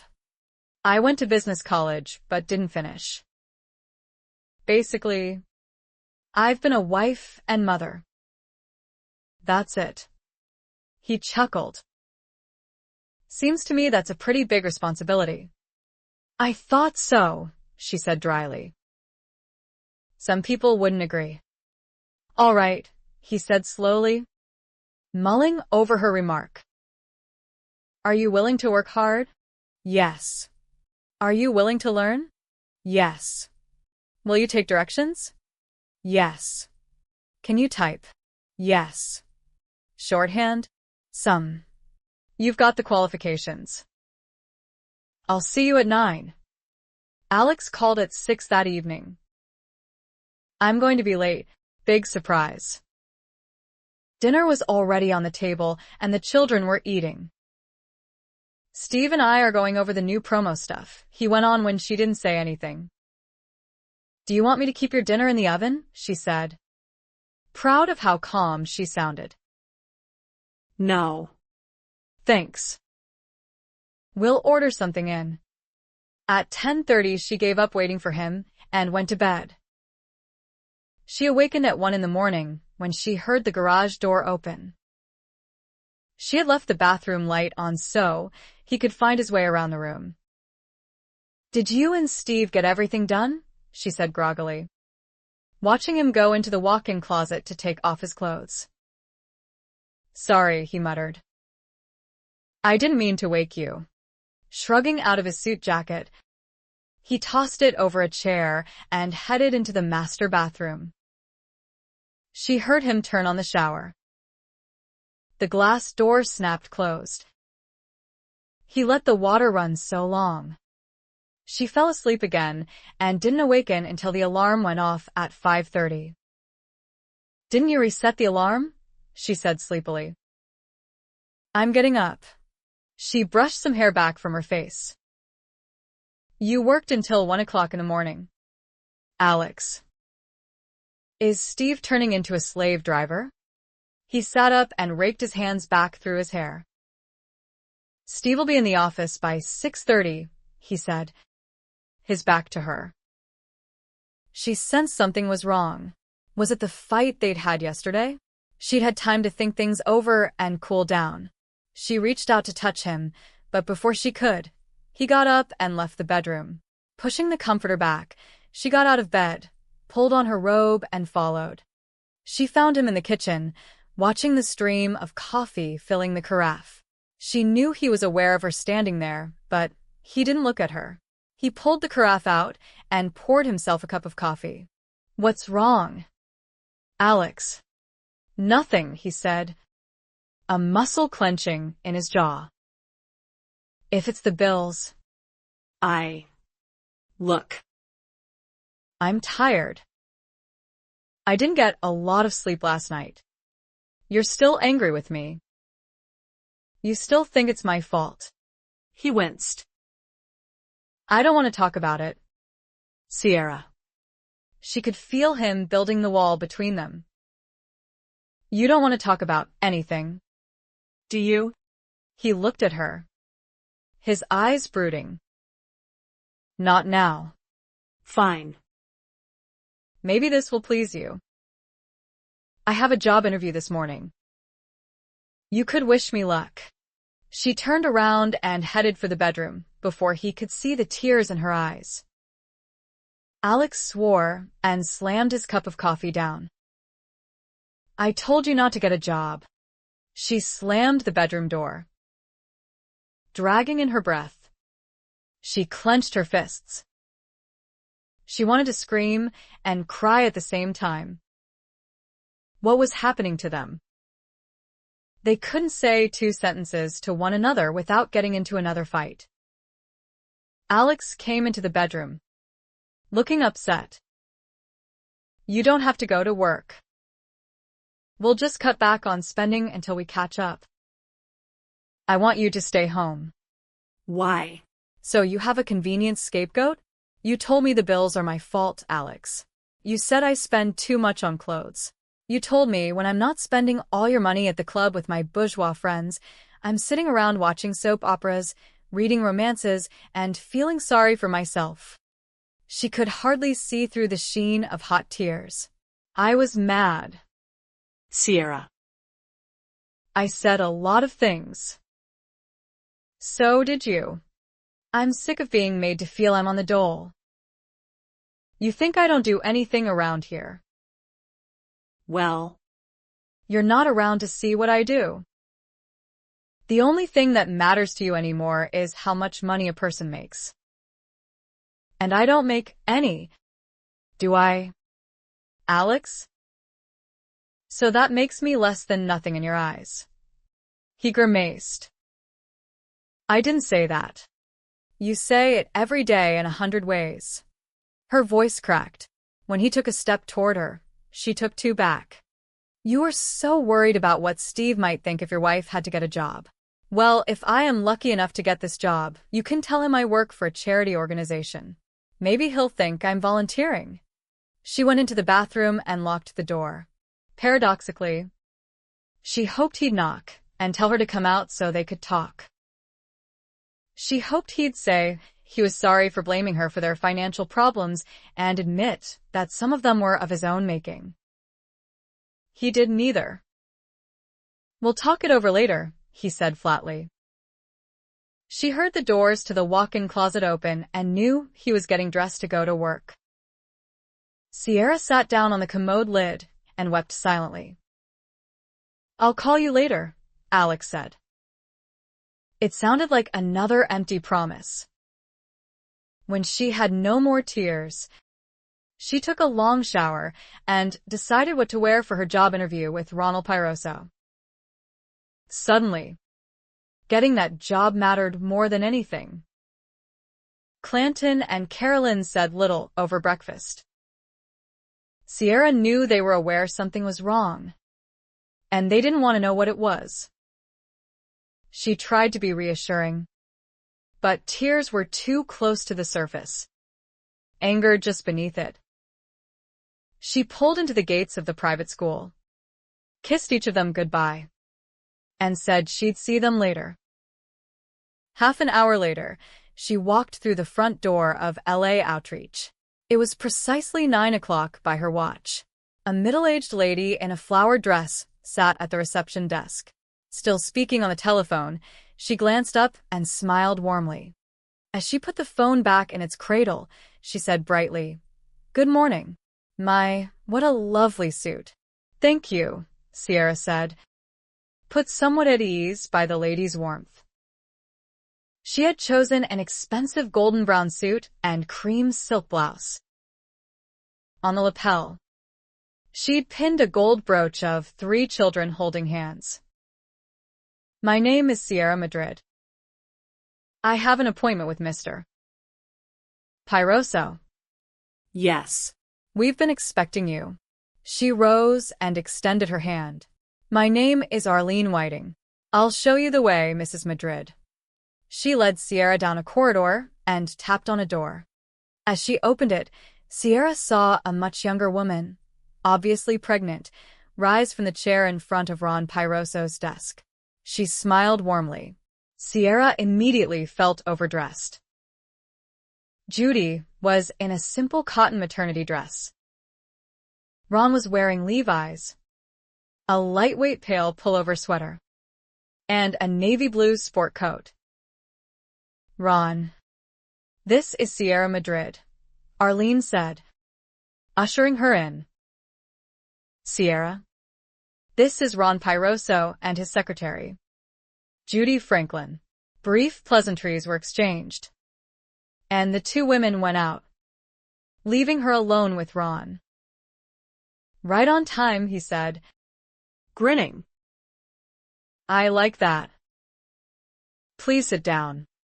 "Thank you," she said, and took the seat Judy had just vacated. She crossed her legs carefully and folded her hands in her lap, hoping she didn't look as nervous as she felt. "Let me tell you a little about Outreach to start off," Ron said. He spent the next half hour explaining the mission of the organization he had founded less than 5 years before. The primary goal of Outreach was to place homeless children in safe housing and encourage them to become responsible, productive citizens in the community. Ron raised money and dispensed it to shelters and foster families. Equally important, he maintained a list of professional counselors who volunteered a portion of their time as arbitrators between parents and runaways. "We want to restore these children to their families whenever possible. Sometimes that takes time. Sometimes they need protection." He also maintained an extensive list of agencies and services available to families in trouble. Many of the children who came in contact with LA Outreach were referred to drug rehabilitation programs, medical treatment, and counseling for incest, physical and emotional abuse, and any number of other serious problems. Several major denominational churches were involved in the program, supplying volunteer tutors. We've had good luck. 20 children passed high school equivalency exams last year. For times that many have returned to grade schools and high schools throughout the county. 6 started college in September. 12 are in trade schools. 27 got jobs this year. The numbers aren't big. I know, but every case is important. Each child who entered the outreach program was required to spend 2 hours a day, Monday through Friday, in community service. They groan about it in the beginning, but they cooperate. After a while, they learn that helping others makes them feel better about themselves. That's when the incentive changes and things get exciting. His eyes glowed as he spoke. There was no doubt about his love for his work or for the children he hoped to help. The churches are instrumental in helping us with this part of the program. These kids aren't picking up trash along a road somewhere. They're mowing lawns for the elderly, helping at day care centers, serving meals to shut-ins, assisting at convalescent hospitals. Any number of things that bring them into contact with people in the community. He grinned. You'll hear people talking about going AWOL. Don't let it throw you. It means they're going on a work of love. Do the children come here in order to get into the program? Not very often, unfortunately. Frankly, finding these kids was one of our main problems in the beginning. I used to go downtown with a friend of mine and talk to the kids we found living on the streets.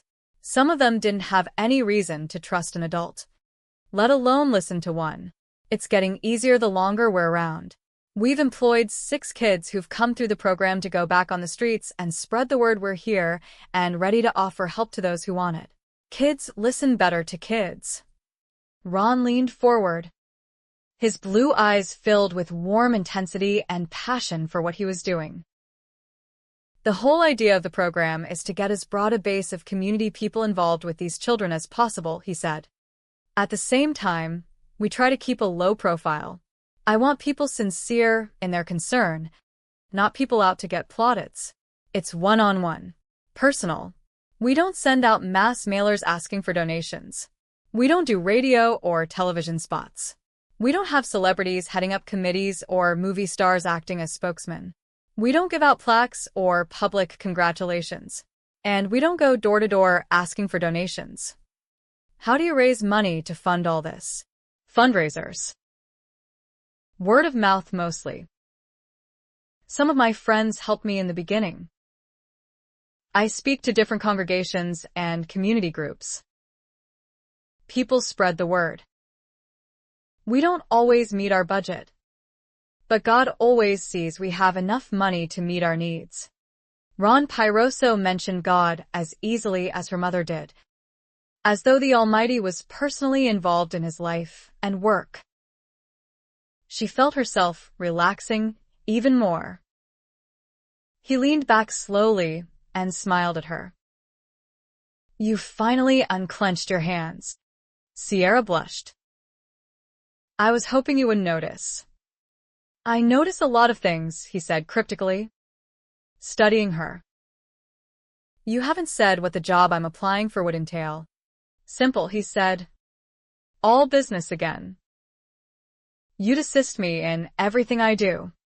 I'm sure there's a lot more to it than that. Mr. Pyroso. Call me Ron. I intend to call you Sierra. We're not formal around here. She could feel herself growing excited as he talked. He had important work to do, and he wanted her to help. She couldn't remember the last time she had felt so good. She knew she would like working for Ron Pyroso. If he hired her. I haven't much in the way of qualifications, she said frankly, wanting to get to the bottom line. Maybe it would hurt less if she got the whole thing over. He smiled, his eyes warming. I thought we already settled that. You can type. 90 words a minute. And take shorthand. Yes. But it's been 10 years since I used it. Don't worry about it. I dictate most of my letters while I'm trapped in 5 o'clock traffic. You'll find a recorder on your desk each morning. He talked as though he'd already given her the job. Ron picked up a pencil and tapped it lightly. He had strong, nicely shaped hands. Sierra noticed he wasn't wearing a wedding ring. The pay isn't great. You'll start at $1,400 a month. Enough to pay last month's country club bill, she thought, though she doubted Alex would appreciate the gesture. Then I have the job? If you want it. She laughed. When can I start? He grinned. How about tomorrow? Tomorrow will be fine, she said, relieved and elated. 9 it is. Ron stood as she did. Thank you, she said, extending her hand as Ron came around his desk. He enclosed her hand firmly, but didn't linger as he had the first time they'd met at the club. I appreciate the opportunity you're giving me. Ron. I hope I won't disappoint you. You won't, he said with such certainty. She felt bolstered. She spent a few minutes talking with Judy and Arlene. Both seemed genuinely delighted that she was coming to work for Outreach. Ron is a terrific boss, Judy said. As Sierra walked out to her BMW, she realized what it was she liked so much about Ron Pyroso. He made her feel like an attractive woman. Not only that, he made her feel worthwhile, intelligent, and capable. She hadn't felt that way in a long time. James Farr is in Galena. I saw him in the Mercantile today and almost fainted. Aunt Martha had sent me for some white ribbon. Thomas accompanied me and Joshua. He likes to stroll through town with me on his arm. Or so he says. We went into Cooper's, and he took Joshua to the counter to buy a stick of candy. I was looking at some new bolts of cloth. And then there was James, standing in the doorway. My heart beat so fast. He must have felt me staring at him, for he looked around and saw me. He smiled. He has never smiled at me like that before. He came to say hello. I could not draw a breath when he did. Thomas saw him and came over to stand beside me. When he picked up Joshua and handed him to me, James tipped his hat to both of us and left the store. I don't think he even knows who I was. James came by the house today. Aunt Martha was not home. She had gone to market with Betsy. Clovis drove them. So it was I who opened the door to him. Joshua went right out to him as if James were an old friend of the family. James laughed and picked him up. I didn't know you the other day in the Mercantile, he said. Little Mary Katherine McMurray, all grown up and pretty as a princess. I said I could not invite him in as no one was home, and it would not look proper with me betrothed and all. He is too old for you, Mary Katherine, he said. It is all decided, I said. Who decided? He wanted to know. I took Joshua back from him and said it would be better if he called when Aunt Martha was home. He said he would do that. Thomas left for his homestead today. He must take care of his business. He kissed me before he left. It was a first kiss and chaste. I feel guilty for my lack of feeling.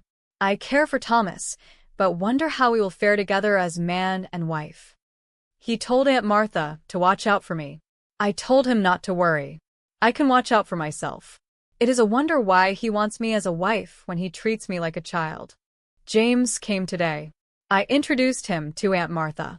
He stayed for a full hour talking about home and Matthew and Mama and Papa. He asked so many questions. I could not answer many. I gave him the facts. Mama died of consumption. Papa still grieves. Sally Mae and Matthew married. Sally Mae died in childbirth and Matthew went away. I have not seen my brother since. James did not ask a single question about how I came to have Joshua. I wonder what he thinks about that.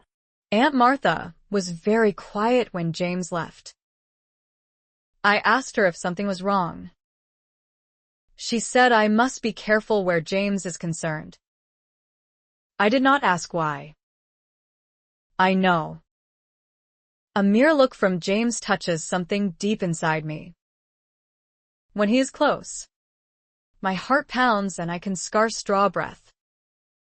Thomas Atwood Houghton loves me, and I feel nothing at all. I am in a terrible quandary. I don't know what to do. This morning, I was feeling so restless. Perhaps it was a portent of what was going to happen. Joshua was fussing, and Aunt Martha needed rest. So I took him out for a walk. Everything is in bloom. I think the scent of spring went straight to my head. I walked far from the road and let Joshua play in a small meadow. James followed me. I thought I imagined him at first standing at the edge of the wood, watching me. He has been so much in my thoughts of late. I cannot get him out of my head no matter how much I try. I try to think about Thomas and our approaching wedding, but my heart betrays me, and it is James who comes to mind. But James was not conjured by my imagination. He was real. All too real, as it turned out. James came to me, and while Joshua played, sat with me in the soft grass amidst the flowers. He spoke of casual things at first. I did not stop to think why he came upon me as he did. I was so pleased to see him. Pleased and afraid. My stomach was trembling, and my heart pounded so hard. I asked him about his travels to New York and the Carolinas and England. I delighted in his voice and the look in his eyes as he talked. It made me sad in part, too. I kept wondering how long it would be before he left again, breaking my heart as he did before. James took my hand. I said it was not proper for him to do so. He said he did not care what was proper. He said I could not marry Thomas Atwood Houghton. He will never make you happy, he said. I told him Thomas was a good and kind man. James said that may be, Mary Katherine, but you are not in love with him. I said love will come in time. James said it took us no time at all. I knew I should leave right then, but instead, I said I did not know what he meant. He told me not to lie. He said we both knew the moment we saw each other in the mercantile. He said Thomas knew it too. I said I did not know what he was talking about, and he said he would show me. James kissed me. It was not a kiss like Thomas gave me. It was not chaste or gentle. James shook me so badly inside, I could only think to get away before I was consumed by the fire he set inside me. I pushed him away and got up. I told him he could not court me like Sally Mae Grayson. I ran to fetch Joshua, but James caught up with me. He said he never wanted to marry Sally Mae, and it was an awful pity Matthew did. I told him to let go of me. He said he would hold on to me as long as he lived.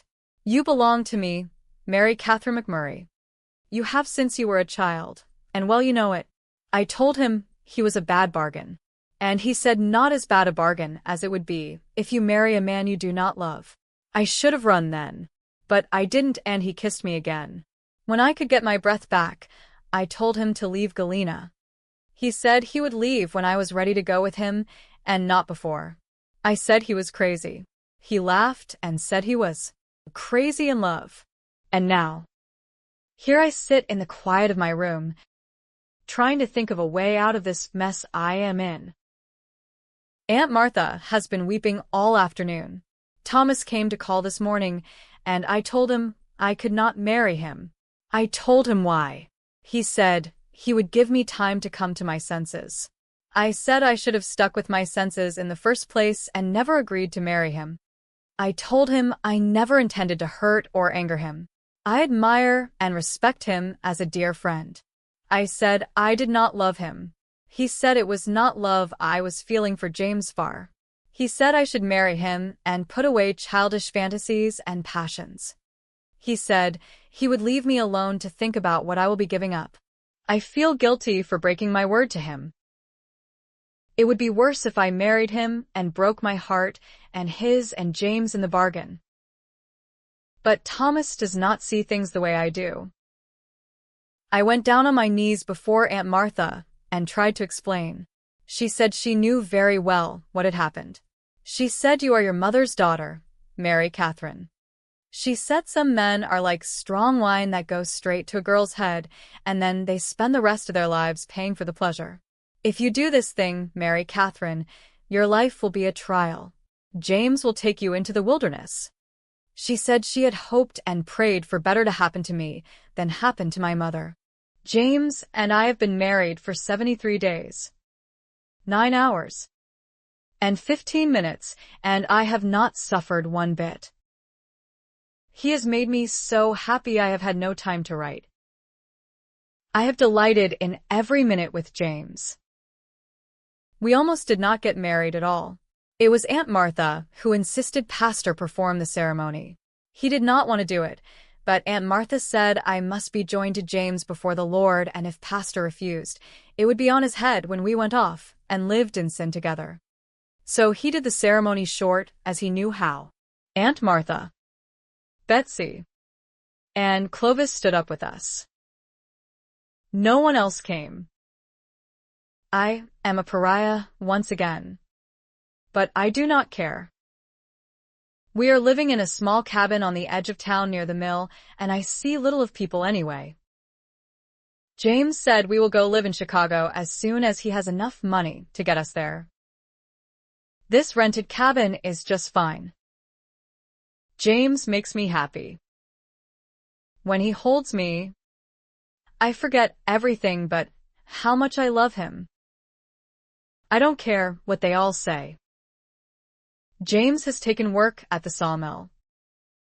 He leaves early in the morning and does not come home until sunset. There is little to do in this small cabin, and only Joshua to keep me company. I spend most of the day thinking about James and waiting for him to come home. I have started a little garden. James brought Aunt Martha. He is worried about me because I have been sick so much of late. Aunt Martha made me chamomile tea, and we talked for a long time about many things. She asked me questions. Some of them surprised me. They were so personal. She kissed me like Mama used to and said I was not to worry. Everything is fine, she said. She called for James. When he came in, Aunt Martha told us what was wrong with me. I am going to have a baby this winter. Or die trying. I am afraid.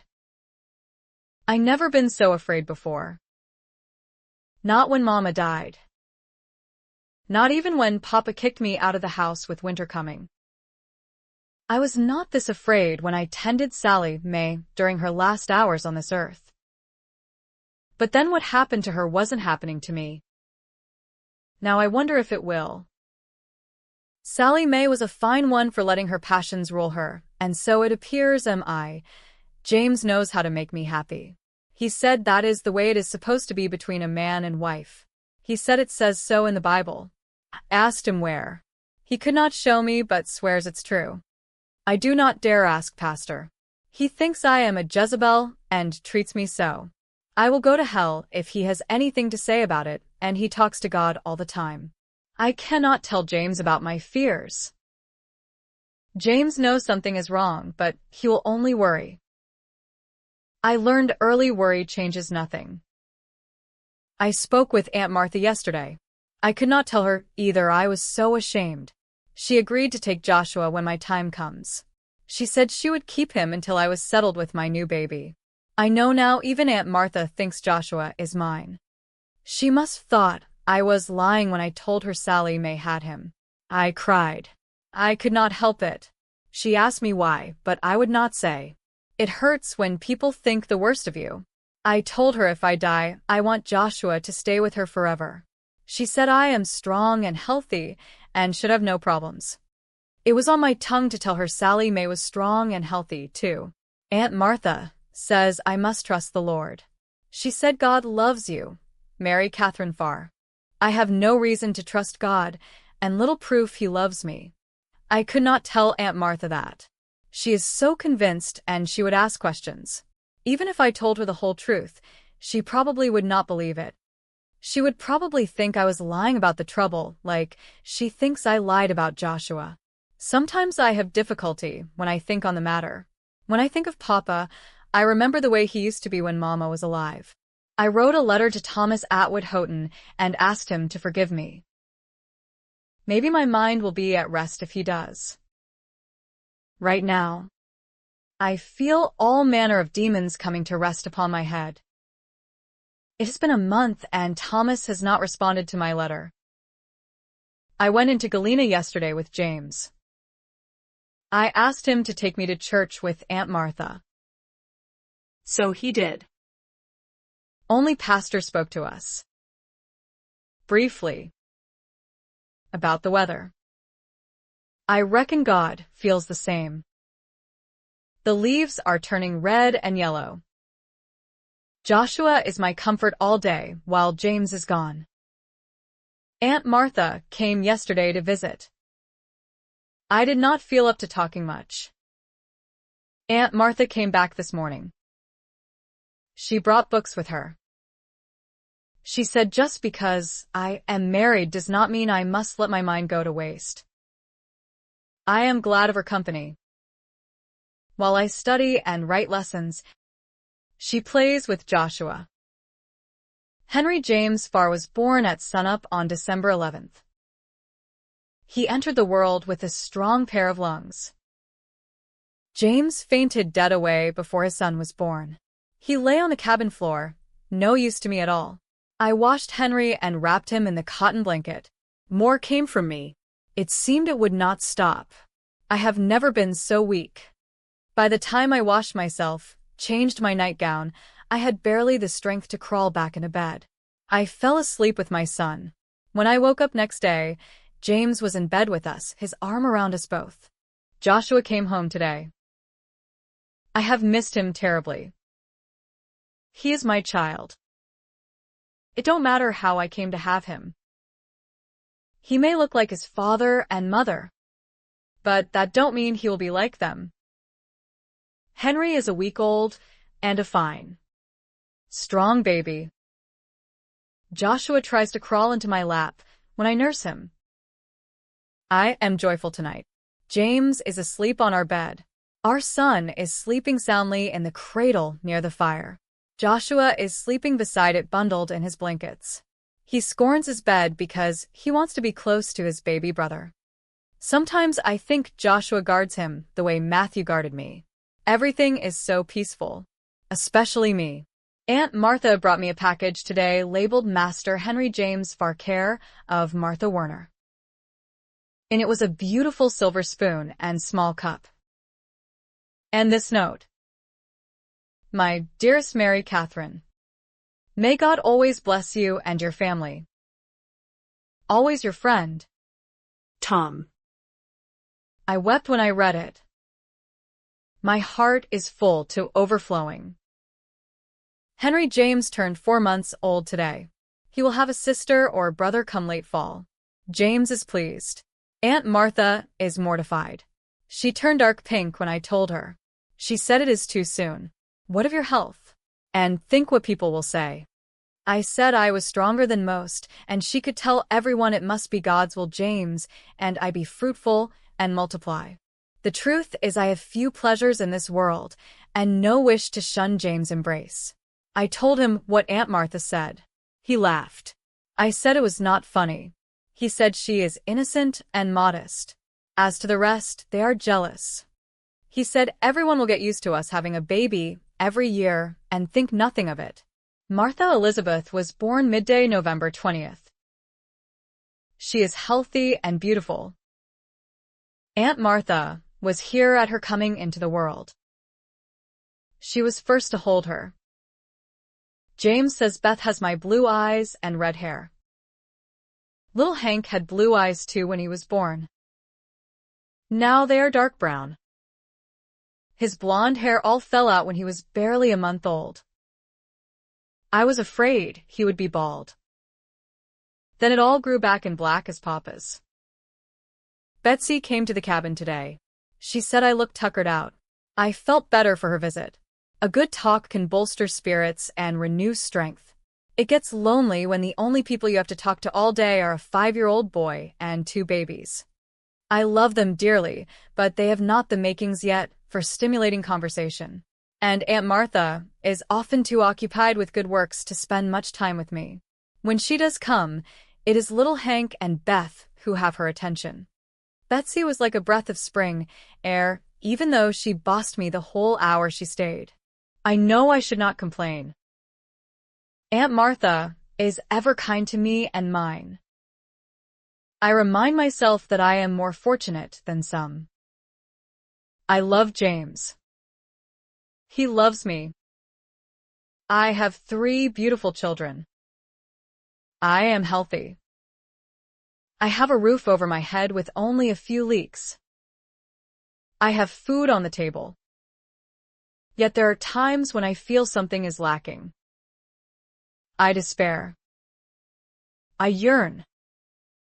I cannot put my finger on what I yearn for or why. It is just an ache inside that won't go away. Maybe I am just tired. I weary of washing diapers. I think about the African women I read about in a book Aunt Martha brought me. They let their children grow up naked. Maybe their way is better. Seems to me it would save time better spent on other things. Chapter 10. Arlene Whiting buzzed Sierra at her desk. You have a call on line 1. Michael Clanton? My brother, she said in surprise and punched the button. Mike never called. He wasn't at ease on the telephone and left it to Melissa, his wife, to keep in touch. How's everything down there in La La Land? Melissa would always say and make her laugh. Nothing short of an emergency would get him to lift a receiver to his ear. What's wrong? Mike. Mom's sick. Sick, she said, alarmed. She's got cancer. Sierra couldn't believe it. She can't have cancer. I just saw her a few months ago. She had noticed at Christmas her mother had looked thin. She'd even asked about it. She's lost some weight, but she said she was fine. She didn't want you to know. Sierra clutched the phone more tightly. You're sure? She's known for quite a while, her brother said quietly. She's just kept it to herself until recently. What do you mean she's known? When did she find out? Her brother was silent for a moment. She was diagnosed with breast cancer just before you and Alex moved south. What? Sierra felt her blood chilling with shock. That was 2 years ago, Mike. In a blinding flash, she remembered hints that something was wrong. She had wondered why her mother was so intent upon going through all the things in the attic. What was it she had said? She didn't want to leave the chaos to her and Mike. Oh, God. Sierra's eyes filled with hot tears. Why didn't she say something? You know how Mom is. Sierra. She doesn't want anyone worrying about her. What's being done for her? She had a lumpectomy when the doctor first diagnosed her. They found out in the tests afterward that the cancer had already metastasized into her bones. Oh no, Sierra murmured. And she didn't tell you? She didn't tell anyone until a few days ago. Alarm filled her. What happened a few days ago? Her right leg hurt so much she couldn't drive. She called Brady and asked if he could take her into the doctor's office. He was quiet for a few seconds. They did another MRI. It looks bad. Sierra closed her eyes, panic bubbling inside her. Her mother was her rock of strength. She couldn't lose her. She was only 65. They'd always laughed and talked about how they'd celebrate her 100th birthday when it came. Is she going to have chemotherapy? No. What do you mean no? She said she didn't want it. But it wouldn't do any good at this point. Sierra. They have to do something. What about radiation? Couldn't they do that? It had already metastasized into her bones when she was diagnosed. It spread to her liver. Sierra lowered her head and covered her mouth for a moment until she could get control of her emotions. Mike didn't say anything for a minute. She's undergoing palliative treatments, he said hoarsely. What's that? They're giving her radiation to ease the pain in her right leg. Tears ran down Sierra's cheeks. She swallowed, trying to keep her voice steady. Is she in a lot of pain? Mike. Not that she talks about, he said with difficulty. You know, Mom. He was quiet for a minute. I think she's been on pain medication for months. Melissa was putting dishes away in the cabinet the other day and found the prescription bottle tucked in the corner. He cursed softly, and she knew he was crying. I'll call you back in a few minutes. He hung up abruptly. Sierra put the receiver in its cradle and covered her face. She tried to fight down the rush of emotions, grief, fear, the desire to get in her car and start driving north right this instant. She was shaking and felt cold. Bad news, Ron said, standing in the doorway that joined his large office to her smaller one. Yes, she said without looking up.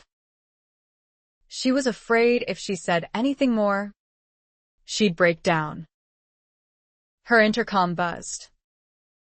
She snatched up the telephone and punched the line 1 button. Mike.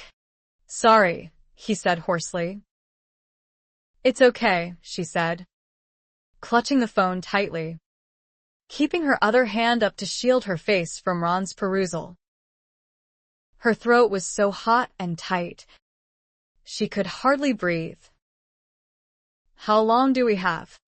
A month. Probably less. She swallowed convulsively.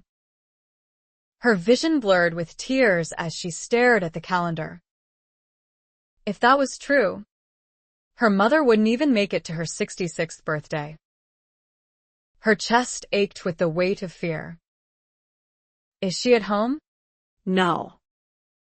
She's in the hospital. Just until she finishes the treatments. 5 days. Maybe 6. Then she comes home. Which hospital? Community. He gave her the number. I'll call you tonight. Mike. Her hand shook as she hung up the telephone. Ron was still standing in the doorway.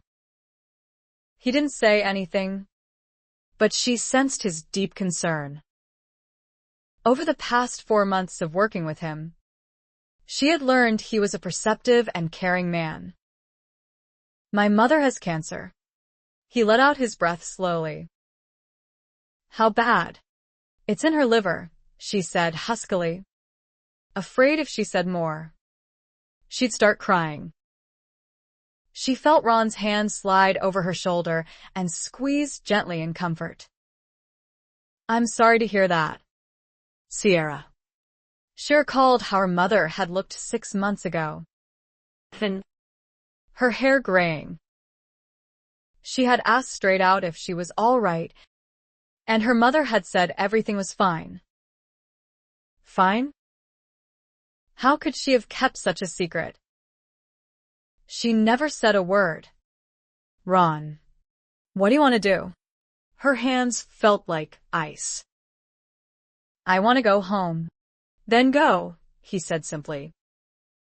She thought of the chaos she'd leave behind if she did. Her desk was piled with work. And what about the children? Who'd take care of Clanton and Carolyn? Who'd drop them off at school? Who'd take Clanton to his baseball practices or Carolyn to her piano lessons? Alex was gone by 6:30 and never home before 7.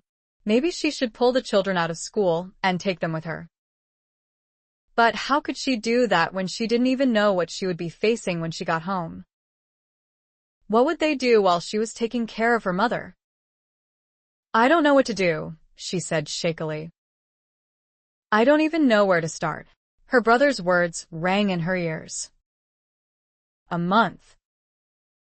Maybe less. Oh. God. God. Where are you? She wanted to be with her mother. She wanted that so desperately. She shook with fear that it wouldn't be possible. Ron sat on the edge of her desk. Call Alex. She dialed beyond tomorrow. Alex's secretary told her he wasn't in the office. He had an appointment at 1. Can you page him? He told me not to. This is important. When you get in touch with him, tell him to call me here at work. Please. She hung up. Every time she called Alex lately, he was out. Shaking, she began shuffling the papers around on her desk, wondering how she could get everything sorted out and finished by the end of the day. And what about tomorrow? She had the schedules to type up. She had calls to make. She had letters to write. She couldn't concentrate. Ron's hand stopped her agitated movements. I'll call Judy. She said she and Max are saving for a down payment on a house. I'm sure she'll agree to stand in for you while you're gone. She can't. Ron. She's nursing Jason. She can bring her baby with her. I won't mind. And Arlene loves getting her hands on the little guy. If things get too hectic, I think we could track down a couple of responsible teenagers who'd pitch in. Miranda, Sierra said immediately, thinking of a 15-year-old runaway who'd entered the program about the same time she'd started working with Ron. The daycare center says she's wonderful with babies. Ron smiled and brushed his knuckles lightly against her cheek. It was an oddly intimate and tender gesture that made her blush. We'll take care of things around here.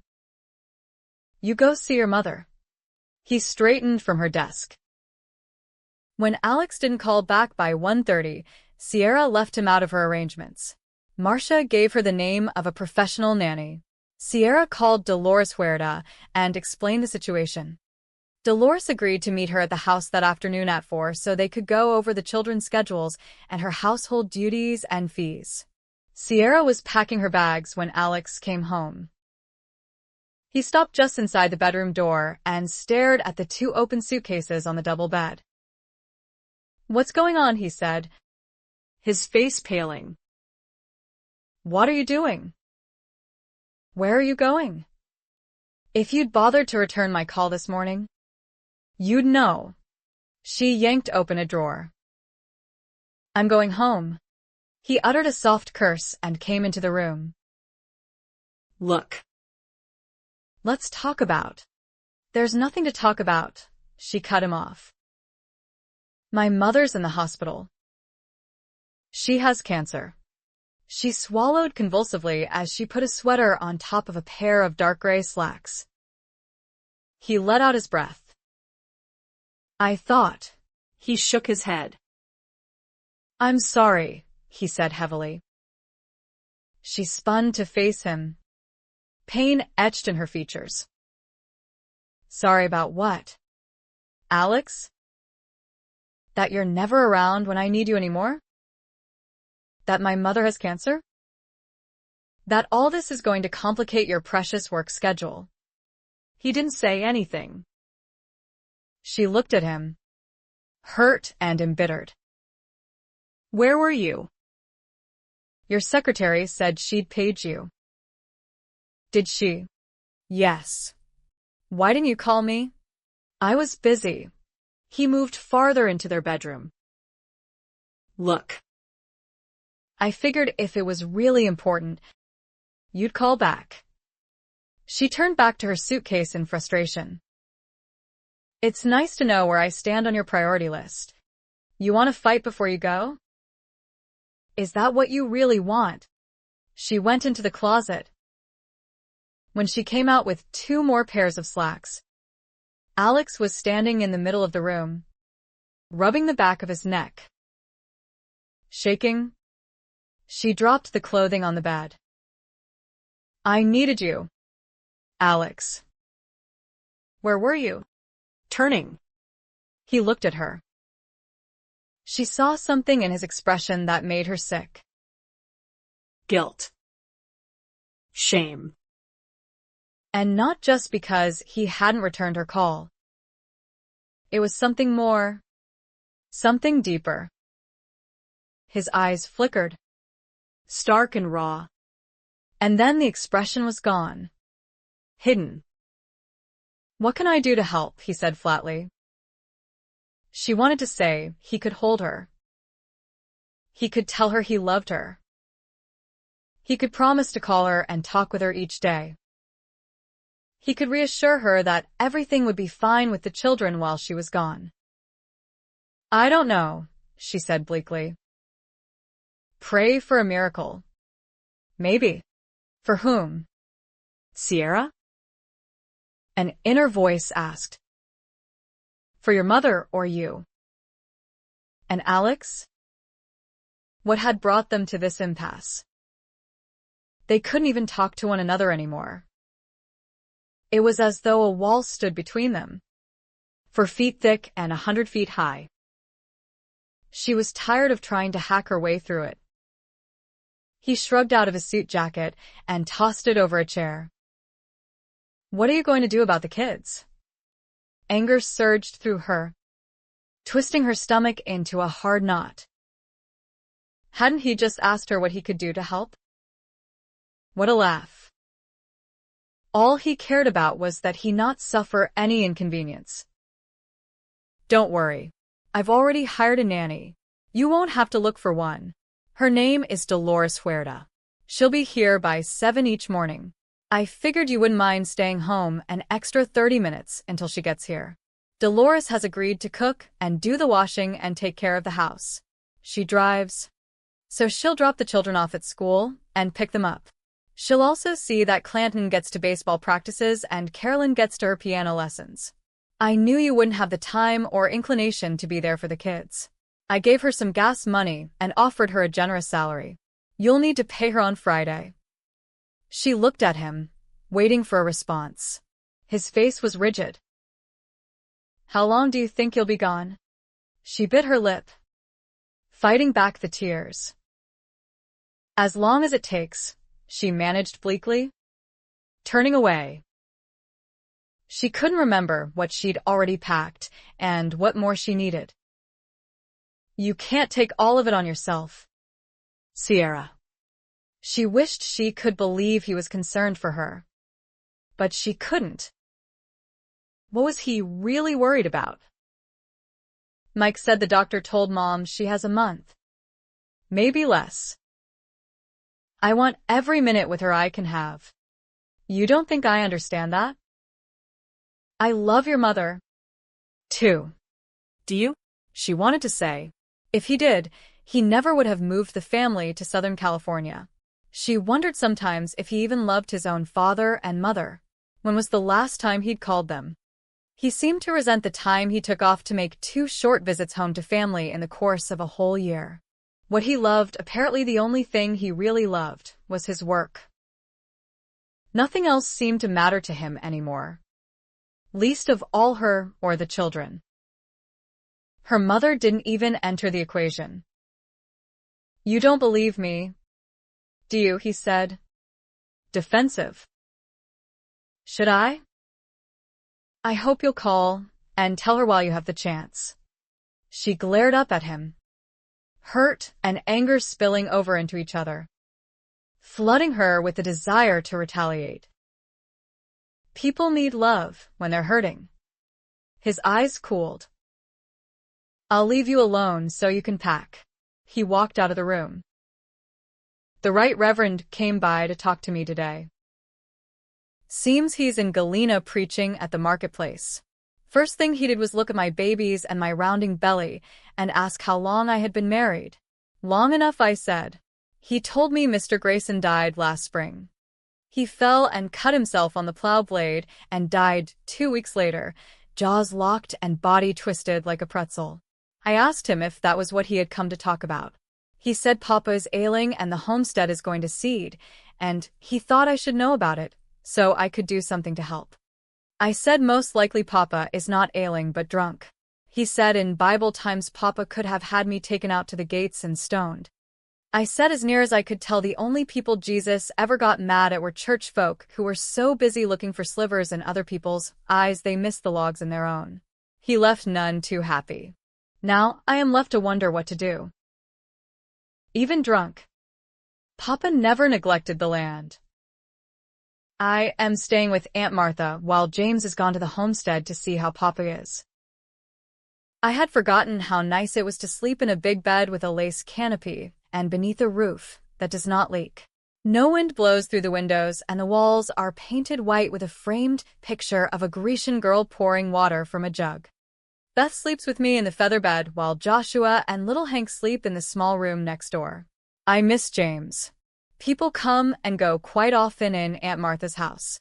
She has her door open to all. She invited a drummer in yesterday to supper. He looked tired and worn down to bones. He looked better when he left. She gave him money to pay for a room at the hotel. Aunt Martha and 3 lady friends quilted all afternoon. She invited me to join them, and I did. Betsy took charge of Joshua and my babies. They fared well beneath her wings. She made pound cake for Joshua and applesauce for Hank. The ladies were pleased to watch the children play. Their own are grown and gone off to who knows where. I did not think it possible to enjoy women's company so much, though I have always enjoyed Aunt Martha. But she is not like most I have met. These women were like her. They laugh about all manner of things, but not one unkind word did they utter about anyone. Life is hard and cruel. James said Papa is ailing, and we have to go home and tend things for him. I did not dare ask if Papa's heart is changed toward me. I will know soon enough. Truth is, I am glad to be going home, though I will miss Aunt Martha and Betsy and Clovis. Chapter 11. A metal tank hummed in the upstairs master bedroom, the soft tick signaling an influx of oxygen that passed through a clear tube to Sierra's mother. Sierra checked the tube frequently, making sure it was in place beneath her mother's nose so that the pure oxygen would be infused into her mother's straining lungs. Edema was causing the difficulty with breathing. Over the past few days, the edema had gone down. Her mother's breathing had eased and slowed. So, too, had the trickle of urine into the catch bag attached to the side of the bed. The hospice nurse had told her it would change color as death approached. Sierra rose from the wing chair beside the bed and checked the tube again.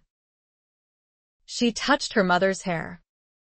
Once soft and dark auburn, now streaked white and oddly coarse.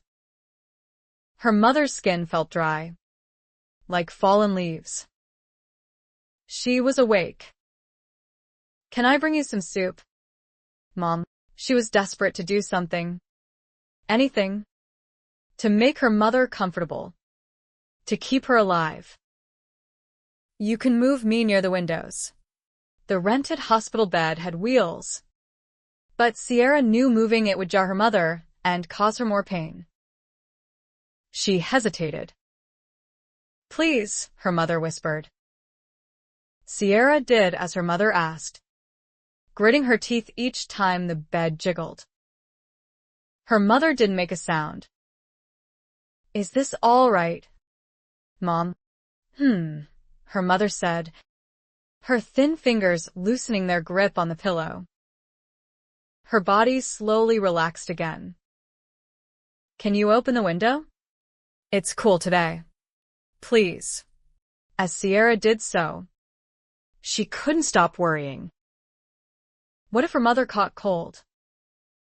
Even as she thought it, she knew it was irrational. The hospice nurse said yesterday that it wouldn't be long. "Brady's mowing his back lawn," her mother said, and Sierra noticed her speech was faintly slurred. The morphine patches were doing their work. She noticed other things too. Her mother's hazel eyes had lost their twinkle. Her skin was no longer tan from the long hours she'd spent tending her beautiful garden.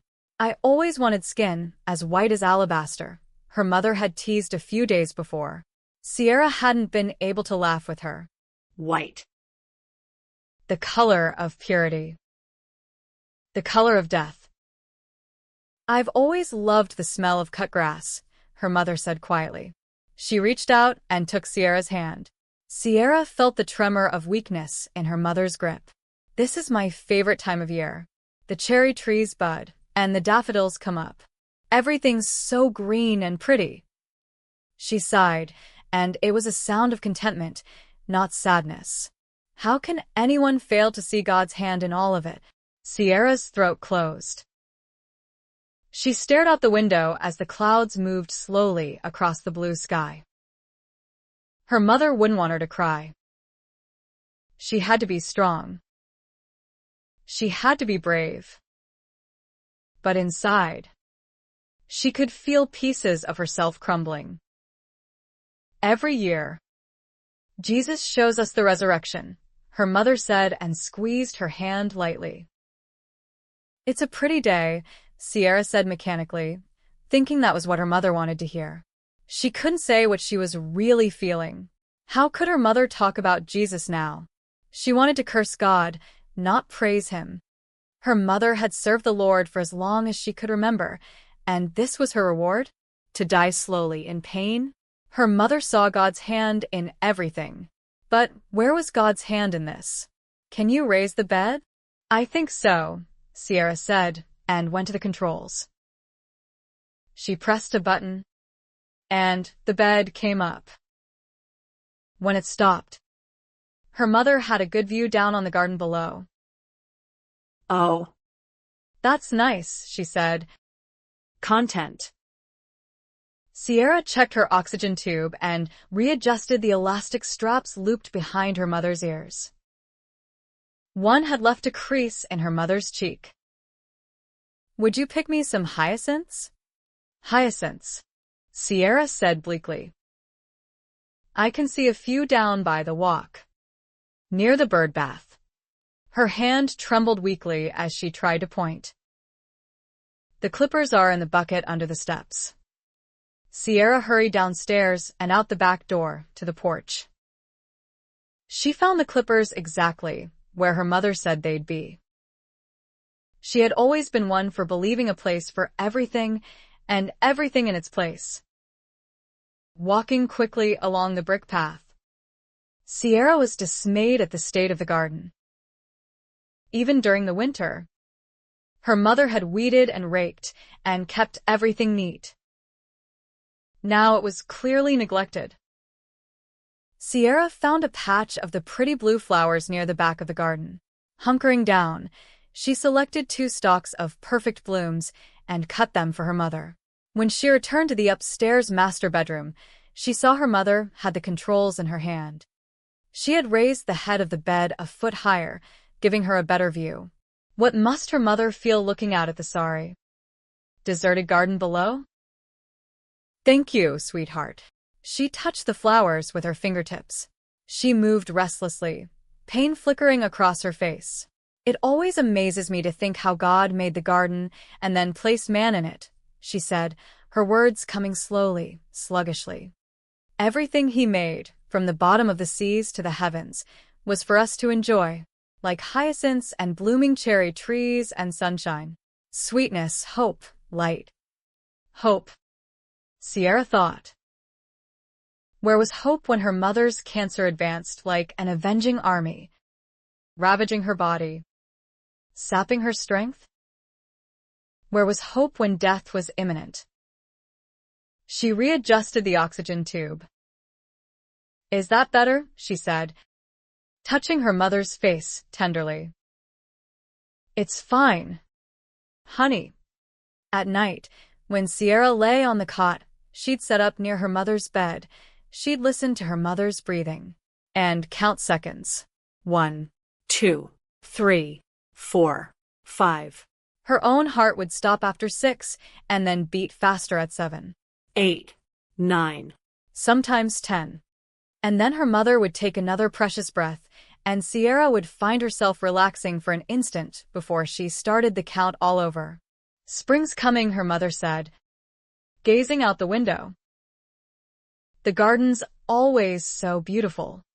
All Sierra could see were the weeds that had come up and the suckers sprouting at the base of several unpruned rose bushes.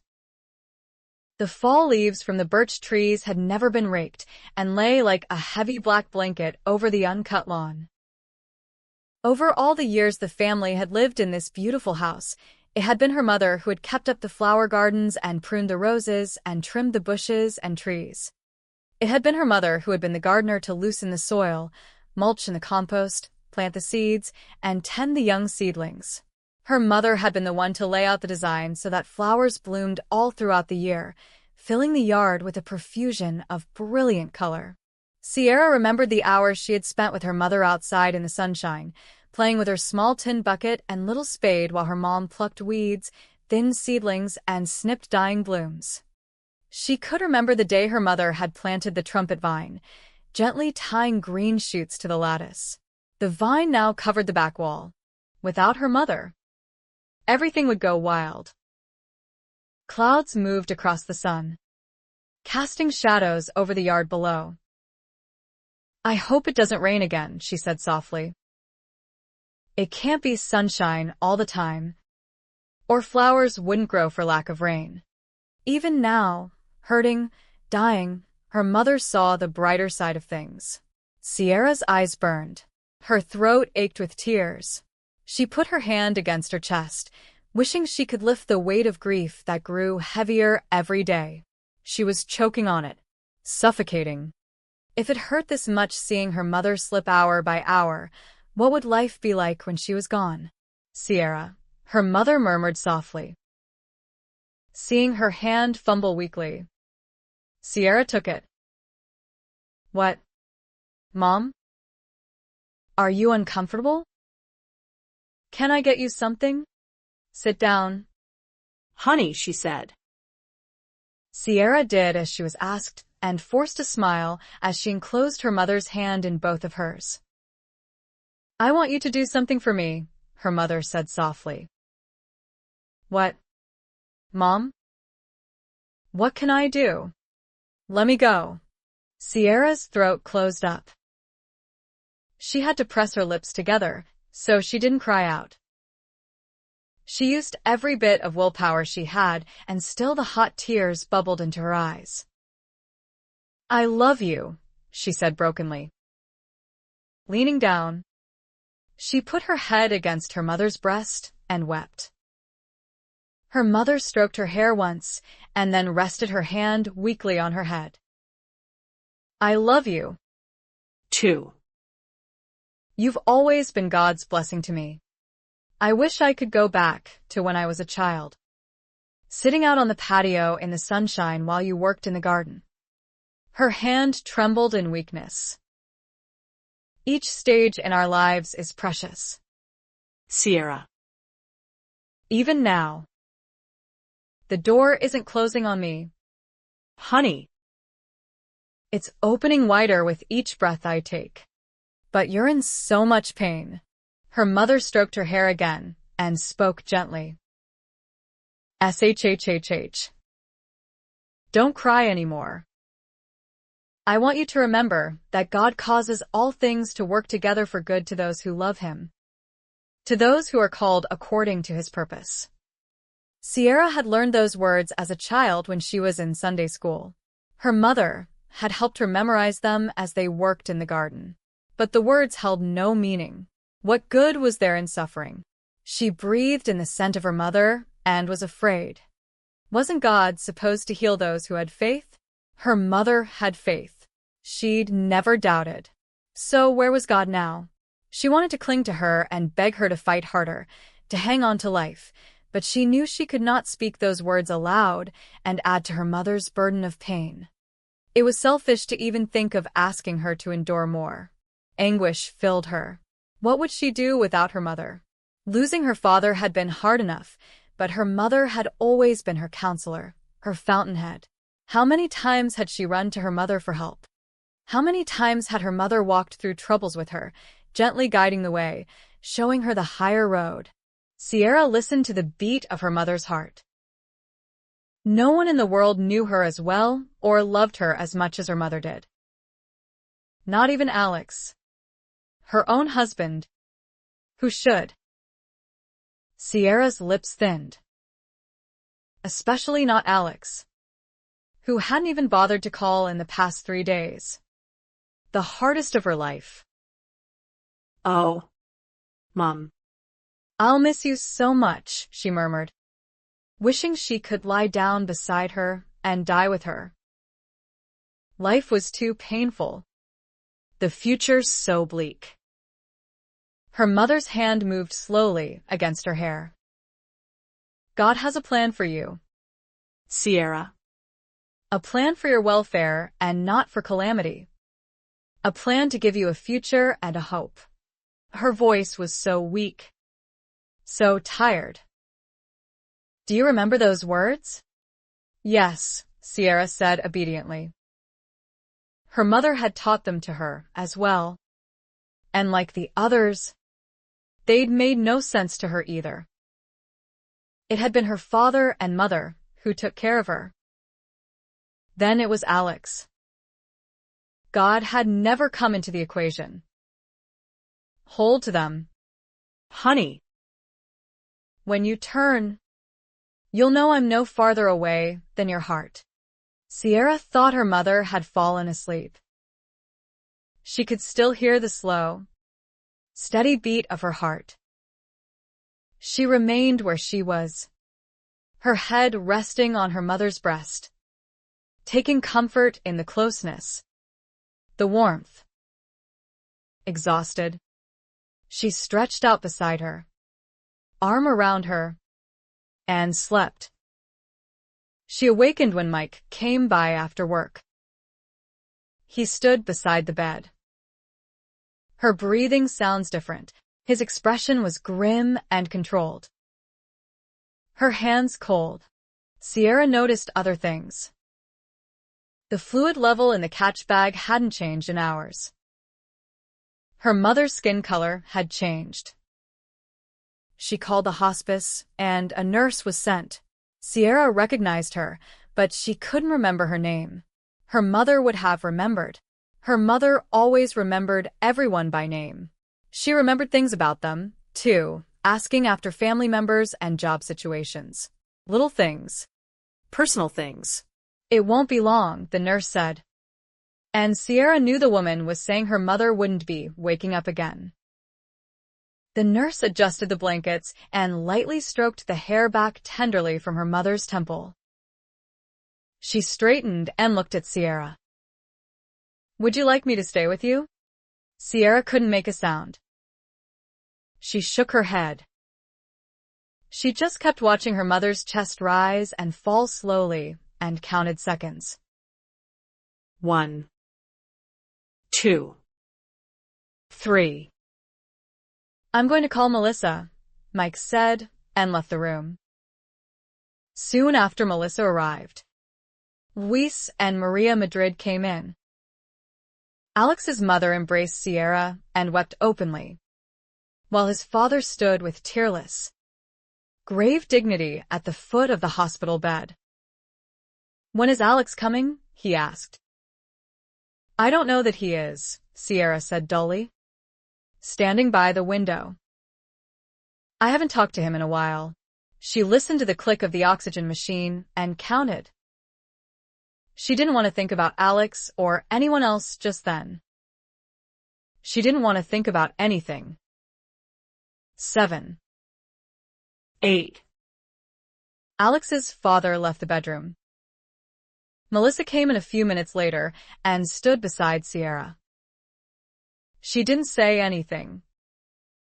She just took her hand and held it in silence. 18. 19.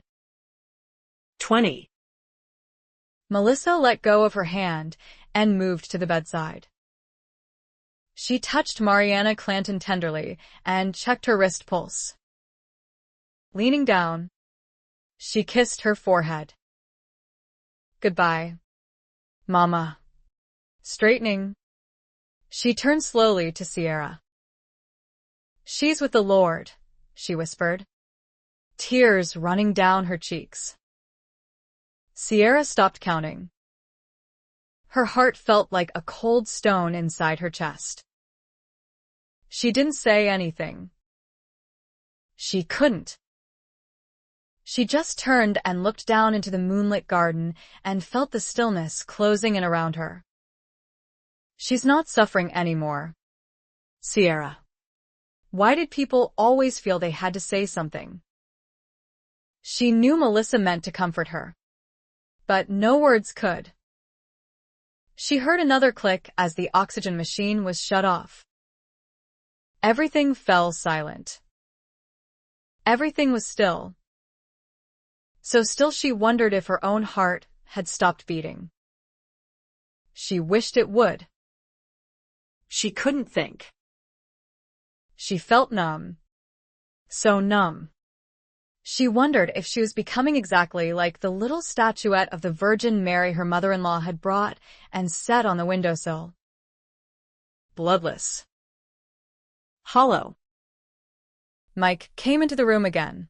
He didn't utter a word. At least her brother understood. He just stood at the foot of the hospital bed, looking down at their mother. She looked peaceful, her body completely relaxed. When he turned away, he touched Sierra's arm.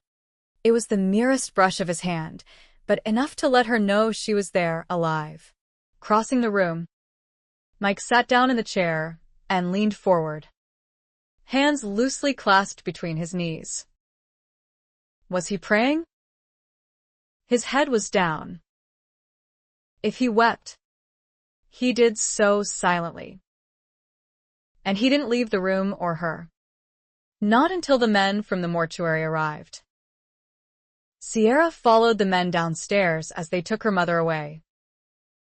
She stood in the front doorway watching until the doors of the hearse closed.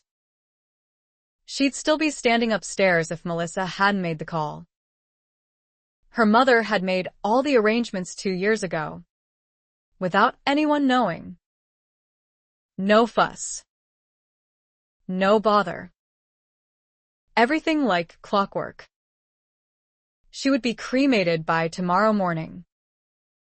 Nothing but ashes left. Sierra closed the front door and leaned her forehead against the cold wood. She was so tired. Her mind whirring like an engine in neutral. Going nowhere. The telephone rang. She heard Luis answer. After the first word, he spoke in hot, hushed Spanish. The words might as well have been spoken in Greek for all the sense they made to her. But she knew he was speaking to his son. He came into the parlor, where she was sitting. "It's Alex," he said, and held out the phone. "He's been trying to reach you." A lie. Kindly offered, but unconvincing. She took the phone and held it to her ear. "Sierra, I'm sorry about your mother." He was silent, waiting. She shut her eyes tightly. What did he want her to say? Did he think one call and a little sympathy absolved him of days of neglect? She'd needed him. "I tried to call you yesterday, but the phone was busy." She couldn't speak, not with the weight of grief bearing down on her. "Sierra?" One word and she'd shatter. Worse, she'd say things she'd regret. "I'll make reservations," he said at last. There was no inflection in his voice to give away his own feelings. "The children and I will fly up to San Francisco tomorrow. I'll rent a car. We should be in Healdsburg by evening." He sounded as though he was making business arrangements. Silence again. It stretched. "Are you all right?" His voice was almost gentle. It filled her with infinite sadness and memories. "Sierra?" Pressing the off button, she put the phone down on the side table. "James works hard as Papa ever did. He goes out at dawn and comes in for the midday meal. Then out again, he goes until dusk. I am left alone to care for Papa. Papa has changed much in the 4 years I have been gone. His hair has gone white, and he is so thin and weak he cannot get out of bed. I thought he was blind when first we came, but when Joshua came to stand in the doorway, I knew he was not. His face got all red and awful. He started shouting loud enough for Aunt Martha to hear him all the way back in Galena. He said, "Keep that devil child away from me, or I swear before God I will kill him." Joshua ran out of the house. If I had not heard him crying, I would never have found him inside the hollow burned-out tree. It was at the edge of the fields Matthew burned.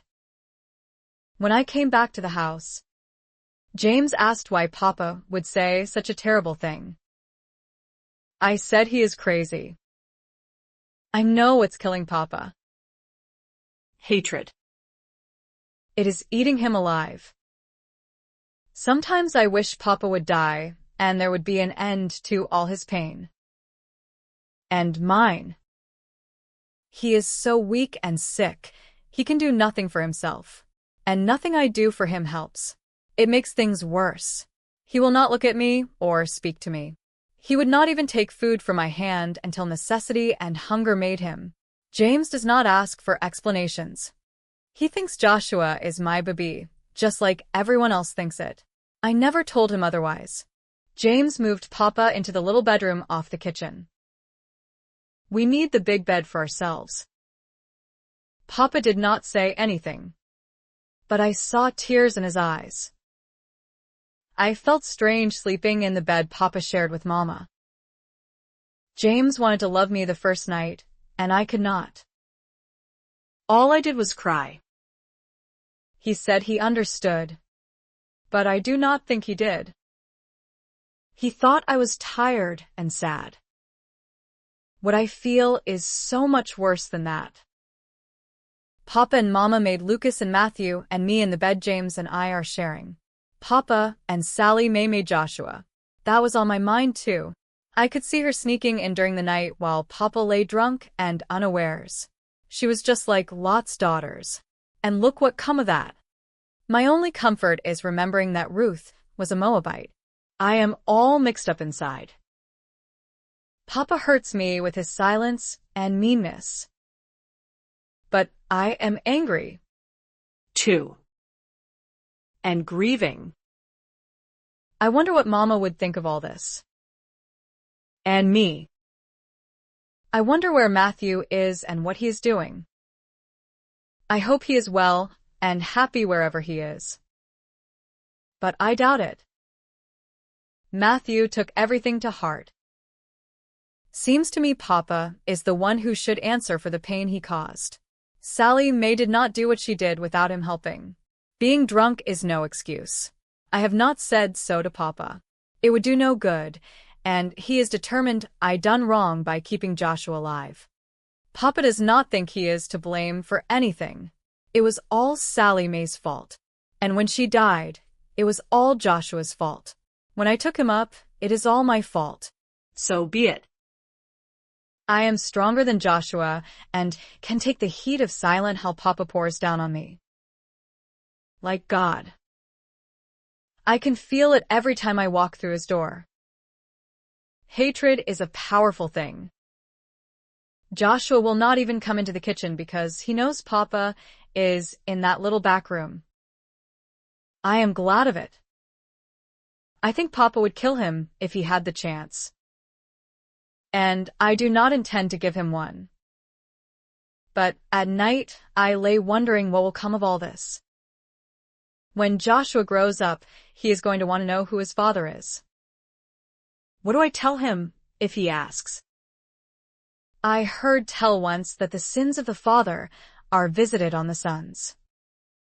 Does that mean Joshua must pay for what Papa did? Life is not fair. I put a marker on Sally Mae's grave. Papa is worse. His mind is going. Today when I went in to wash him and change the bedding again, he thought I was Mama. He said, "Where have you been, Katie love? I have missed you so much." I took his hand and said I have been with Jesus these long years. And Papa said real soft with tears in his eyes, "Put in a good word for me." I cannot stop crying. He was a good man once for all his drinking and wild ways. And he loved Mama more than life. Hearing him talk today made me remember what he was like when Mama was alive. And remembering made me miss her so much my body hurts with it.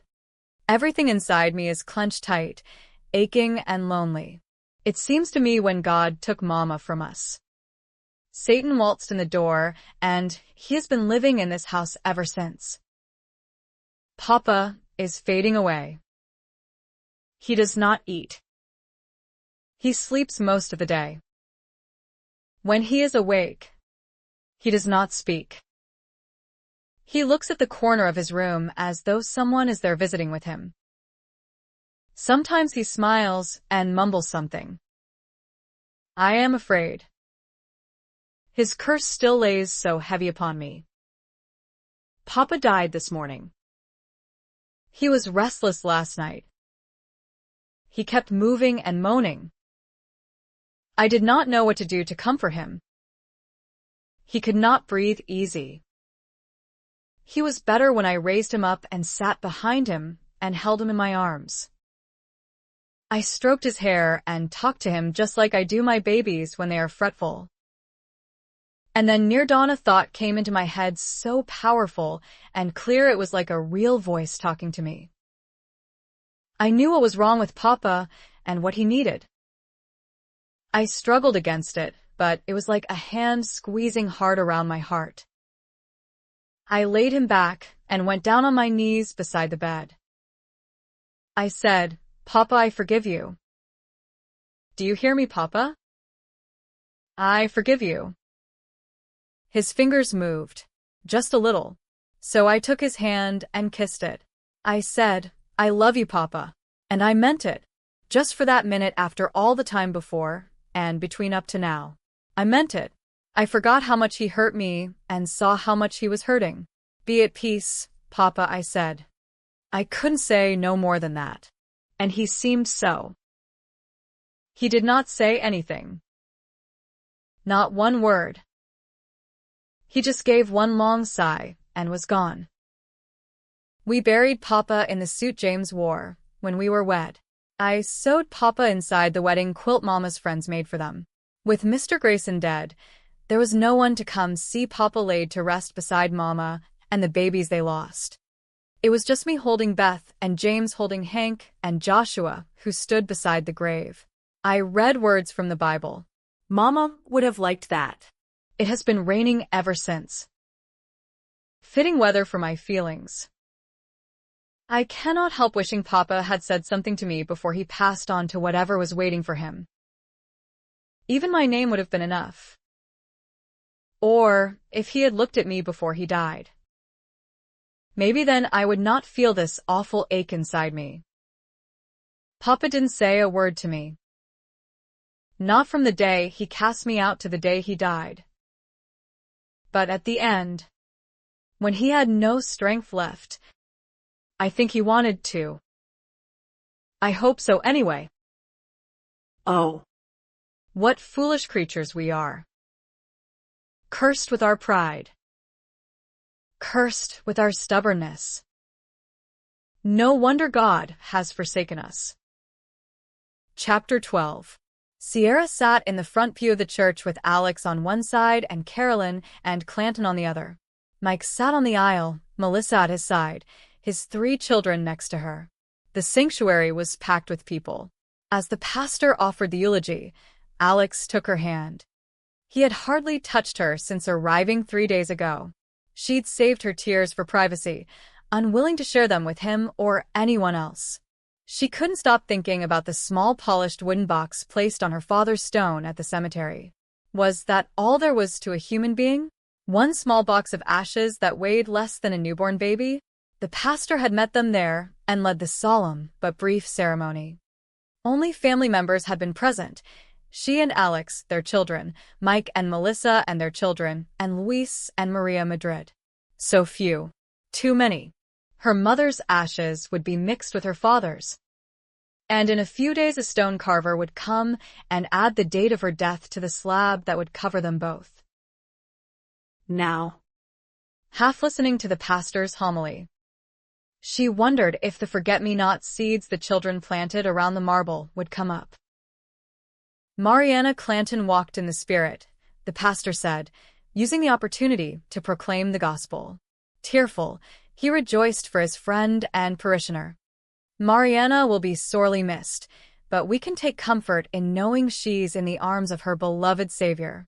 And those of us who share her belief have the comfort of knowing she isn't lost to us. We will see her again. One of the church ladies sang, "Take my life and let it be consecrated, Lord, to thee." Numb with grief, Sierra stared at her mother's picture on the linen-covered table at the front of the sanctuary. She would have chosen a different photo. On each side were vases filled with bright yellow daffodils. In fact, the sanctuary was full of flowers, not funeral wreaths, but spring arrangements bursting with color and a mood of celebration.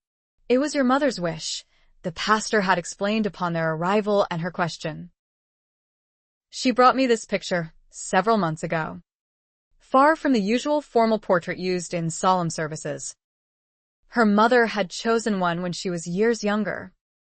Laughing, with a bucket of yard trimmings in one gloved hand and her clippers in the other.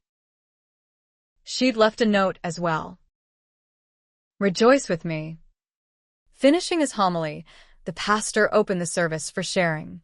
One by one, friends stood and talked about Mariana Clanton and what she had meant in their lives. Some of the stories were funny, making people laugh. Others brought a hush and quiet tears. When all who wished to had spoken, Melissa went forward and spoke briefly on behalf of the family. More hymns were sung by all. Her mother's favorites, Amazing Grace, Ave Maria, Standing on the Promises, and last, drawing tearful laughter, Father Abraham. Everybody was on their feet, waving their arms and turning around. Even Sierra pretended to join in the spirit of rejoicing. Rejoice in the Lord always, the pastor said in benediction. Again I will say, rejoice. Let your forbearing spirit be known to all men. The Lord is near. Sierra felt him looking down at her as his voice softened. Be anxious for nothing, beloved, but in everything by prayer and supplication with thanksgiving let your requests be made known to God. And the peace of God, which surpasses all comprehension, shall guard your hearts and your minds in Christ Jesus. A reception followed in the social hall. Steeling herself against her inner turmoil, Sierra smiled and thanked everyone who came through the receiving line. The kind words slipped like water off a duck's back. She couldn't afford to let them sink in. Not now. Not here in front of everyone. Later, when she was alone, she'd bathe in the pool of tears. Alex stood beside her. Close but not touching. He was like a handsome stranger in his dark suit, polite, distant, but not indifferent.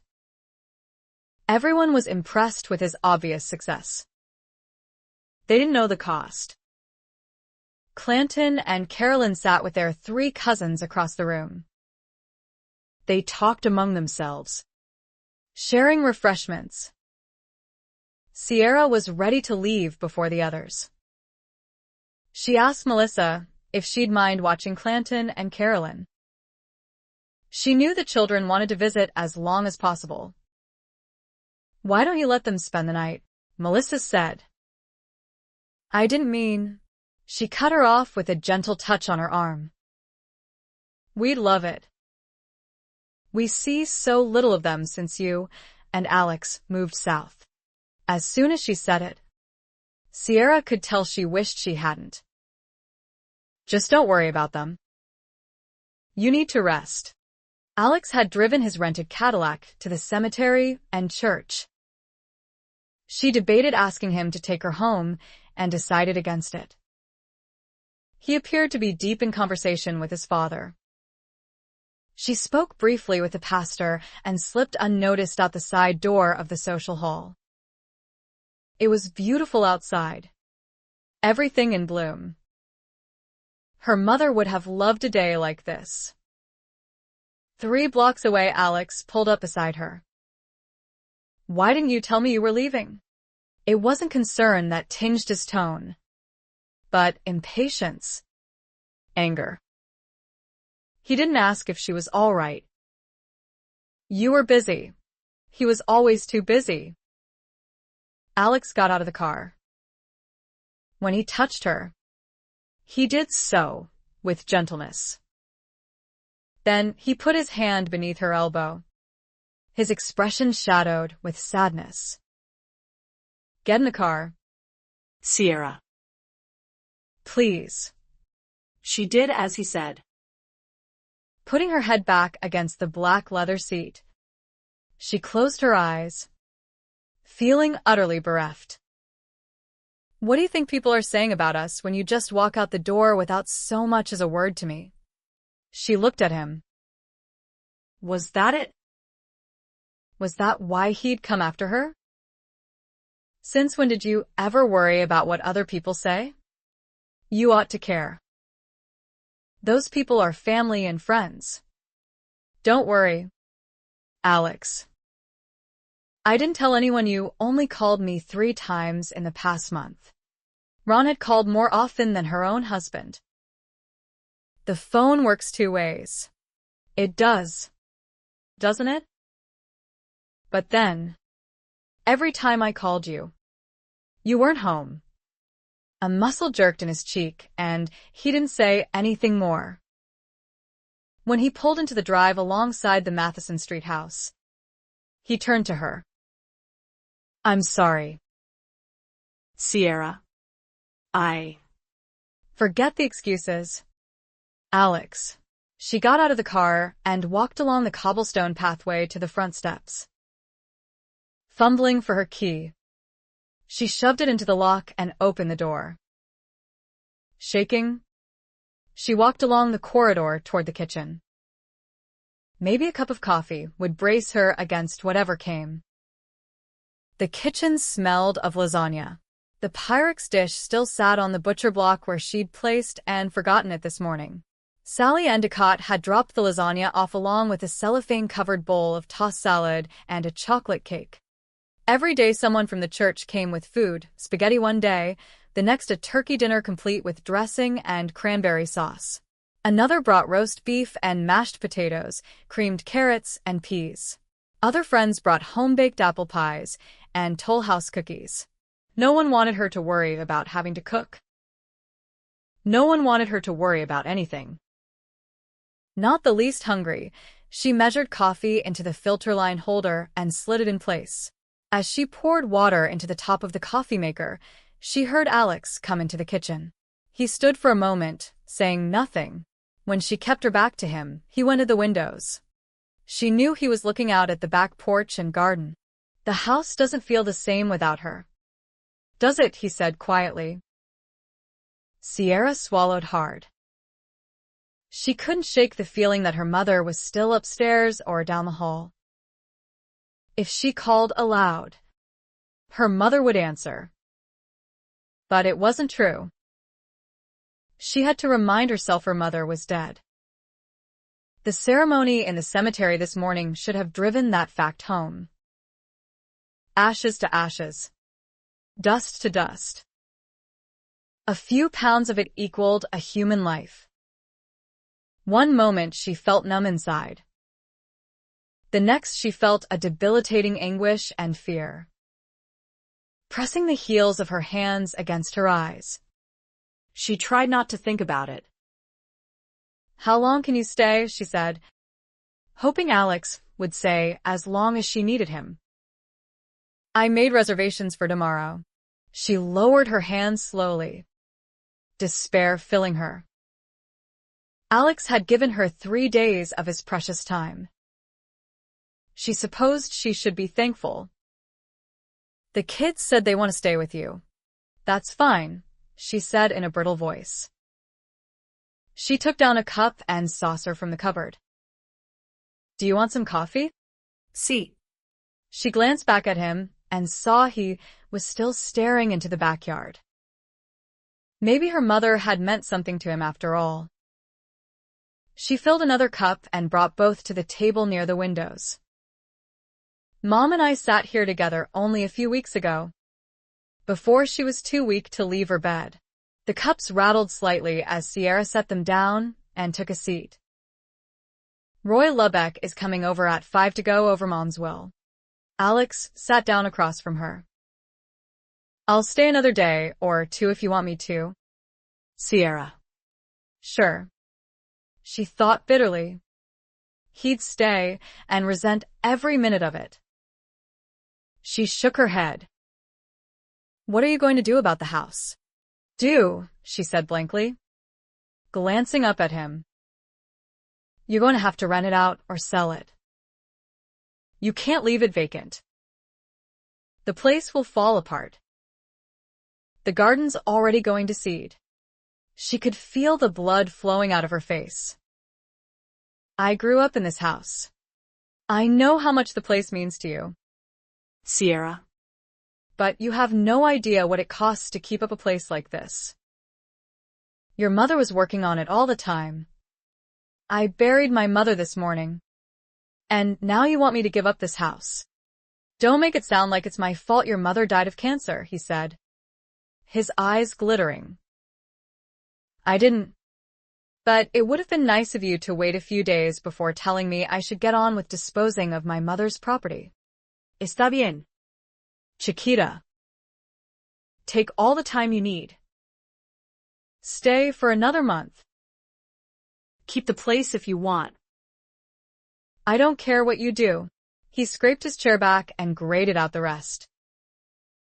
Just don't expect me to foot the bill for maintenance costs and taxes. He left her sitting at the table. A moment later, Sierra heard the roar of the Cadillac's engine.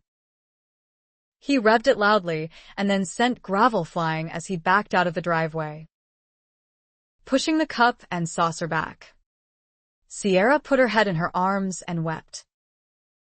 Mike pulled his van into the driveway an hour later. Carolyn and Clanton piled out with their 3 cousins. After a quick kiss hello, they went into the family room to watch a movie with their cousins. Melissa put her hand lightly on Sierra's shoulder and then took the lasagna out of the refrigerator and put it into the oven to warm up. Alex drove his mom and dad home, Mike said, pouring himself a mug of coffee.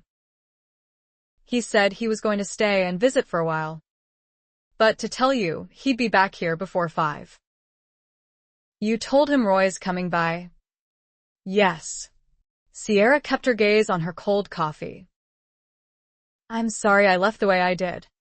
Don't worry about it. Everybody understood. Except Alex. Melissa came back and took the seat Alex had left vacant. You look tired. Sierra. Why don't you rest for a while? I'll wake you when dinner's ready. Sierra nodded and rose. She felt her brother looking at her and wondered if he'd guessed how bad things were between her and Alex. If he did, he was sensitive enough not to say anything. As she climbed the stairs and walked along the upper hallway, she glanced at the narrow passageway to the attic. She remembered finding her mother there on the day Alex had turned life upside down. It hadn't turned right side up since. She went up the steps and opened the door. Standing there, she looked in, amazed at the change. The attic was swept and dusted. New Nottingham lace curtains hung over the 4 small windows. The old sofa had a new forest green slipcover and 4 bright throw pillows, 2 of a deep golden yellow, 2 white with embroidered sunflowers and green ruffles. The coffee table had been refinished. On it were several old picture albums. The old brass lamp, now polished, stood between the sofa and her father's old worn leather recliner. The walls had been painted pale yellow, the open-beamed ceiling white. On the south wall hung a dozen paintings and pictures. Sierra took one down. Not recognizing the face, she turned it over and saw that her mother had written the pertinent historical information on a card and glued it to the newly papered back. She smiled. Her mother had always been a stickler for detail. The bookcase, where her father's old files had been stored, was now full of old books. The top 3 rows were designated for Mike, among them Robinson Crusoe, Treasure Island, the works of H.G. Wells, Earth Abides. The bottom 3 were for her. She pulled out a worn copy of Little Women and leafed through it. Tucking it back in the shelf, she ran her fingers over and of Avonlea, Daddy Longlegs, Captain from Castile, The Black Rose, and looked away. In the far east corner of the attic, standing in a beam of sunlight, was the ornate wood-framed oval mirror. The old braided rug had been cleaned, the trunk of dress-up clothing repainted white with toll-painted flowers and leaves. She opened it and saw everything had been washed, ironed, and neatly folded away.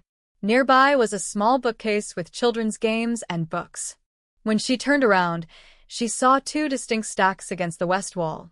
One for Mike, one for her. Her brother's red radio flyer wagon was neatly packed with other mementos, favorite books, an old worn teddy bear, a baseball bat and glove.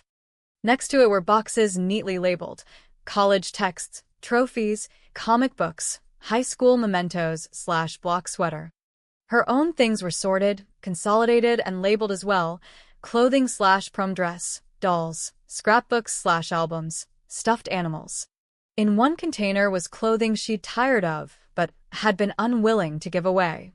Mary Katherine McMurray's trunk sat next to the new white boxes, a white envelope taped to the top.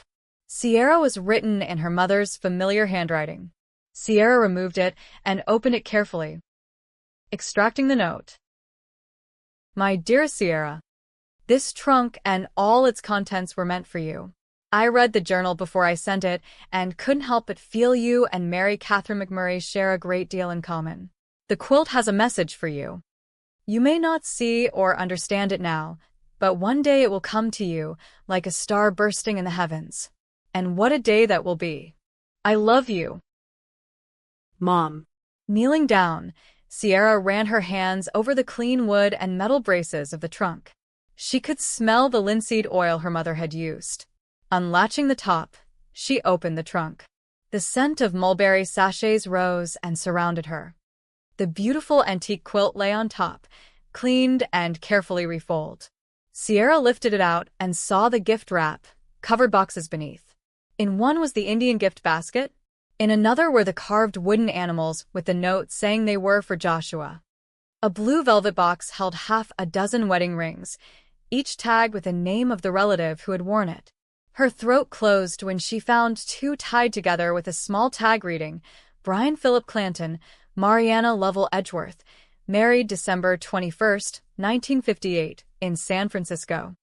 Sierra put everything back the way she had found it. She folded the note and put it on top of the quilt. Closing the lid, she ran her fingertips over the wood and metal brace surface. She walked to the small attic window and pushed it open. A bracing spring breeze fluttered the lace curtains. I'm no farther away than your heart. Grief tore at her, and Sierra went back to the sofa and sat down. She opened the top album. On the first page were 2 pictures of her father as a young man. One showed him with shoulder-length hair and dressed in worn Levi's and boots. Right next to it was another picture of him clean-shaven, hair shorn, and wearing a policeman's uniform. She smiled at the contrast. On the next page were pictures of her mother. In one, she appeared to be dancing in a meadow. Her arms were outstretched, her head back, her waist-length hair swirling. In another, she sat on a beach gazing pensively out at the surf. There were pictures of Mike, a bundled baby asleep on his father's shoulder, a baby playing in his crib, a toddler playing in the sandbox in the backyard. On the next page were pictures of her, wrapped in a blanket in her mother's arms, another of her sitting in a high chair with her face covered with spaghetti, yet another of her toddling along the cobblestone pathway in the backyard garden.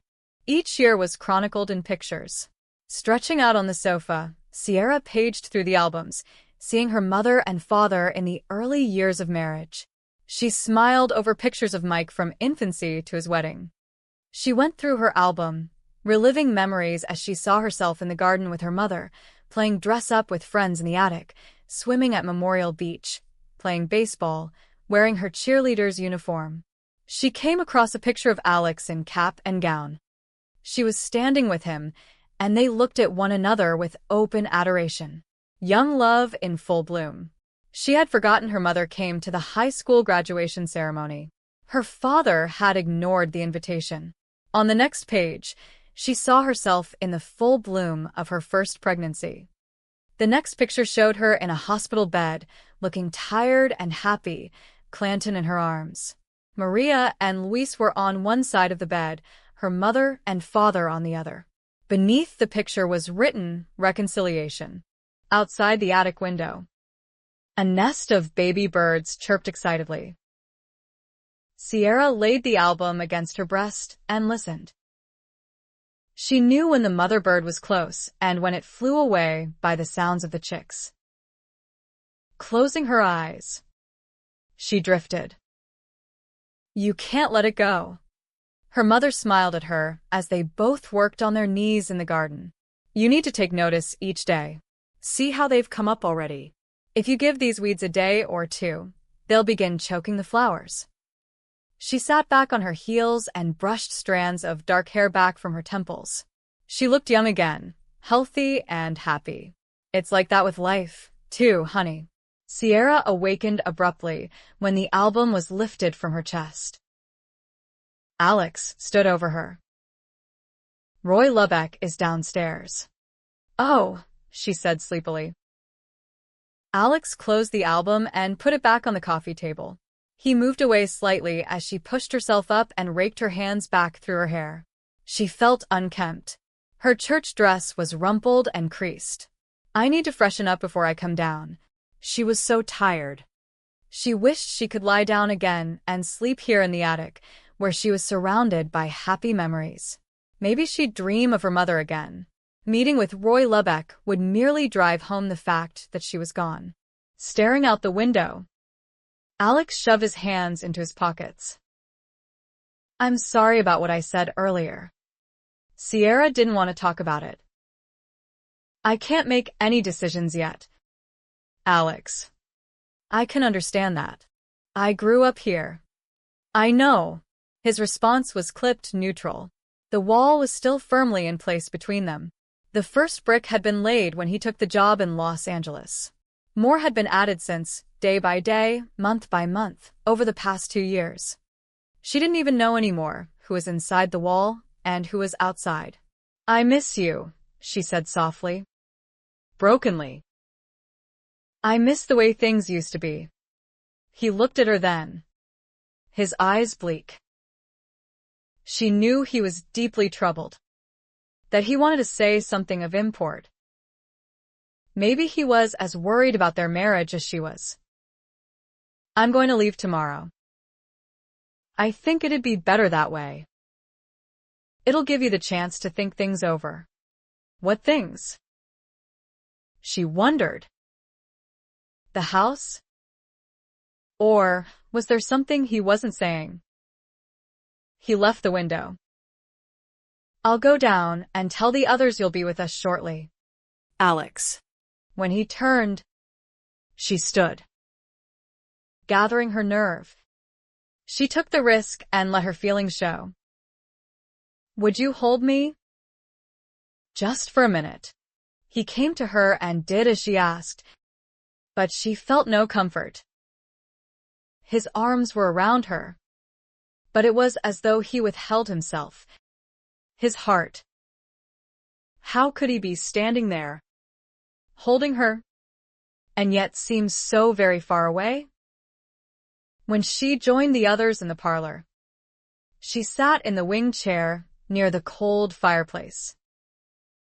Alex took his proper place beside her. He didn't so much as put a comforting hand on her shoulder. Mike and Melissa sat on the couch, holding hands. She tried to listen as Roy Lubbock talked.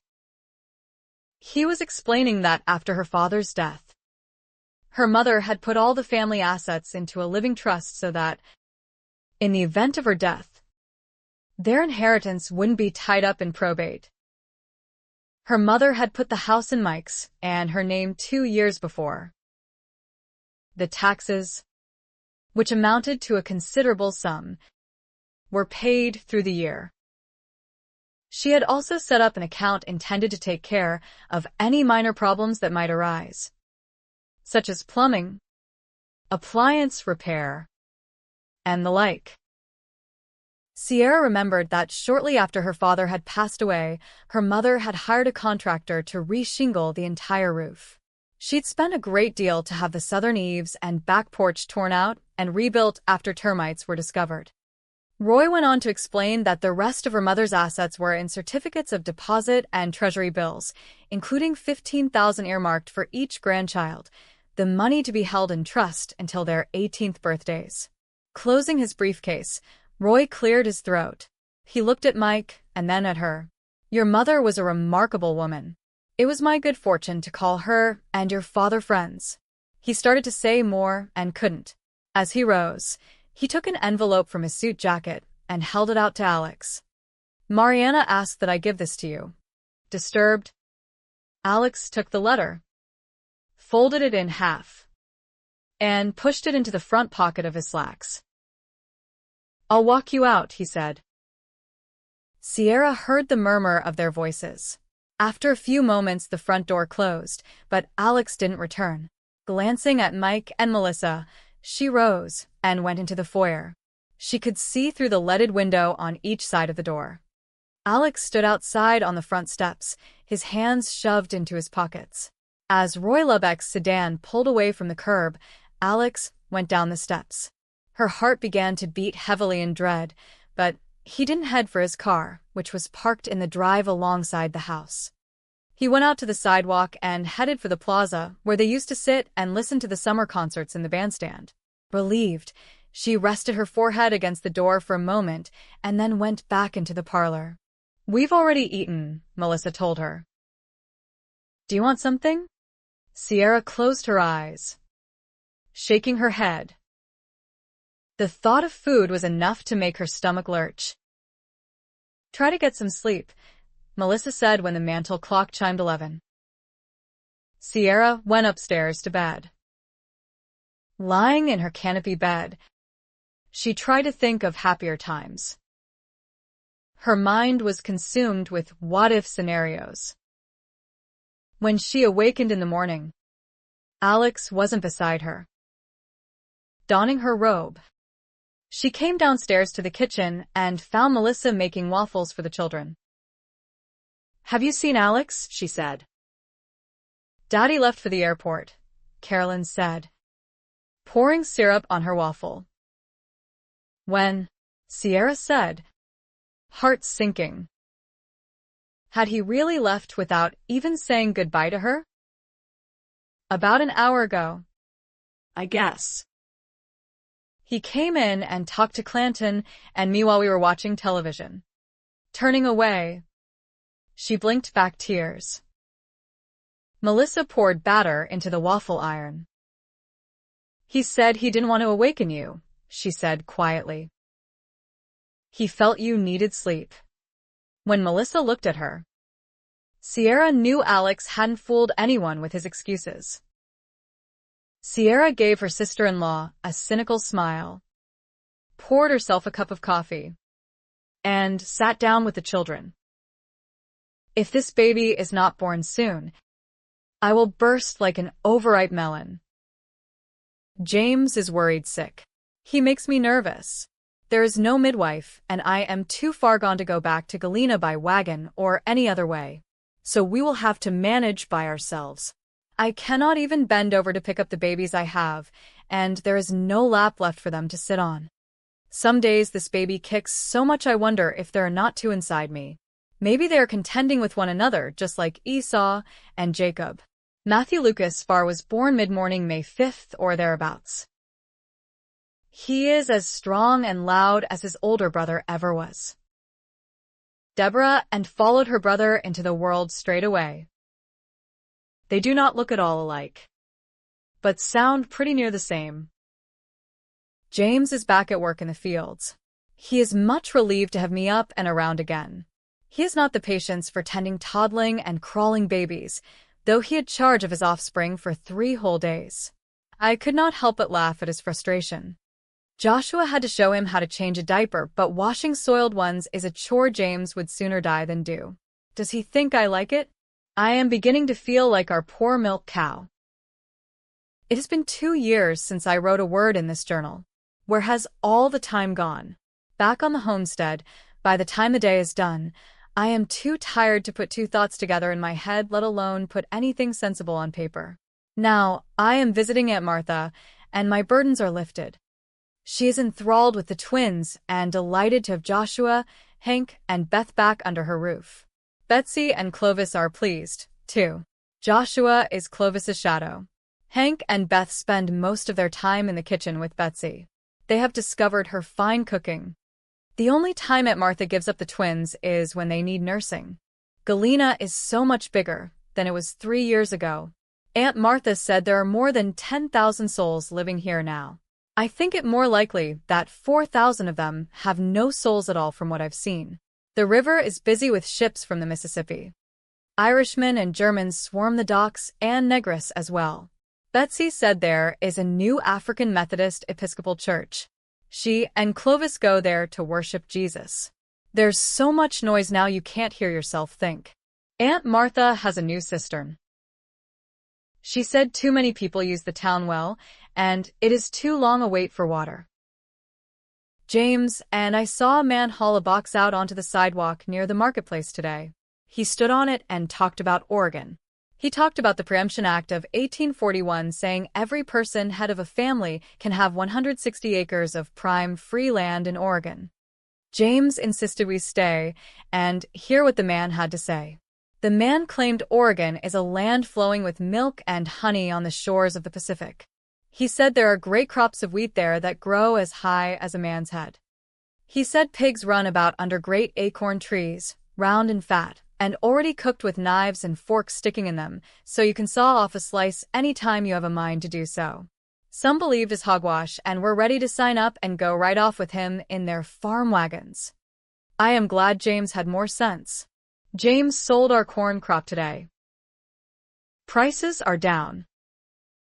He has worked hard the past few years paying off Papa's debts and making improvements on the homestead. If Papa could see the land now, he would be proud of James. We will go home soon. I will miss Aunt Martha and Betsy and Clovis. I will miss the good cooking, the feather bed, the piano, and the ladies from the quilting club. For all that, I can hardly wait to be home again. James has westering fever. He talks of nothing but Oregon. What is it about men that they always think the grass is greener on the other side of a mountain? The grass is green enough right here. I told James we have land all paid for, a sturdy house, a barn, 2 horses, a milk cow, some goats, and a flock of chickens. We have our health and our babies, and we are happy. He said, "You're happy?" Mary Katherine. The way I see it, we will be living hand to mouth all our lives as long as we stay in Illinois. In Oregon, there is a chance. A chance for what I wanted to know. To build something that will last, he said. And the winters are milder. I told him when something sounds too good to be true, it most likely is. But all he said to that was free land. Mary Katherine. Think of it. I said, free land 2,000 miles away. Free land we have not seen and know nothing about. We have land right here already. He said, poor land full of rocks and roots and heartache. Sometimes James sounds just like he did when he was talking about going off to New York and England and China. I am sick of hearing about Oregon. Part 3. The Surrender. Chapter 13. The house felt vacant when Sierra unlocked the side door from the garage. Carolyn and Clanton followed her in, lugging their suitcases through the kitchen and down the hallway to their bedrooms. Sierra set her own down in the living room and wandered through the house. Something didn't feel right. Sierra couldn't put her finger on it, but a strange foreboding filled her. At first, she wondered if the house had been burglarized, but nothing was missing. She opened the drapes in the living room and let the spring sunshine in, but that didn't help dispel the dark atmosphere. Picking up her suitcases, Sierra went down the hallway to the master bedroom. Her brows lifted slightly when she found the bed made. In 13 years of marriage, Alex had never made a bed. The rugs had been vacuumed. Clean towels hung in the bathroom. She put her hand on the doorknob to the walk-in closet and then hesitated, irrational fear gripping her. Taking a deep breath, she opened it and breathed in relief when she saw Alex's suits hanging to the right. The shelves at the back were neatly stacked with shirts. She went back into the bedroom, where she had put her suitcases. Hefting one onto the bed, she unlatched it and began unpacking. As she tucked her clothing back into the dresser and put her toiletries into the bathroom, she couldn't shake the doubts and fears that had been building since Alex had left Healdsburg. The children had raised them. Over the past 2 weeks, while she'd remained in Healdsburg to make some decisions with her brother, little things had come out in conversations with the children. During the time Sierra was in Healdsburg by herself, Dolores had spent the night babysitting 4 times, and Clanton and Carolyn had spent one weekend at Marcia Burton's. Daddy. Carolyn cried out in the other room, and Sierra heard Clanton chattering away as their father returned early from work. Sierra's pulse skyrocketed. She looked around the bedroom again and bit her lip. Had he hired a maid service? If so, why now when he never had before? Closing the empty suitcases, she lifted them off the bed and set them near the door. She would put them away in the garage later. Her stomach knotted with tension. Trying to calm down, she sat in the chair by the window. Resting her hands on the arms, she waited. It seemed an hour before Alex stood in the doorway. "I'm glad you made it back safely." His tone and expression were enigmatic. "Thanks." Her heart drummed harder. Not in the way it used to when she looked at him, but with something deeper. Something primeval. "Where are Carolyn and Clanton?" she said, keeping her tone neutral. "Carolyn's on the phone with Pamela, and Clanton's down the street playing soccer with some friends. He'll be in before dark." His eyes narrowed slightly. "What's the matter?" "You tell me, Alex," she said without inflection. When he said nothing, she drew in her breath slowly to keep herself from shaking. "I heard Dolores had to spend 4 nights with the children while I was gone." His expression flickered slightly. "And they spent a weekend with Marcia." A pink hue seeped up from his collar and filled his face. Sierra closed her eyes. She heard Alex come into the bedroom and close the door quietly behind him. When he spoke, his voice was low and heavy. "I didn't want to talk about this. Not the first day you got home." He sat down on the bed. "Things aren't working between us anymore." She opened her eyes and looked at him. His eyes grazed hers and shifted away. "You don't understand what's important to me," he said. "What is important?" "Alex." He looked at her then. Coolly. "My work. You've resented what I do from the beginning. Can you tell me truthfully it's work that kept you away for 6 nights while I was gone?" The small lines around his mouth deepened. "We've got nothing in common anymore. Our marriage started disintegrating a long time ago. We have 2 children in common," she said quietly. "We're married to one another." "We have that in common. Then let me put it to you straight. I'm not in love with you anymore." Sierra hadn't realized how much it would hurt to have Alex say those words straight out. She remembered listening to Meredith talk about her ex-husbands. They always say you never understood them, that you don't have anything in common anymore. But it usually boils down to one thing: another woman. Her heart sank into the pit of her stomach. I'm sorry. Sierra. Who is she? Alex. He looked away from her and sighed. Standing. He moved restlessly, finally stopping near her dresser. What difference does it make? I'd like to hear the news from you before I hear it from someone else. Alex pushed his hands in his pockets, reminding her of the night Roy Lubeck had given him a letter from her mother. Had he ever bothered to read it?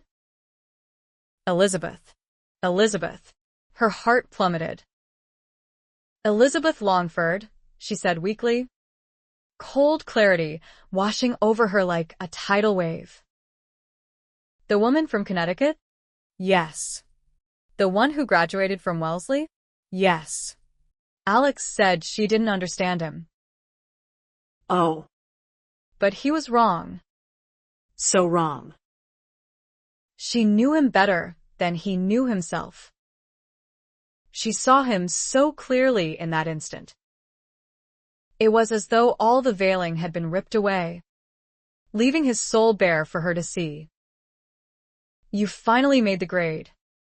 Didn't you? She said softly, hurt beyond anything she could ever have thought possible. Alex turned slowly and looked at her. Sierra watched her husband's face change. Shock. Pain. Rage. She knew her words had struck true, right to the very heart of the matter. He knew exactly what she meant. The poor farm laborer's son who had never felt good enough had finally bagged himself a worthy trophy. Beautiful, well-educated, accomplished Elizabeth Longford, daughter of the American Revolution. Maybe he didn't fully realize she had always understood his insecurities and loved him despite them. Certainly, she had never expected to throw them in his face. But then, she had never expected him to betray her with another woman. Bruja, he said through his teeth. And what are you? Alex? A cheat and a liar. Had Alex been another kind of man, he would have struck her. She saw how much he wanted to. She almost wished he would. Maybe then she wouldn't feel this sick anguish. She'd be glad to see him leave. She wouldn't care. It wouldn't feel like he was ripping her heart out. Looking into his eyes, she saw no hint of tenderness or regret. She saw a man determined to be free, eager to be gone. This farce of a marriage is over, he said, enraged. Pain gripped Sierra until she could hardly breathe. She knew Alejandro Luis Madrid so well. If she apologized, it would make no difference. She had done the unthinkable by putting light on his secret pain. If she begged, it wouldn't change anything. He would never forgive her. His very blood would cry out against it. It's not over for me, Alex. It never will be. Crossing the room, he opened the door. That's your problem, he said and walked out. Lucas came back today. If I could wish a man dead, it would be him. He was a bad seed as far back as I can remember, and he has grown up tangled and full of treachery. He rode right up to the house on a good animal and dressed in fine clothes, claiming the homestead belongs to him. I told him he was a thief and a liar. He laughed and said it don't matter. What is important is he is Papa's firstborn, and I am disinherited. He has a letter from Hiram Reinholtz to prove it.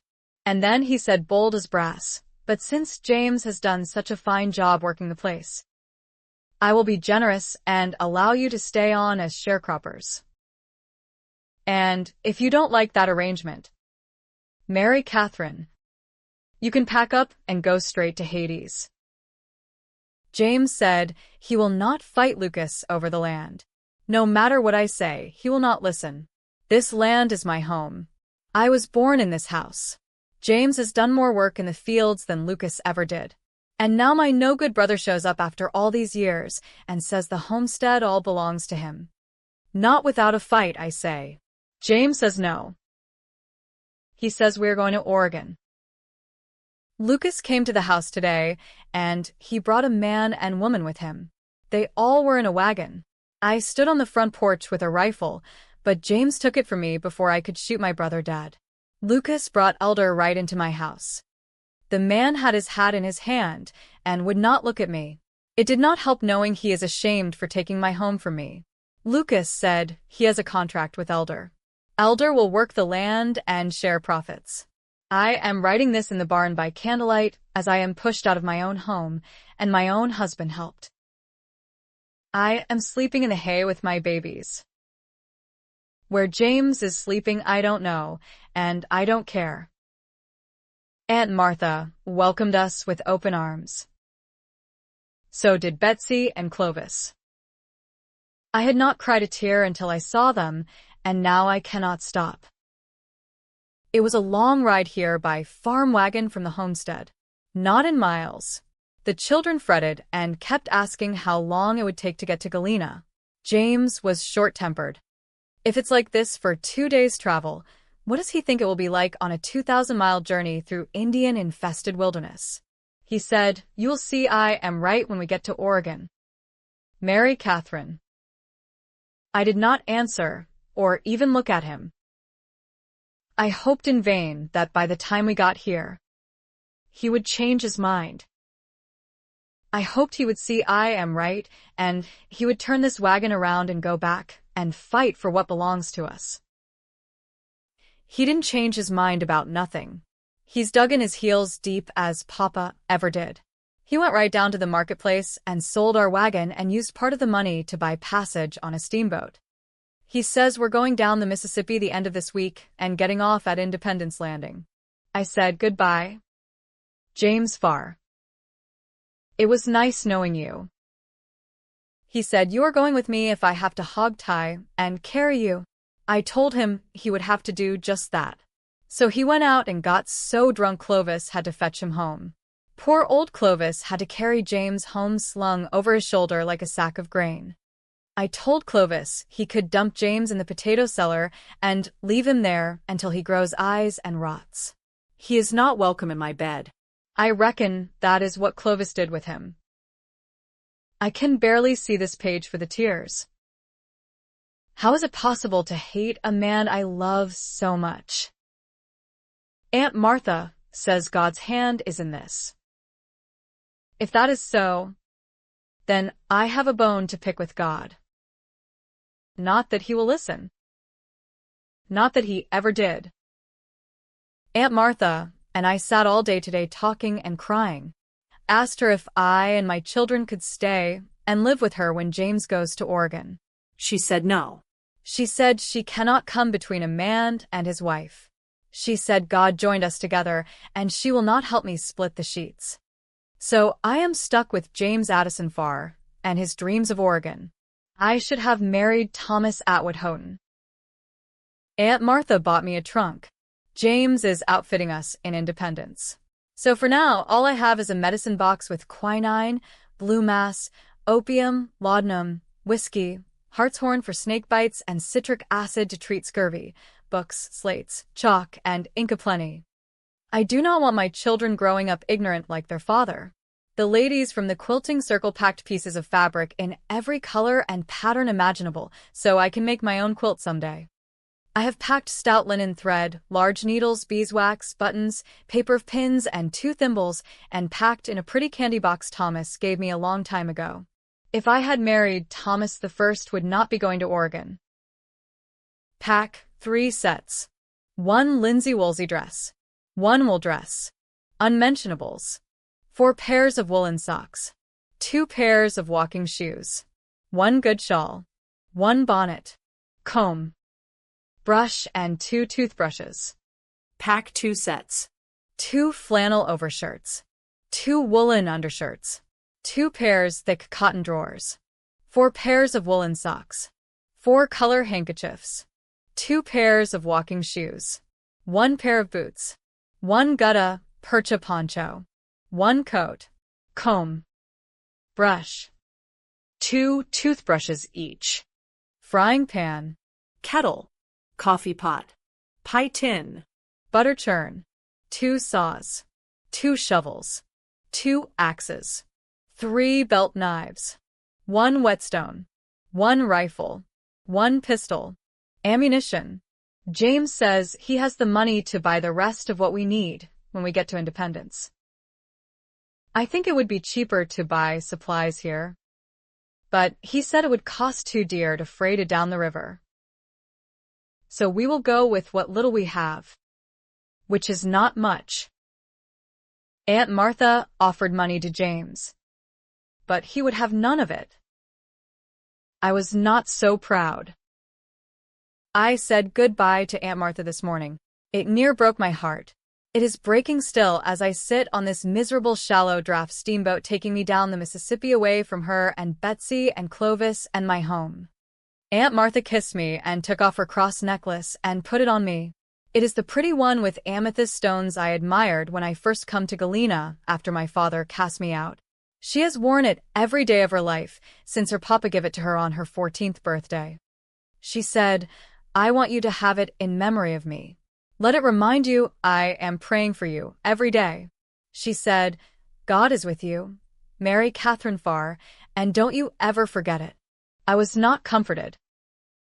I will never see them again. She says I will, but she means heaven, and I am not going there.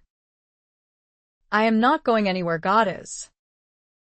I got God and James Addison Farr to blame for all this heartache. Joshua asked me today why I will not speak to Papa. I said it was nothing for him to worry his mind over, but he is worried all the same. I said I was busy making sure Beth and Hank and the twins do not fall overboard into the river. But he said that is not so because Papa has Matthew and Hank with him, and Deborah was asleep, and Beth is too scared of water to get close to the edge of the boat. He said, "You will see Papa is right when we get to Oregon." I told him if I heard those words again, his Papa will find himself in the muddy Mississippi. And he can't swim. We got off the boat at Independence Landing 2 days ago. It has been cloudy and cold. James found a holding place for our possessions until we have a wagon to store them. It is a good thing it is not raining because we are camped without so much as a tent over our heads.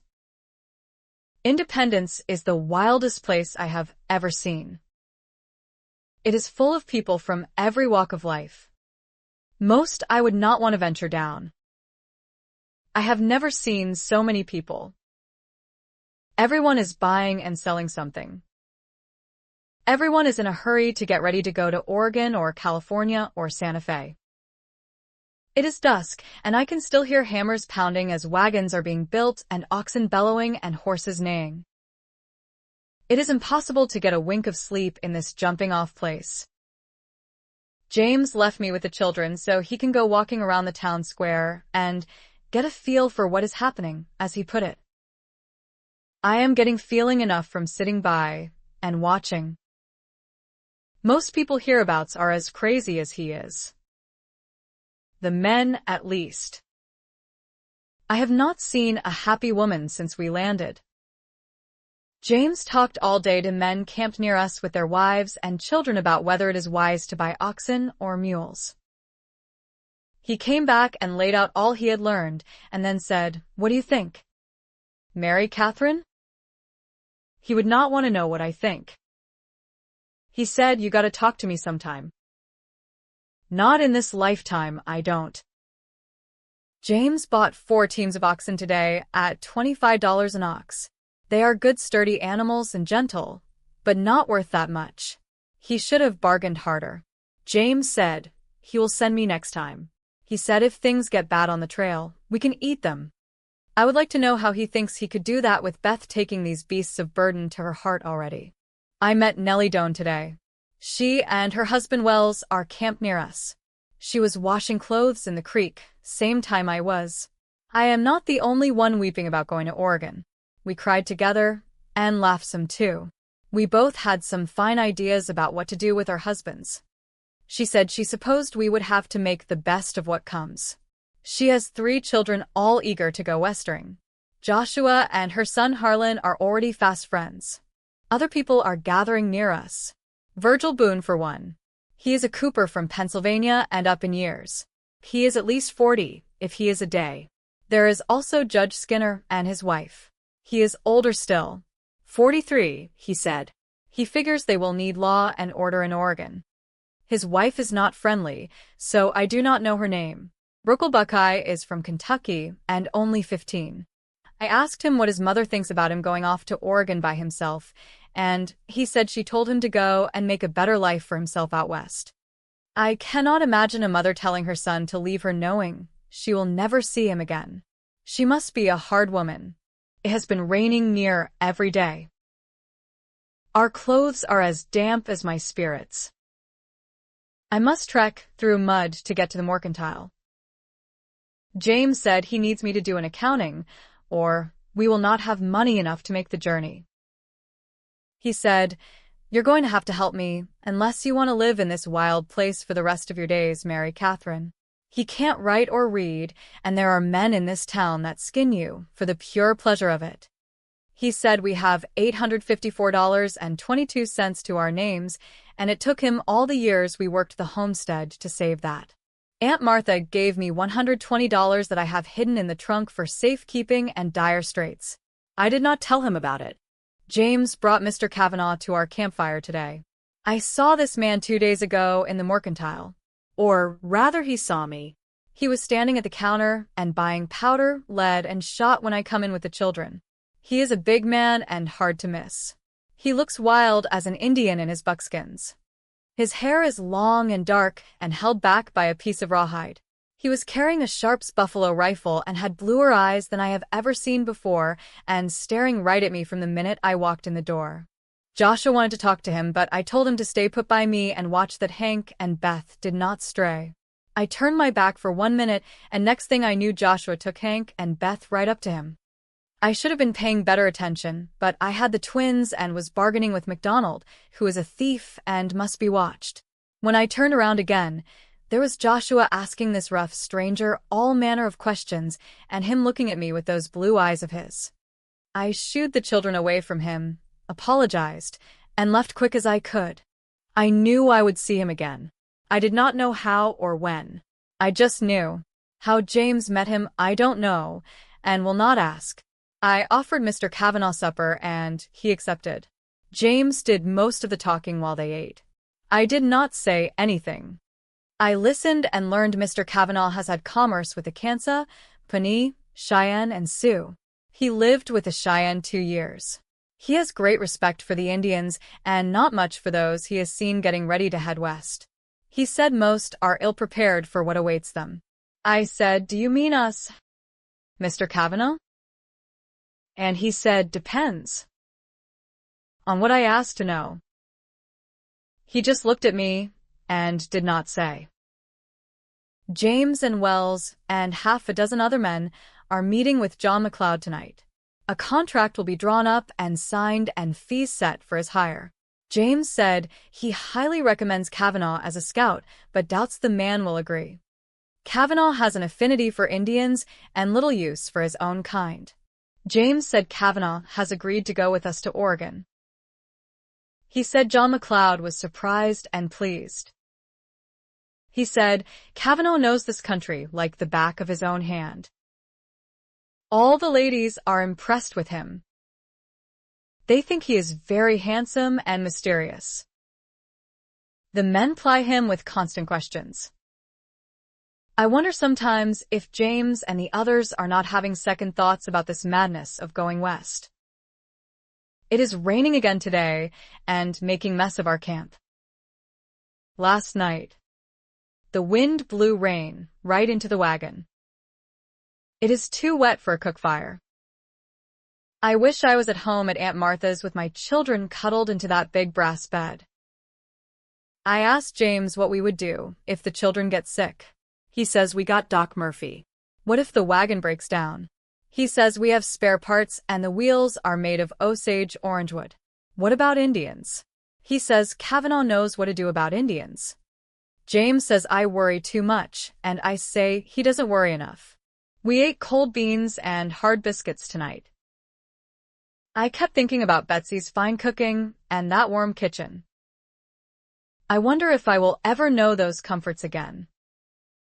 By the time we get to Oregon, It will most likely be too late to plant crops. We will all starve by springtime. I wonder if any of us will be alive in a year. Expenditures. Concord spring wagon of white oak, $85. Cotton duck covers, 100.00.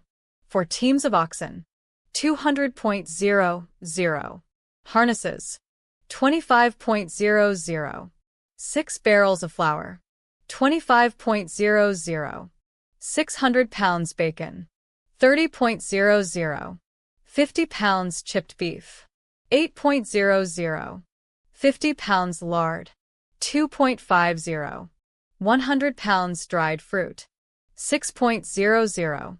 50 pounds salt and pepper, 3.00. 100 pounds coffee, 9.00. 200 pounds beans, 8.00. 75 pounds rice, 3.75. 10 pounds of saleratus, 1.00. 5 pounds mustard, 1.00. 150 pounds sugar, 7.00. Powder. Lead. Shot. 20.00. 30 pounds tenting, 5.00. Matches, 1.00. 50 pounds candles, 3.30. 3 pounds Castile soap, 2.00. 100 feet heavy rope, 4.00. 45 pounds bedding, 22.50. Total, $572.05. Savings, 854.22. Minus 572.05. 282.17. Share for Captain/Scout. McLeod and Kavanaugh. Minus 44.00. Savings, 282.17. Minus 44.00. 238.17. Members. John McLeod Wagon Company to Oregon Territory. Scout, Mr. Kavanaugh. James and Mary Katherine Farr, Illinois/farmer. Children, Joshua, Henry, Beth, Matt, and Deborah. Virgil Boone, Pennsylvania/Cooper. Judge Skinner and wife Mary, Carolina/lawyer. Reese Murphy, New York/doctor. Sister, Susan. Cal Chaffee, Maine/farmer. Mary and Marcus Sweeney, Ohio/blacksmith. Mitty Catlow, Illinois/farmer. Son Calhoun. Franklin and Paralee Sinnott, Missouri/merchant. Children, Frank and Patricia. Werner Hoffman, New York/farmer. Son, Herbert. Kaiser Vandervert, Massachusetts/tailor. Ernest and Winifred Holtz, New York/wheelwright. Children, Ernst, Louisa, Alicia, Gottlieb, Melzina and Arbazina Pratt, Alabama/seamstresses. Niagara servant, Homer. Wells and Nellie Doan, Missouri/baker. Children, Robert, Harlan, Leroy, Lot Wimcombe, Massachusetts/clerk. Paul Colvine, Delaware/teacher. Binger Siddons, Indiana/farmer. Orrin and Afie Mackenzie, Virginia/farmer. Dunham and Celia Banks, Connecticut/shoemaker. Children, baby Hortense. A. G. Wright, Tennessee/harnessmaker. Wyatt Collins, Vermont/farmer. Cage Baker, Kentucky/farmer. Rookle Buckeye, Ohio/hunter. Artemisia and Athena Hendershot, Georgia/drayage. Brother, Apollo. Stern Jansen, Sweden/sailor. Matthew Odell, Illinois/gunsmith. Les Moore, South Carolina/gambler. Payment rendered in advance to John McLeod, $800.00. Payment rendered in advance to Bogan Kavanaugh, $300.00. The sun has finally come out. We were busy all day repacking to John McLeod's instructions. Our flour is now stored in canvas sacks instead of barrels, 100 pounds per sack. Our bacon supply is repacked in boxes, 100 pounds each. We surrounded the bacon with bran. JM says this will prevent the fat from melting and keep the bacon from spoiling. I am too tired to write more. It is raining again. We have moved to higher ground. Everyone is wet and cold and agitated. JM says we will not move out until the grass is 4 inches high. Right now, our stock is feeding on what grass there is, which is not much. No one is happy. Not even James, who had this fool idea of going to Oregon. I long for home. I cannot think about Aunt Martha, Betsy, and Clovis without crying. James bought a milk cow for $20. Beth will have charge of it. Joshua will help herd the stock the company has bought from the common fund. We have been on the trail 3 days. We left Courthouse Square at sunup May 12th. There are 28 wagons in our company and 58 souls counted among them. We crossed the Missouri border and left the United States of America. The only law and order we got now is what we have agreed to among ourselves. We have traveled over muddy roads past a great big blue mound and then crossed Bull Creek. Heading due west, we saw a sign saying the road to Oregon. We had a hard crossing at the Vermilion. J. Right, lost a will coming down the steep bank. Crossing creeks is always trouble. Near the mission, the Shawnee Indians helped me while James helped G. The children and I had a smooth crossing, though my heart was in my throat the whole way. Franklin Sinnott has 2 wagons, one for family and supplies and another loaded with goods he intends to sell in Oregon. He is driving it himself and leaving his wife Paralee to drive the other. She is scared of driving, and with good reason. She is not much good at it and very fragile. When we were at the Wakarusa, she pulled out of line and waited. Franklin yelled,